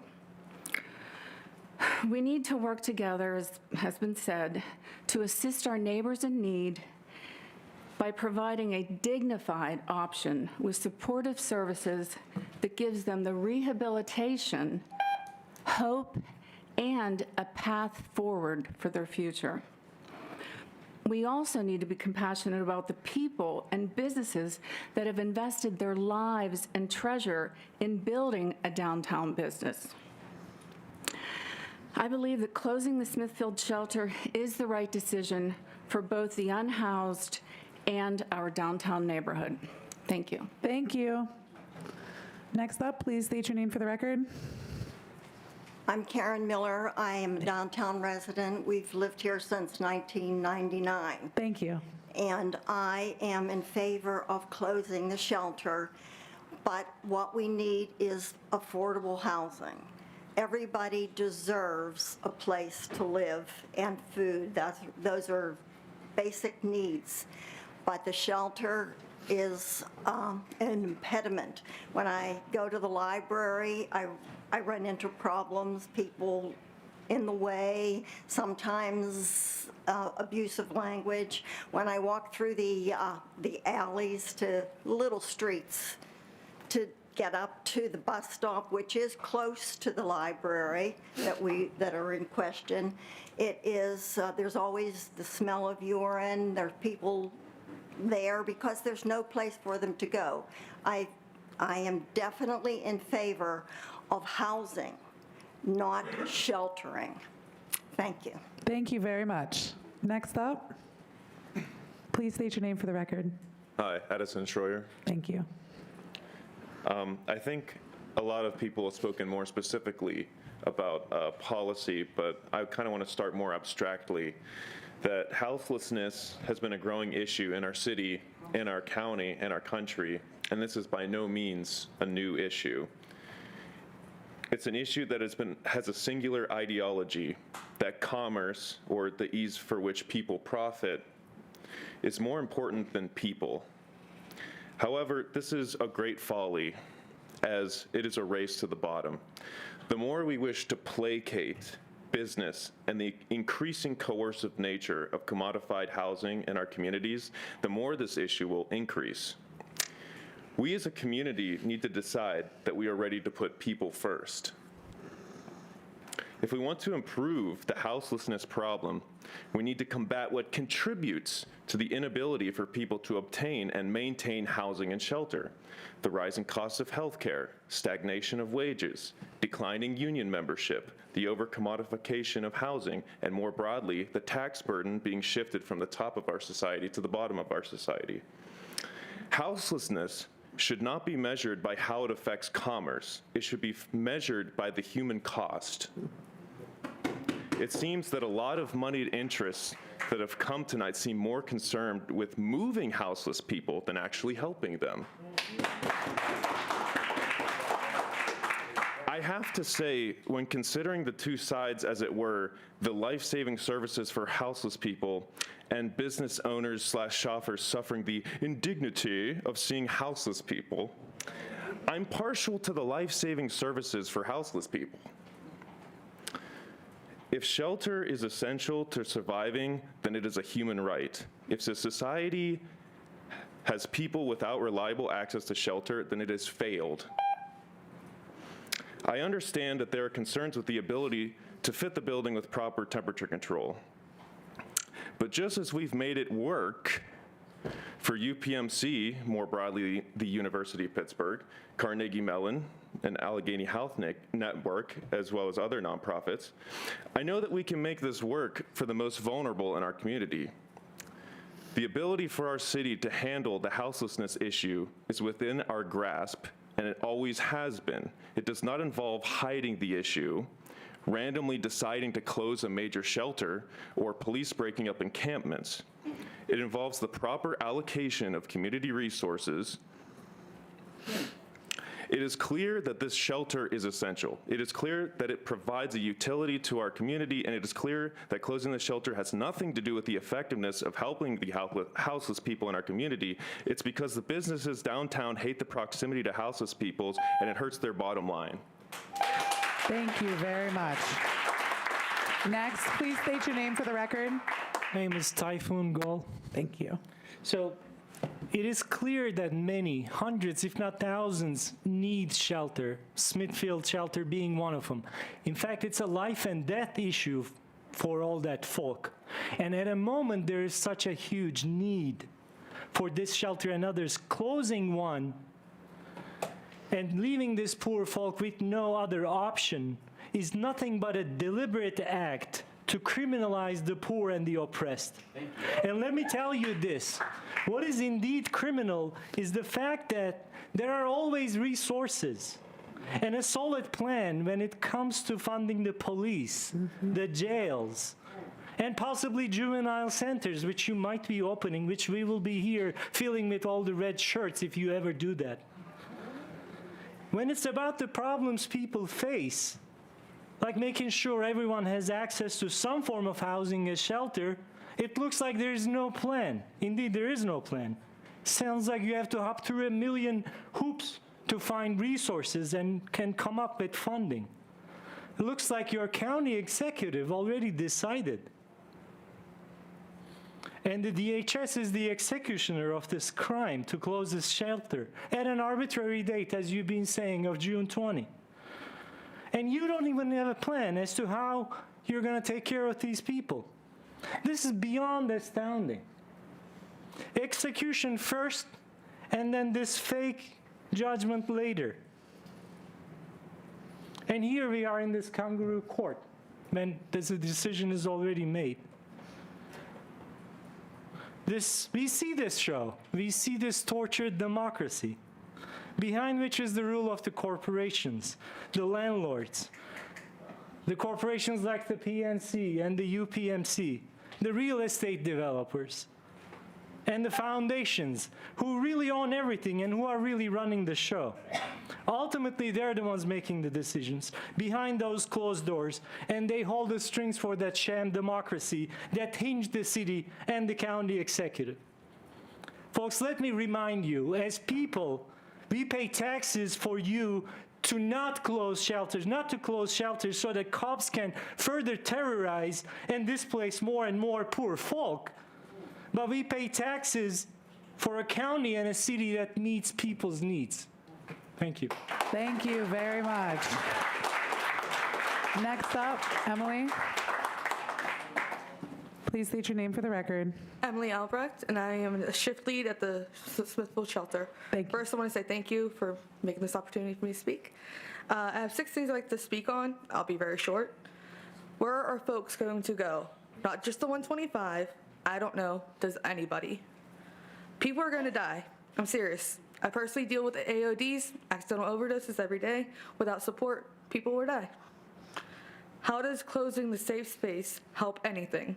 It doesn't. Businesses are unhappy now. Wait until the shelter closes. There needs to be a space downtown for folks to go, better access to shelter and resources. Smithfield is a place people can come to who have nowhere to go, especially after 11 p.m. when everything is closed. Employees will be losing their jobs. Half or so of our staff are actively displaced folks and hired from the shelter. My coworkers are going to be outside, and they don't want to be. Thank you again for this opportunity. Thank you very much. Next up, please state your name for the record. Hello, I'm Jason Mortimer. Thank you, Jason. Hello, my name is Jason Mortimer, and I'm a worker at the Smithfield shelter. And at one time, I was a guest that stayed there in years past, but am now an employee there for the next 5 days. I'm here to talk about why you should not close the shelter and the things it does for the people that stay in the shelter. So the first thing I would like to tell you is that by closing the shelter, you'll be putting many people back on the streets and have them putting up tents all over the city because they will have to find new places to lay their heads. And they are not just going to leave the city because the shelter closed. There will be more of the homeless sleeping on the sidewalks all over the city, like before the Smithfield shelter opened for this summer. And the county went to many of the camps and ran the people out of them. And more people sleep on the sidewalks in front of businesses instead of many being in one place. And the cops and all the groups of people that help the homeless knowing the places to find them. They will have to go out and look for them like before the shelter was open during the summer this year.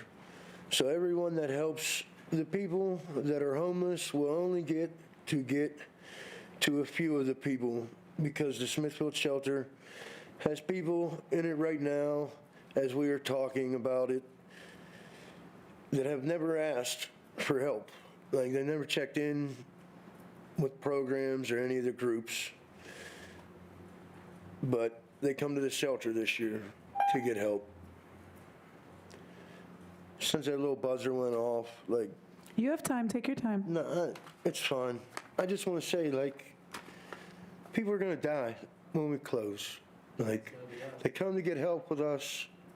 They trust us. We treat them like family, like they're human beings. We don't treat them like dirt. They come there and they get a chance to get clean, get opportunities to get jobs. And you're taking it away. Just throwing it back. Here you go. You're dirt. You're nobody again. And I just think that's wrong. Thank you. Thank you, Jason.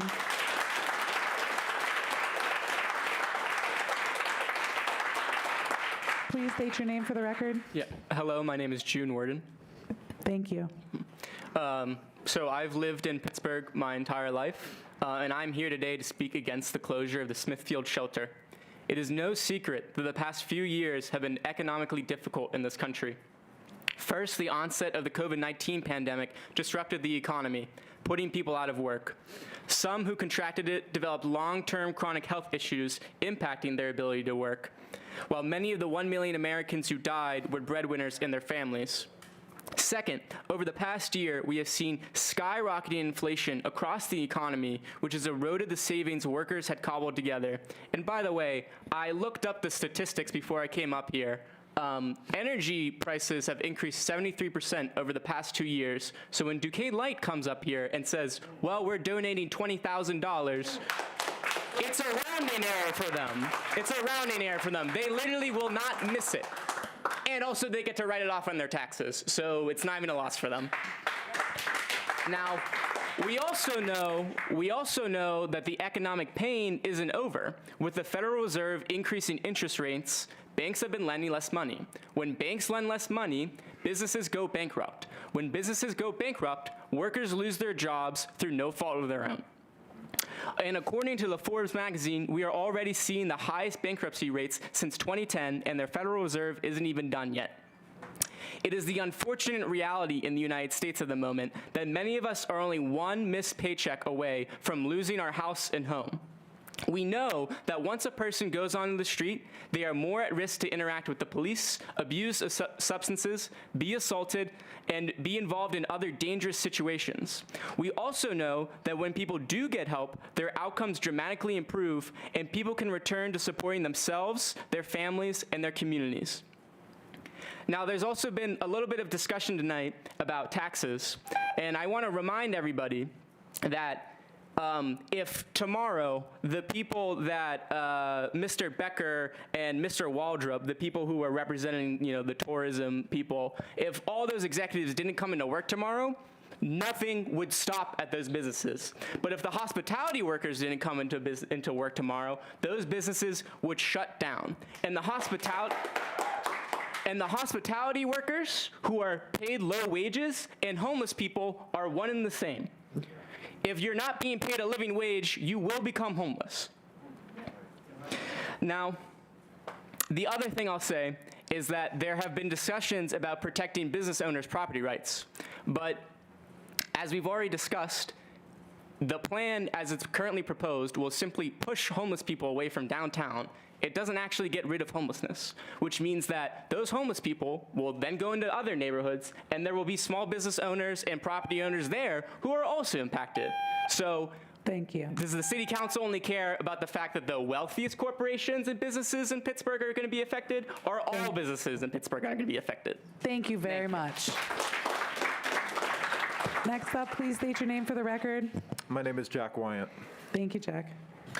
My name is Jack Wyant. I'm a member of the Pittsburgh Union of Regional Renters. We are a union of tenants in the city of Pittsburgh area, and we are organizing to build our collective power against the landlords who seek to, charge up their rents and eventually push us into the same situation that our homeless comrades are in.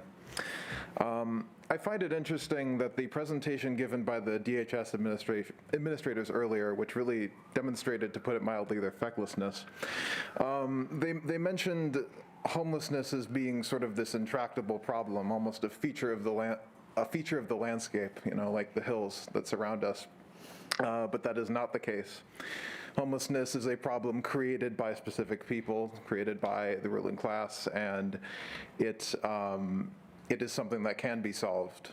In fact, and believe it or not, there are areas of the world, there are countries where there is no homelessness. For example, Cuba, where housing is not just a right in plain terms, but it is guaranteed literally through policy. And just to quickly summarize it, if the plans of Executive Fitzgerald and the interests that he supports, if they come into practice and the Smithfield shelter closes, then they will be guilty of social murder. That is murder that is not, it's not seen directly. It's the culmination of all the surrounding forces that drive people into destitution. So, do not close the Smithfield shelter. And I think one last thing I'll say to all the business people who have been coming up here, feigning about, can't we all just get along? Aren't our interests aligned? It's not cute. It's not going to persuade anyone. It's not persuasive in any way. It's disgusting, and you should all be ashamed of yourselves. Thank you. Thank you very much, Jack. Hi, please state your name for the record. Hi, I am the Reverend Liddy Barlow, and I am one of the clergy in residence at Smithfield United Church of Christ. Just before Christmas Eve in 1981, Reverend Pete Weaver opened the doors of Smithfield Church and invited a group of homeless women to come in from the cold. The emergency shelter that our congregation offered that night grew into the ministry called Bethlehem Haven, which is now an independent shelter for women with its own facility in Uptown. Today, our congregation at Smithfield is too small to operate a shelter ourselves, but we have been able to continue serving people experiencing homelessness by offering space in our building to Allegheny County for the emergency shelter operated by contracted providers, most recently our amazing partners at PSBG. Our church takes seriously Jesus' words in Matthew's gospel, which remind us that those who provide food, shelter, and compassion to, quote, the least of these who are members of my family, unquote, are caring for Christ himself. We see Jesus' face in our siblings who sleep in our gymnasium. Hosting the shelter is one way that we exercise our faith. What's more, we know that low-barrier shelter saves lives. A shelter that is located in a familiar, consistent place, at the hub of a county's public transit network, steps away from other service providers with the minimum of requirements for participation. This allows the greatest number of people the opportunity to find a safe place to stay. Emergency shelter like the one we host is an essential part of the safety net. It meets the most basic needs with the fewest hoops and hurdles to those who might not be welcomed elsewhere. A shelter like ours prevents hypothermia, reverses overdoses, offers a meal and a cot and a shower. The scores of people staying at Smithfield each night prove how necessary our shelter is, not just from November to March, but all through the year. It breaks our heart to see the end of this ministry. We are gravely concerned that there will not be enough alternative beds identified by June 20th to accommodate all who have been staying at Smithfield. We are concerned that those beds will be harder to reach and more complicated to access, leaving our neighbors out on the street. We are concerned that the decision to close the shelter and that decision's timing was not made in the best interest of its guests, but rather in an attempt to mask our city's housing crisis by further displacing our neighbors. Smithfield UCC would gladly continue to work with DHS to make our building more able to meet the needs of guests. We want to be part of the solution as we continue to pursue our mission of hospitality, service, and love to our neighbors. Thanks for sticking around to listen. Thank you so much. Hey, Lauren, I'm going to call up the next few people, too, okay? So give me 1 sec. Okay, can you line up in this order, please? Maddie McGrady, John Canning, Teresa Chalich, Jacina Phillips, Crystal Knight, Ciora Thomas, Alex Kirby, Lorenzo Green, Clara Weibel, Valerie Gobal, Colin Boyer, James Stuyvesant, Nick Marco. Thank you. Lauren, please state your name for the record. Sure, I'm Lauren Connolly. Good evening, council members, community partners, and attendees. Thank you for the opportunity to provide testimony regarding the pending closure of the Smithfield shelter, and thanks to all who have engaged in the conversation tonight. As stated, I'm Lauren Connolly, and I'm here as the Vice President of Local Government Affairs and Advocacy at the Allegheny Conference on Community Development. The conference represents business, philanthropic, and nonprofit leaders from across the region, including employers throughout southwestern Pennsylvania who collectively represent nearly 25% of the region's employment. With a focus on improving the economic future and quality of life across the 10-county region of southwestern PA, the conference places public-private partnerships at the core of everything we do. We do support the decision made by Allegheny County's Department of Human Services to close the Smithfield facility by the end of June. It's our understanding that this shelter, while a vital resource during winter months, was not intended, configured, or equipped for long-term use, nor does it have the ability to operate as safely or as effectively at its current volume at this location at this time of the year as other identified options can. We also support the plan that has been developed that connects individuals currently utilizing Smithfield Shelter to facilities and services that are positioned to provide help with shelter options, rapid rehousing, more permanent housing, and behavioral and mental health issues. As our city and our county continue to experience an increased demand for human services, we do support solutions that will provide all individuals with the care and support they need and services delivered with respect and dignity. We appreciate the dedicated service providers and partners who have worked and continue to work tirelessly to create a space where our neighbors with complex needs could find shelter and assistance throughout the past at Smithfield. We appreciate the expertise and care taken by partners in developing a plan for the individuals and communities most impacted by this change. The challenges facing our unhoused neighbors are deep-seated and weigh heavily on the neighbors themselves and also our city and region. We must come together to develop pathways and accessible supportive systems to help those seeking housing stability and improved health and well-being. We've done so with Second Avenue Commons. We can do more. We understand that there are short and long-term solutions required to solve these challenges that will take significant care, collaboration, and partnership. The conference and the employer community supports the plans that DHS, the city, and other partners have developed to meet the needs of our neighbors, and we're at the ready to provide resources to individuals in need and to the organizations and communities caring for them. We do this across the region. In this case, we would do this in Allegheny County. Thank you. Thank you. Next, please state your name for the record. Hi, my name is Maddie McGrady. I'm going to read from my prepared comments. My name is Maddie, and I'm a social worker. I live in Friendship, and I've worked in the housing social services environment in Pittsburgh and Allegheny County for the past 6+ years. First of all, I need to reiterate to you that the other shelters besides Smithfield Shelter do not have space. That is simply plainly not true. Allegheny County DHS knows this, and I know this because every single day, DHS sends out an email report to all of its contracted providers showing that the shelters have 0 vacancies. So I would just advise you to be very skeptical of this pitch that there is space elsewhere. There is not. Moving on. I want to echo the need for better, more permanent and affordable housing for low-income people specifically, and 2, to touch on the need for stronger protections for tenants. I'm going to provide some data to illustrate my points. The most recent data from the National Low-Income Housing Coalition indicates that for every 100 extremely low-income renter households in Allegheny County, there are only 36 affordable rental units available. In other words, over 60% of extremely low-income households do not have access to affordable housing because it doesn't exist. This translates to a shortage of 40,000 units for extremely low-income renters alone in our region, meaning just the lowest 25% of earners. A symptom of this shortage is that 70% of extremely low-income households are severely housing cost burdened, meaning they have to spend between 50 to 100% of their monthly income on housing costs and utilities alone, leaving little to nothing left over to meet other needs. Is it any wonder then that our health and human services are strained to a breaking point and that more and more people are in need of emergency shelter services, mental health services, and food assistance? We cannot responsibly talk about people experiencing homelessness without talking about the economic reality that the private market is pushing people out of their homes. Allegheny County analytic data indicates that every year, 13,000 to 14,000 eviction cases are filed in Allegheny County. Over 70% of these cases are for unpaid rent alone and not for lease violations or a lease ending, indicating that the problem is primarily an economic one.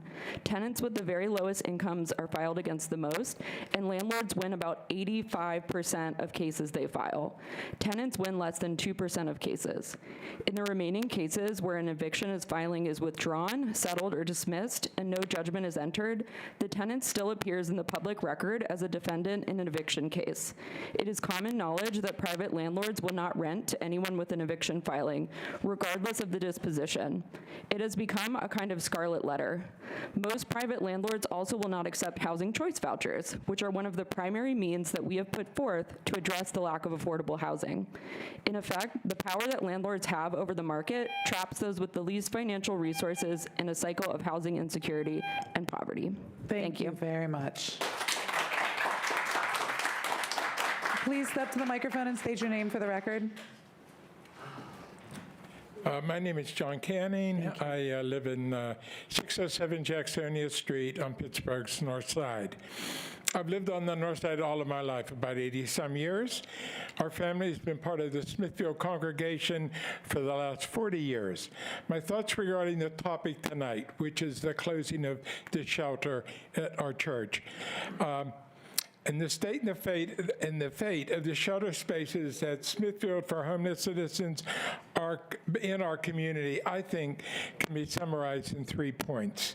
The first is that homelessness in Pittsburgh, in the Pittsburgh area, and in particular in downtown, is not a new phenomenon. It's existed for decades. I've grown up with it. I spent a lot of my life in and out of downtown, and homelessness has always been part of it. The institutions have sought to address the plight of homeless people. And we all know that people are homeless for a variety of reasons. There's not one factor that brings a person to this state of being homeless.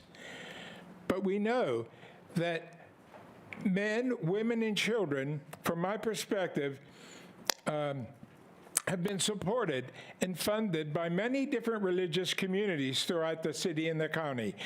I live on the north side within 2 blocks of 2 of these shelters. One is the Northside Commons Ministry, the other is Light of Life. I have lived there for decades. Businesses exist around these shelters. People live around these shelters. Somebody's feeding you people an idea that a shelter brings down a community. I know Smithfield Street. I go there. I've been going there for decades. Smithfield Street, in particular, that block where our church is and where the library is, has been on a decline for well over a decade. This isn't something that's just happened because of the shelter. The shelter is serving people who have greater needs than the needs of somebody to sell hot dogs or somebody to sell Asian food. For many reasons, the present day downtown is much different than it was a century ago. I remember when we had the women's shelter in Smithfield. It was part of it. When we organized with Bethlehem Haven, we were eager to provide a place for homeless women and children when there was no place in the city that would accommodate homeless women. I'm surprised people aren't here from Bethlehem Haven to speak to the need of the very thing, the very service that is being provided in the gymnasium. It's not just the basement. It's a big gymnasium of our church. And so I think that the crucial issue, and my last comment just finish your sentence, please, John. Is that the complexity of this issue is something that really, the crucial word in making your decision is compassion. And the compassion should be directed to people whose lives are in shambles to the point where they have no place to live. Thank you. Thank you very much. Crystal, please state your name for the record. Hello, my name is Crystal Martha Knight. I'm a resident of Manchester on the north side. I'm here to say we're experiencing a houseless crisis that we are morally obligated to not only address, but to confront with honesty and compassion for the countless numbers of unhoused people in Allegheny County. I work for an organization that serves low-income folks and returning citizens, but the majority of those I serve are the unhoused, helping them obtain their vital records such as state IDs, driver's licenses, and birth certificates, to name a few examples. While I'm not here to speak on behalf of my employer, I am here to say that I work directly with dozens and dozens of people who not only rely on the county's limited shelter system, but also folks whose only option it is to live outside. Because of my daily work experience, I know firsthand how the system is set up to fail the unhoused. In order to receive services, one must have a PAID. Many people who end up homeless are stuck in this cycle where they need an ID to get a birth certificate, but you need your birth certificate to get your ID.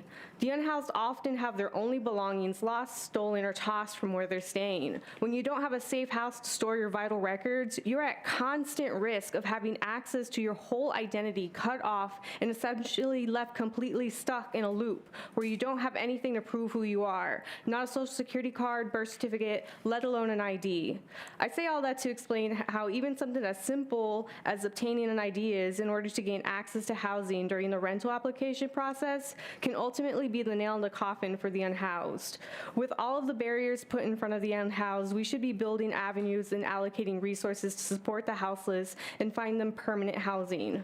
I know this has been said before in different ways, but it just bears repeating. The fact is most people are one car accident and a hospital bill away from being homeless. I've encountered one too many people who told me they're living on the streets now because their house burned down. One gentleman told me he had all the copper from his house stolen, so he ended up in a shelter in McKeesport. Another person had gone bankrupt from health issues. The fact is, no matter how someone ends up in a shelter or on the streets, people deserve housing. This isn't a radical idea. The county should be prioritizing affordable housing, harm reduction, shelter space, and access to bathrooms and showers, not the millions it sets aside for policing that ends up with cops criminalizing people for merely existing outside when they have no more options of where to go. Do not shut down Smithfield without a plan to house the many people who rely on the shelter. Houseless people deserve safety, dignity, and decent housing. Thank you. Thank you very much. I'm going to call up the next few people while yins are lining up, all right? Diana Bucco, Dan Grisbick, Ciara Bryant, Amy Plant, Keena James, Jacqueline Keller, Terrence McGregor, Thomas, what is it? McGeorgia, thank you. Thomas Bost, Anna Kelly, Anna Yatso, Desiree Alvario Perea. If yins could line up in that order. And now you may approach. Thank you so much. Please state your name for the record. Hi, my name is Dr. Valerie Gobeo. I'm a resident physician up at UPMC Presbyterian Shadyside, and I do not represent that organization. I've heard a lot here about people mentioning health, so I would like to go on the record and talk about what will happen when this shelter closes on Tuesday. So as we've established, and I'll just summarize, shelter is the most basic element of the concept of housing as a human right. It is the bottom of that pyramid. And taking people's shelter away is an individual health hazard and a public health disaster. And that is what's gonna happen on Tuesday downtown. I will list the individual hazards and the public hazards in a by no means comprehensive way. And then I will suggest some short-term solutions to help people while all the kumbaya occurs. So, on a personal level, we've already mentioned hygiene. When somebody can't go to the bathroom or clean themselves, it puts them at risk for infections. When people get infections, they end up in the hospital if they are lucky. When people smell bad, they're at higher risk of being injured by other people who aren't happy to smell them. We've already heard about how the wonderful folks at Smithfield take care of folks overdosing from opioids. When those folks are out on the street using and they don't have people around them with Narcan, they will die. Finally, shelter provides protection from the elements. We all think about winter, but summer is a huge hazard as well. Pittsburgh is a heat island, and so in the middle of the summer, in the hottest temperatures, the heat is trapped between the ground and all of the carbon dioxide in the atmosphere. That puts people at higher risk for heat stroke, dehydration, and other issues from high temperatures, which lands them in the hospital. The effect that I just described also increases the amount of exposure to toxic pollution. And we've just experienced an increase in pollution from the fires in Canada. This will continue to happen. People's lung disease flare, and they end up in the hospital. It's bad for their health. They can also, without shelter, people are also more at risk for trauma from assault. On a public health level, without a bathroom overnight, urine and feces will be in the street even more than they already are. There will be bodies in the street when people die. And finally, when more people are in the hospital, you, your grandma, and your mom will not be able to get the care that you need because the hospitals are full. We cannot discharge anybody anyway, and we have very few employees. It's a mess, and if we have more patients, everyone gets worse care. I'm out of time. I'd be happy to provide some recommendations after the fact. Thank you. Thank you very much. Hi, please state your name for the record. My name is Cullen. Are the DHS people still here, or did they scurry off somewhere? The county manager is still back there. Okay. Homeless people. The key word in that phrase is people, because they are people. Whether our government wants to act like it or not, they're human beings just like me and just like you. Each and every one of them has a story, emotions, dreams, and everything else humans experience. And it's time we start treating them as such, not as some inconvenience or item we can just throw aside next time we want to build some copy-pasted real estate development. Sure, this homeless shelter may be a bit outdated. It might not have adequate cooling, but you know what else doesn't have adequate cooling? A tent. And what's going to go in its place if this place gets shut down? Another gentrified, overpriced modern apartment building? Because Pittsburgh needs more of those, right? Or is it going to be like the rest of the unused buildings that take up half the city? As DHS mentioned before, we don't have anywhere to put them. I used to live in Uptown, and there were probably at least 17 buildings surrounding me that had nothing in them. Or maybe they were being used for storage, cardboard boxes, I don't know. There was nothing in those buildings. They had a for lease sign on them the entire time I was living there. A for lease sign, who's leasing them? No one. If you're not using your property, you don't get to have it. Land is not a commodity to be bought and sold.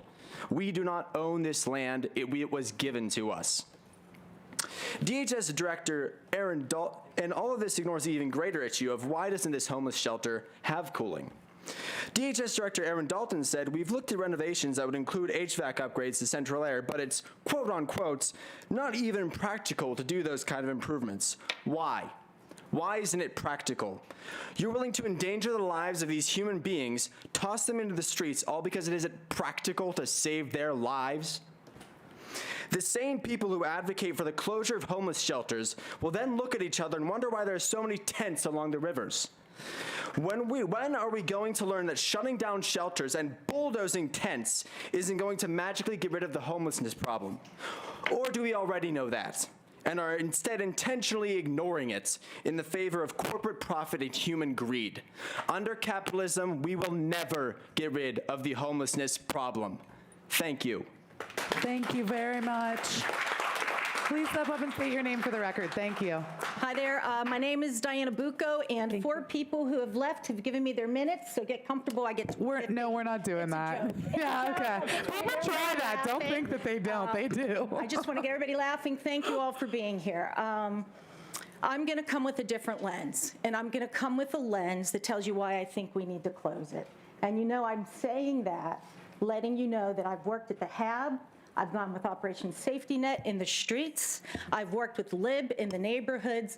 I am not a stranger to these issues. I am a tenant at Center City Towers. I'm the neighbor. And for 8 years, I've thanked God every time the weather has gotten cold because the shelter was there. In the last 7 days, this is what we have lived with, and we've been living with for 3 years, okay? I am worried about the tenants because you keep them safe, Aubrey, but when they're out of your building, they are no longer safe, and there are not the sufficient wraparound supports, and unfortunately, the shelter is the hub for it. So in just the 7 days, the day it rained, we had a shanty built over the library with the people who couldn't get into your shelter because there aren't enough beds. That's not true. I'm sure this is my story. You cannot take it from me. Don't talk from the audience to the public commenters. Just talk, please. Okay, so we showed it was covered. People were there. I'm there at 7 in the morning, and I don't leave till 8. I'm in this city constantly every single day of the week. And what I can tell you is on every given day, I have had to see people who've urinated because we haven't provided sufficient bathrooms. So thank you for advocating for that. It's not dignity. I have seen the police a couple days ago have to break up the fight when they were released because there was a fight that had broken out. I've watched domestic violence and Denny have to come out and break it up.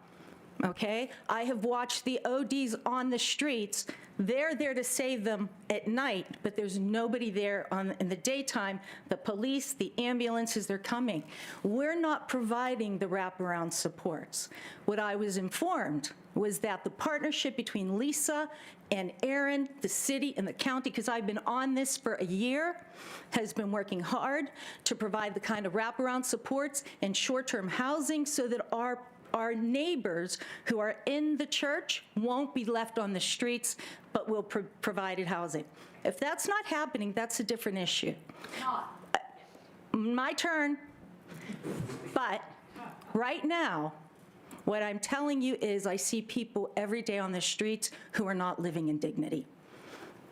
And even when the shelter's shut, lots of people are still out there. They're not getting what they need. In the mornings, they're not getting what they need, and I'm worried for them. Thank you. I'm not off yet. Because let me finish my last sentence, please, just like everybody else, right? Thank you for letting me finish my sentence. Because just like everybody else, I see myself in those faces, and I'm worried about them. And in closing, I ask for you to identify solutions in the same way you have asked everybody else, because for 3 years we've been working on this, and I don't know where all of you have been. Nobody let us know, but I will hit you up because I got a bunch. Down the street. So my name, by the way, guys, I have it. Deanna Bucco, president of the Buell Foundation.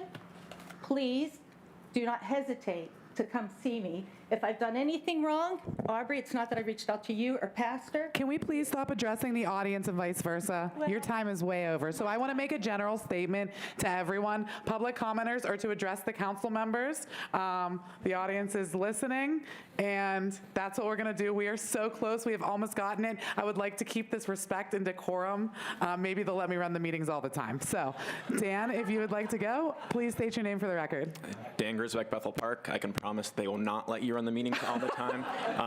I'd like to start off by thanking all of you for having this today because, I think it's a fact that's lost on a lot of people that you learned about this when most of the public learned about it. It wasn't your choice to shut down Smithfield Shelter. You didn't have any say in the matter. So I appreciate you actually having this dialogue so that people can hear about it. I also appreciate all 6 of you that are currently here that have stayed for the entire, what are we at, almost 5 hours now. I think it means a lot to the community that you're at least willing to hear about different people's perspectives. I appreciate what DHS has been attempting to do with expanding the opportunities for different shelters and housing methods for the community. I also appreciate what Aubrey and the rest of Team PSBG has done at Smithfield Shelter to clearly build what is a community. It's not just a shelter. You could see from all the comments that people have a legitimate community there that they're building, and friends and chosen family. And while I applaud DHS's efforts to expand our options, this solution that's being presented isn't a solution. It's going to exacerbate the problems that we have with homelessness and the housing crisis, while also exacerbating, what we all know is actually the concern of businesses, even though we may not want to say it out loud and we want to dance around things and kind of co-opt progressive language and pretend to care about certain things. It's that businesses are concerned about the homeless population downtown and being close to their business, and they're worried about their bottom line at the end of the day. But what's going to happen whenever you remove what is 145 plus beds on every given night that are housing 600 people over a 30-day period is you are going to send people out into the community, and they're going to be on the streets. And like so many other people have spoken to, you're going to have worse issues, with feces and urine in the streets, with people ODing, and like other people have said, people are going to die. So not only are you exacerbating the issue of homelessness, you are making downtown a less hospitable place for businesses. You're solving zero problems here. So, I know it's not within your particular purview right now, and I'm sure the county executive is listening. So I ask him specifically to please don't make this terrible decision and close down Smithfield Shelter on the 20th. It's not going to help anyone. Thank you very much, Dan. Hi, please state your name for the record. Hello, my name is Anna Kelly. I oppose the closure of the Smithfield shelter and the general movement of shelter locations away from businesses and residential areas. Recently, County Executive Fitzgerald has said publicly, "I think it makes sense to move these shelters out of business areas, out of residential areas, out of places where it hurts business owners and residents into remote locations." So here we have a presentation of the interests of one group. The second interest group in this situation is the unhoused population that utilized shelters. It doesn't seem like Fitzgerald is considering them, and from his statement, it seems that he justifies his disregard of their interests by excluding them from the group he considers to be residents of Allegheny County. Now we should ask, is it fair to exclude them from our definition of residents?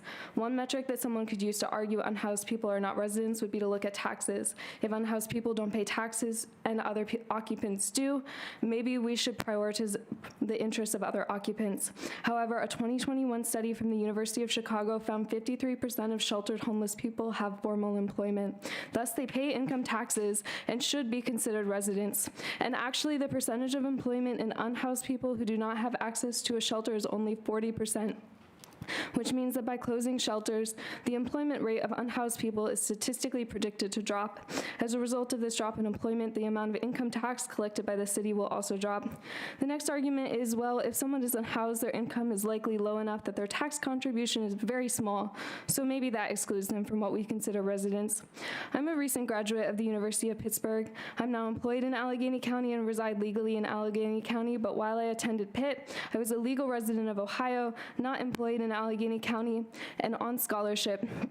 So I was spending very little money locally, and my contribution to local taxes was very small. Yet I benefited from countless public services, including public health clinics, transportation, libraries, historical sites, trash collection, parks, and on and on. So I can attest that many people who pay low amounts of taxes are still considered residents and invited to use public services. So if you redefine residents to include the unhoused, as there is no basis for their exclusion, you can conclude moving unhoused residents out of shelters and away from downtown areas is not just, as it directly infringes upon the interests of a group of Allegheny County residents who are just as deserving of fair representation as any other resident. At Pitt, I had the privilege to study the history of Black Pittsburgh under an expert professor. He taught us about a period of our history called urban renewal. In the 1950s and 60s, conditions for predominantly people of color residents in the Hill District were bad. Buildings were dilapidated and families were crammed into tiny spaces. Over 1,300 buildings were destroyed and 800 residents relocated. The large civic arena replaced them. At the time, residents supported this because conditions were bad, but the promised replacement housing options from the city never came. This created resentment, which contributed to the riots after the assassination of MLK. These riots raised interest rates from insurance companies in the Hill District. Okay. Which to this day makes it difficult to start a business in the Hill District. So when you take away shelter and housing options without a plan for the replacements, the ripple effects and the suffering that causes are still felt 70 years later. And so I just think that we need a plan. Thank you very much. Tina? Please state your name for the record. Hi, everybody. My name is Keena James. I'm the coalition organizer for the Alliance for Police Accountability. I just want to start off by saying whoever installed your cooling system needs to get with DHS for the Smithfield shelter, because I've been freezing for literally 5 hours. Okay.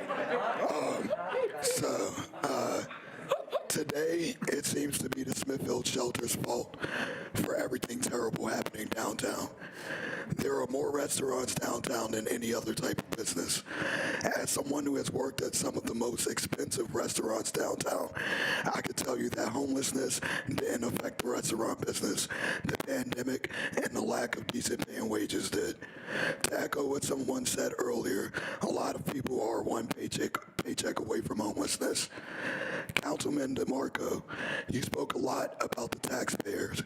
I am a taxpayer. You are someone who voted no to raising the minimum wage to a living wage.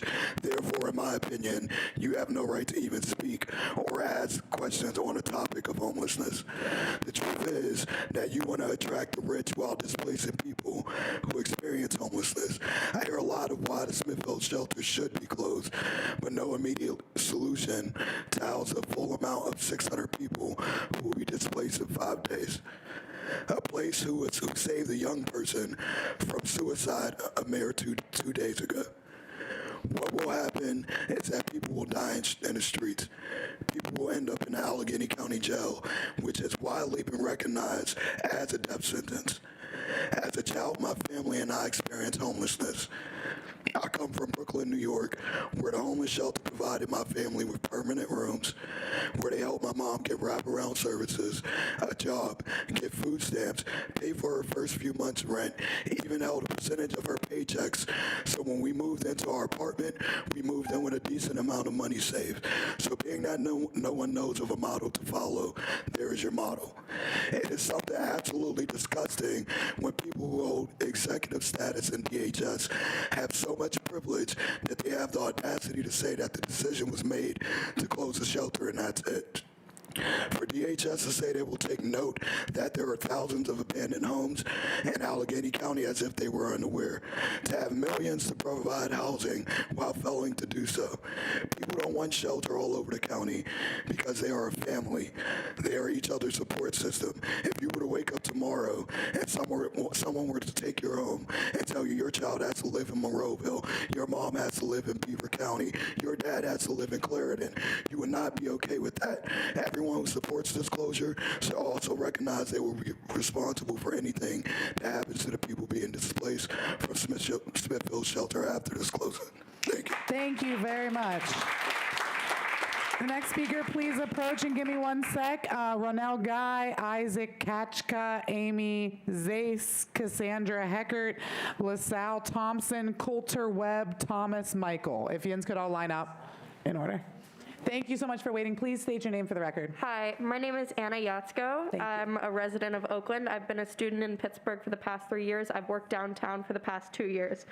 Thank you for the opportunity to speak in front of this elected body. You all know politics, so it should be easy to recognize that the people of Smithfield are being used as political bargaining chips. Best believe that weeks and months down the line, your citizens will come knocking, upset about the homeless issue that all of a sudden got worse, way worse. Are you going to be worried about appeasing wealthy Fitzgerald then? When your citizens are standing in front of you, your citizens are going to demand answers. They are going to want to know why you didn't stop this, why you let the problem get worse, but you're not going to let that happen, right? We're here to stop this, right? You are eroding from the inside out. Members of your own government, employees of the county, oppose the closure of Smithfield. They feel forced to keep that a secret or are conflicted out of speaking on it. I am here on their behalf because they speak to me. So as agreed, I'm here on behalf of the county employees who have to stay silent. Do not close this shelter.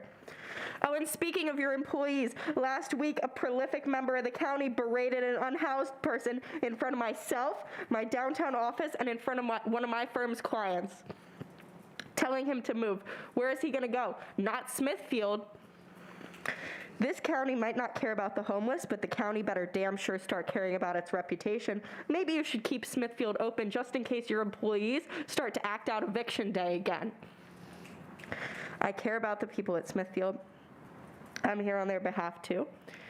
Hear that? The people, they are people, but the solutions that I'm hearing are sending them to jail and increasing police interactions. I'm here in my personal capacity. We know what happened when the homeless were forced to interact with the police. We know what happened, and respectfully, if you want to mess with the homeless in the city again, maybe you should finish your payment plan first. Thank you. Thank you very much. Next. Please state your name for the record. Hi, I'm Coulter Webb. Thank you. I'm an employee at Team PSBG, and I am a former resident of 620 Smithfield Street United Church of Christ Shelter. I fell out in homelessness back in 2020, September of 2020, as a result of just ongoing pressures of the pandemic. And between then and now, I have multiple times used 620 Smithfield Street as my number one place of stay, and for a variety of different reasons. There are a bunch of different programs and providers all around the city that do a lot of good work, but none of them fit my specific needs. None of them were there to answer my specific questions. And as a result, I was left on the margins. I was left outside. I was left in the cold. I was left in the rain. And, you know, without places like we've been talking about all night, without bathrooms, without showers, I'd never forget when I found the first place that would let me do laundry. You would have thought I'd hit the lotto or something like that. You know what I mean? It was crazy. Yeah, it's been a long journey. There's been a lot of ups and downs for me between then and now, but recently I began engaging with 620 Smithfield Street again around Christmas of last year in 2022 as I quickly found out that weather is like one of the biggest issues a homeless person will have to deal with, and so I'd been tracking that extremely cold weather for about a week before then. You know, when I got there, I was expecting the very same Smithfield Street I got in 2020, and it was not that place. The new providers at Team PSBG really did become the reason why I kept going back even after the weather had turned. Some things that were really cool about that, though, you know, was not only was the shelter open for the nights over the holiday, it was also open during the days for the first time in the entire, like, 45-year history, if you go online or something like that, that it was open for 5 consecutive days. Not just during the bitterly cold nights, but also the brutally cold days. And also at a time when all the other local businesses, libraries, and other facilities are closed. It's Christmas. No one's open. That was historic. It was unprecedented, and it saved my life this year, guys. I would be dead. It saved my life. Since then, I have clearly gotten employed. I now live in a smaller, longer-term, more long-term decided shelter out in McKeesport that Team PSBG runs, and I work at the shelter down in Smithfield Street. My friends, my former, for lack of a better term, roommates, people I know, I care about, and I interact with regularly, will be harmfully impacted by this. I just want you guys to remember that when we're talking about the guests of Smithfield Street, we're talking about me. We're talking about me. The people you are kicking out are me. And if that's okay, well, at least thank you for telling me. Thank you very much. At this time, is there anyone who wanted to provide public comment whose name was not called? Please step up and announce your name for the record. Hi, everybody. My name is Kayla Schaefer. I work at a downtown shelter in Pittsburgh, Pennsylvania. I spend 40 to 50 hours a week there, and I've worked with the unhoused community for about 8 years. I'm currently working on my master's in social work, and in 2008, my family lost our home in the recession, and I'm very privileged to be where I am today. But I'm not an expert. The guests from the Smithfield shelter that we heard from tonight are the experts. In my experience, homelessness is a symptom of a broken society, not the individual. The vast majority of people that are experiencing homelessness is because of an inability to locate affordable housing. The people that I work with are seniors, people that are disabled, veterans, people that have experienced domestic violence, but they're all human beings. A lot of the people that I work with have worked for 30 years and hit retirement age and get evicted because they can no longer afford the place they were living. That story is something that I hear daily. People that are working full-time minimum wage for $7 an hour can't afford an apartment. It's even hard on $20 an hour. The barriers for people that are homeless, there's a long wait time to get in touch with Allegheny Link. Sometimes people can be on the phone for an hour. You have to be chronically homeless. You have to be homeless for a year before you're eligible for services. I have a client who his papers with the housing authority were sitting on someone's desk since September of 2022, and he's still sitting in my shelter waiting to get housing. I have clients that have vouchers in hand, and there's no available units because landlords don't accept Section 8. We need more permanent supportive housing. We need more rapid rehousing programs, but we really need more shelters, more shelter beds. Housing First values the choice of the individuals, and that's what we need to talk about is choice of the people that are experiencing the homeless system. system. Housing First programs are 88% successful compared to Treatment First programs, which are only 41% successful. Housing programs save about $31,000 per person a year, over 2 years in emergency services costs. The average stay in a shelter is about a year because that's how long it takes to work the system to get housing for people. And even the best social worker in the world can't help without resources, and there's not enough resources out there. Housing First reminds us that we need to meet people where they are, and there's not enough shelter beds. What about the unsheltered folks currently on the street if we pull 125 beds out of thin air? Jeremy, who works for the Pittsburgh Partnership, his salary is $238,000 a year, so I think it's kind of funny that he wants to speak on homelessness. And the businesses that spoke tonight, the bottom line is that they don't want to see unhoused people, and that is the bottom line. Every human being deserves shelter, every human being deserves housing, every human being deserves food, and people over profit. Thank you so much. Please state your name for the record. Were you trying to be last on purpose? Is that why you're hiding back there? No. Okay. Coincidentally, I was just last. Okay, go ahead. Cassandra Heckert. Thank you. Great job to everybody who actually made it all this time. I myself have been here since 5:15 this afternoon. Yeah. My name's Cassandra, but I go by Cassie. I'm club manager at the historic Allegheny HYP Club, and we are neighbors to the Smithfield shelter. I've been asked to speak on what's changed in our neck of the woods. So I'm going to limit it, because of the time crunch that we've all been sitting here for, to talk about the last few months. So in the last few months, we've had a person overdose in our courtyard, and the paramedics had to come revive them. We have had people enter our club without permission. We have had people we've watched from our upper floors as they wander into the apartments that we share our courtyard with and come out with personal belongings, take theirs off, leave it in our flower pots, and walk off.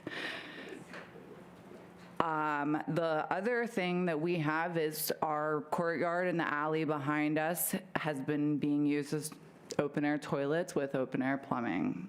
I also have had to deal with this spring. There was a string of stabbings that occurred in broad daylight during business hours in the alleys that surround our building, back door and dumpsters, as well as in the parking garages where our staff and our customers park. Our neighbors have had human feces flung on their buildings and walls. That is all I will say as a representative of my job, as a person that is a citizen, as an Allegheny County resident and taxpayer. I don't think this is related to the people that are experiencing homelessness. I myself experienced homelessness in 2007. I was blessed to own a car at the time, so I had a place to sleep. I was blessed to have a job that had bathrooms and locker rooms, so I had a place to shower. I was blessed to have a job that had a cafeteria, so I had somewhere to eat every day.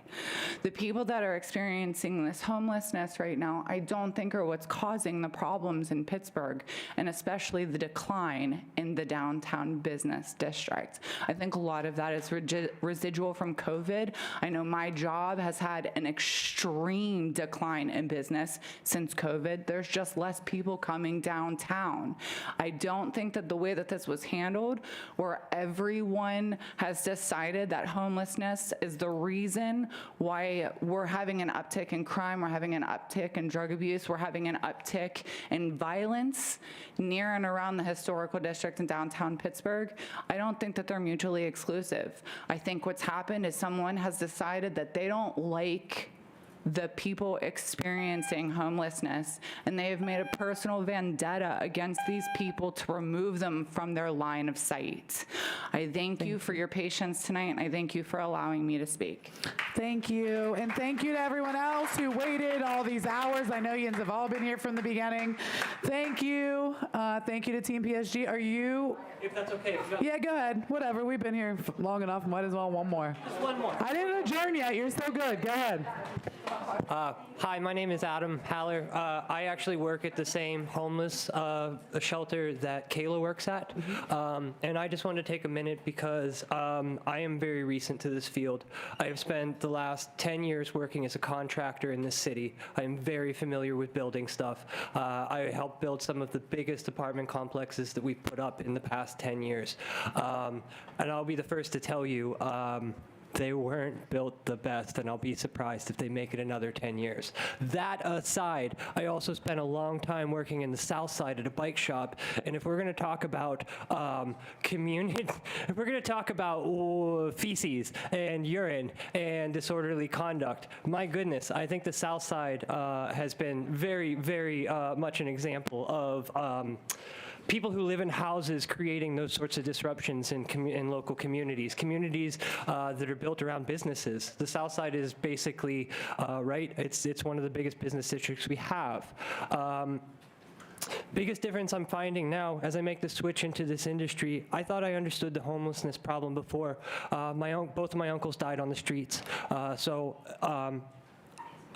I needed to make a switch. I was tired of seeing it myself, and I didn't really understand the problem in whole. Coming here has been a life-changing, it's been life-changing. Despite knowing about my uncles, despite knowing and thinking I knew about the problems, it's different when you see it from the other side. The resources aren't there. And I say this as somebody who's so green. I'm surrounded by social workers that have degrees. I'm surrounded by people who've been doing this work for so long. And I feel so privileged I was given an opportunity to put my hands into the till and become a part of the solution. But what I'm encountering is not only the lack of resources, but we have a culture problem. The homeless people, again, I want to reiterate what everyone else has been saying up here. They didn't start this problem, and it's been going on for a long time.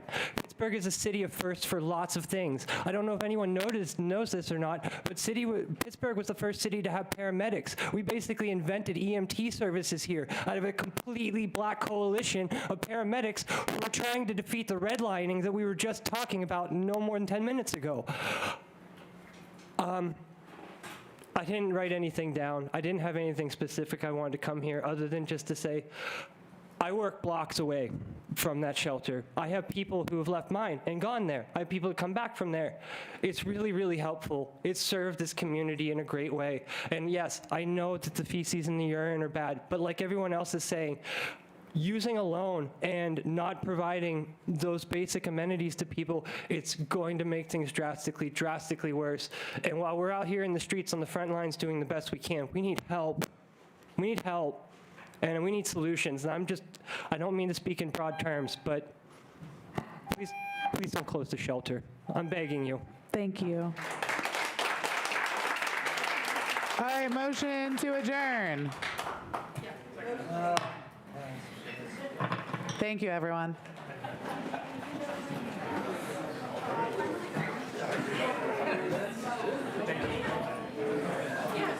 Well, it's a shame we didn't talk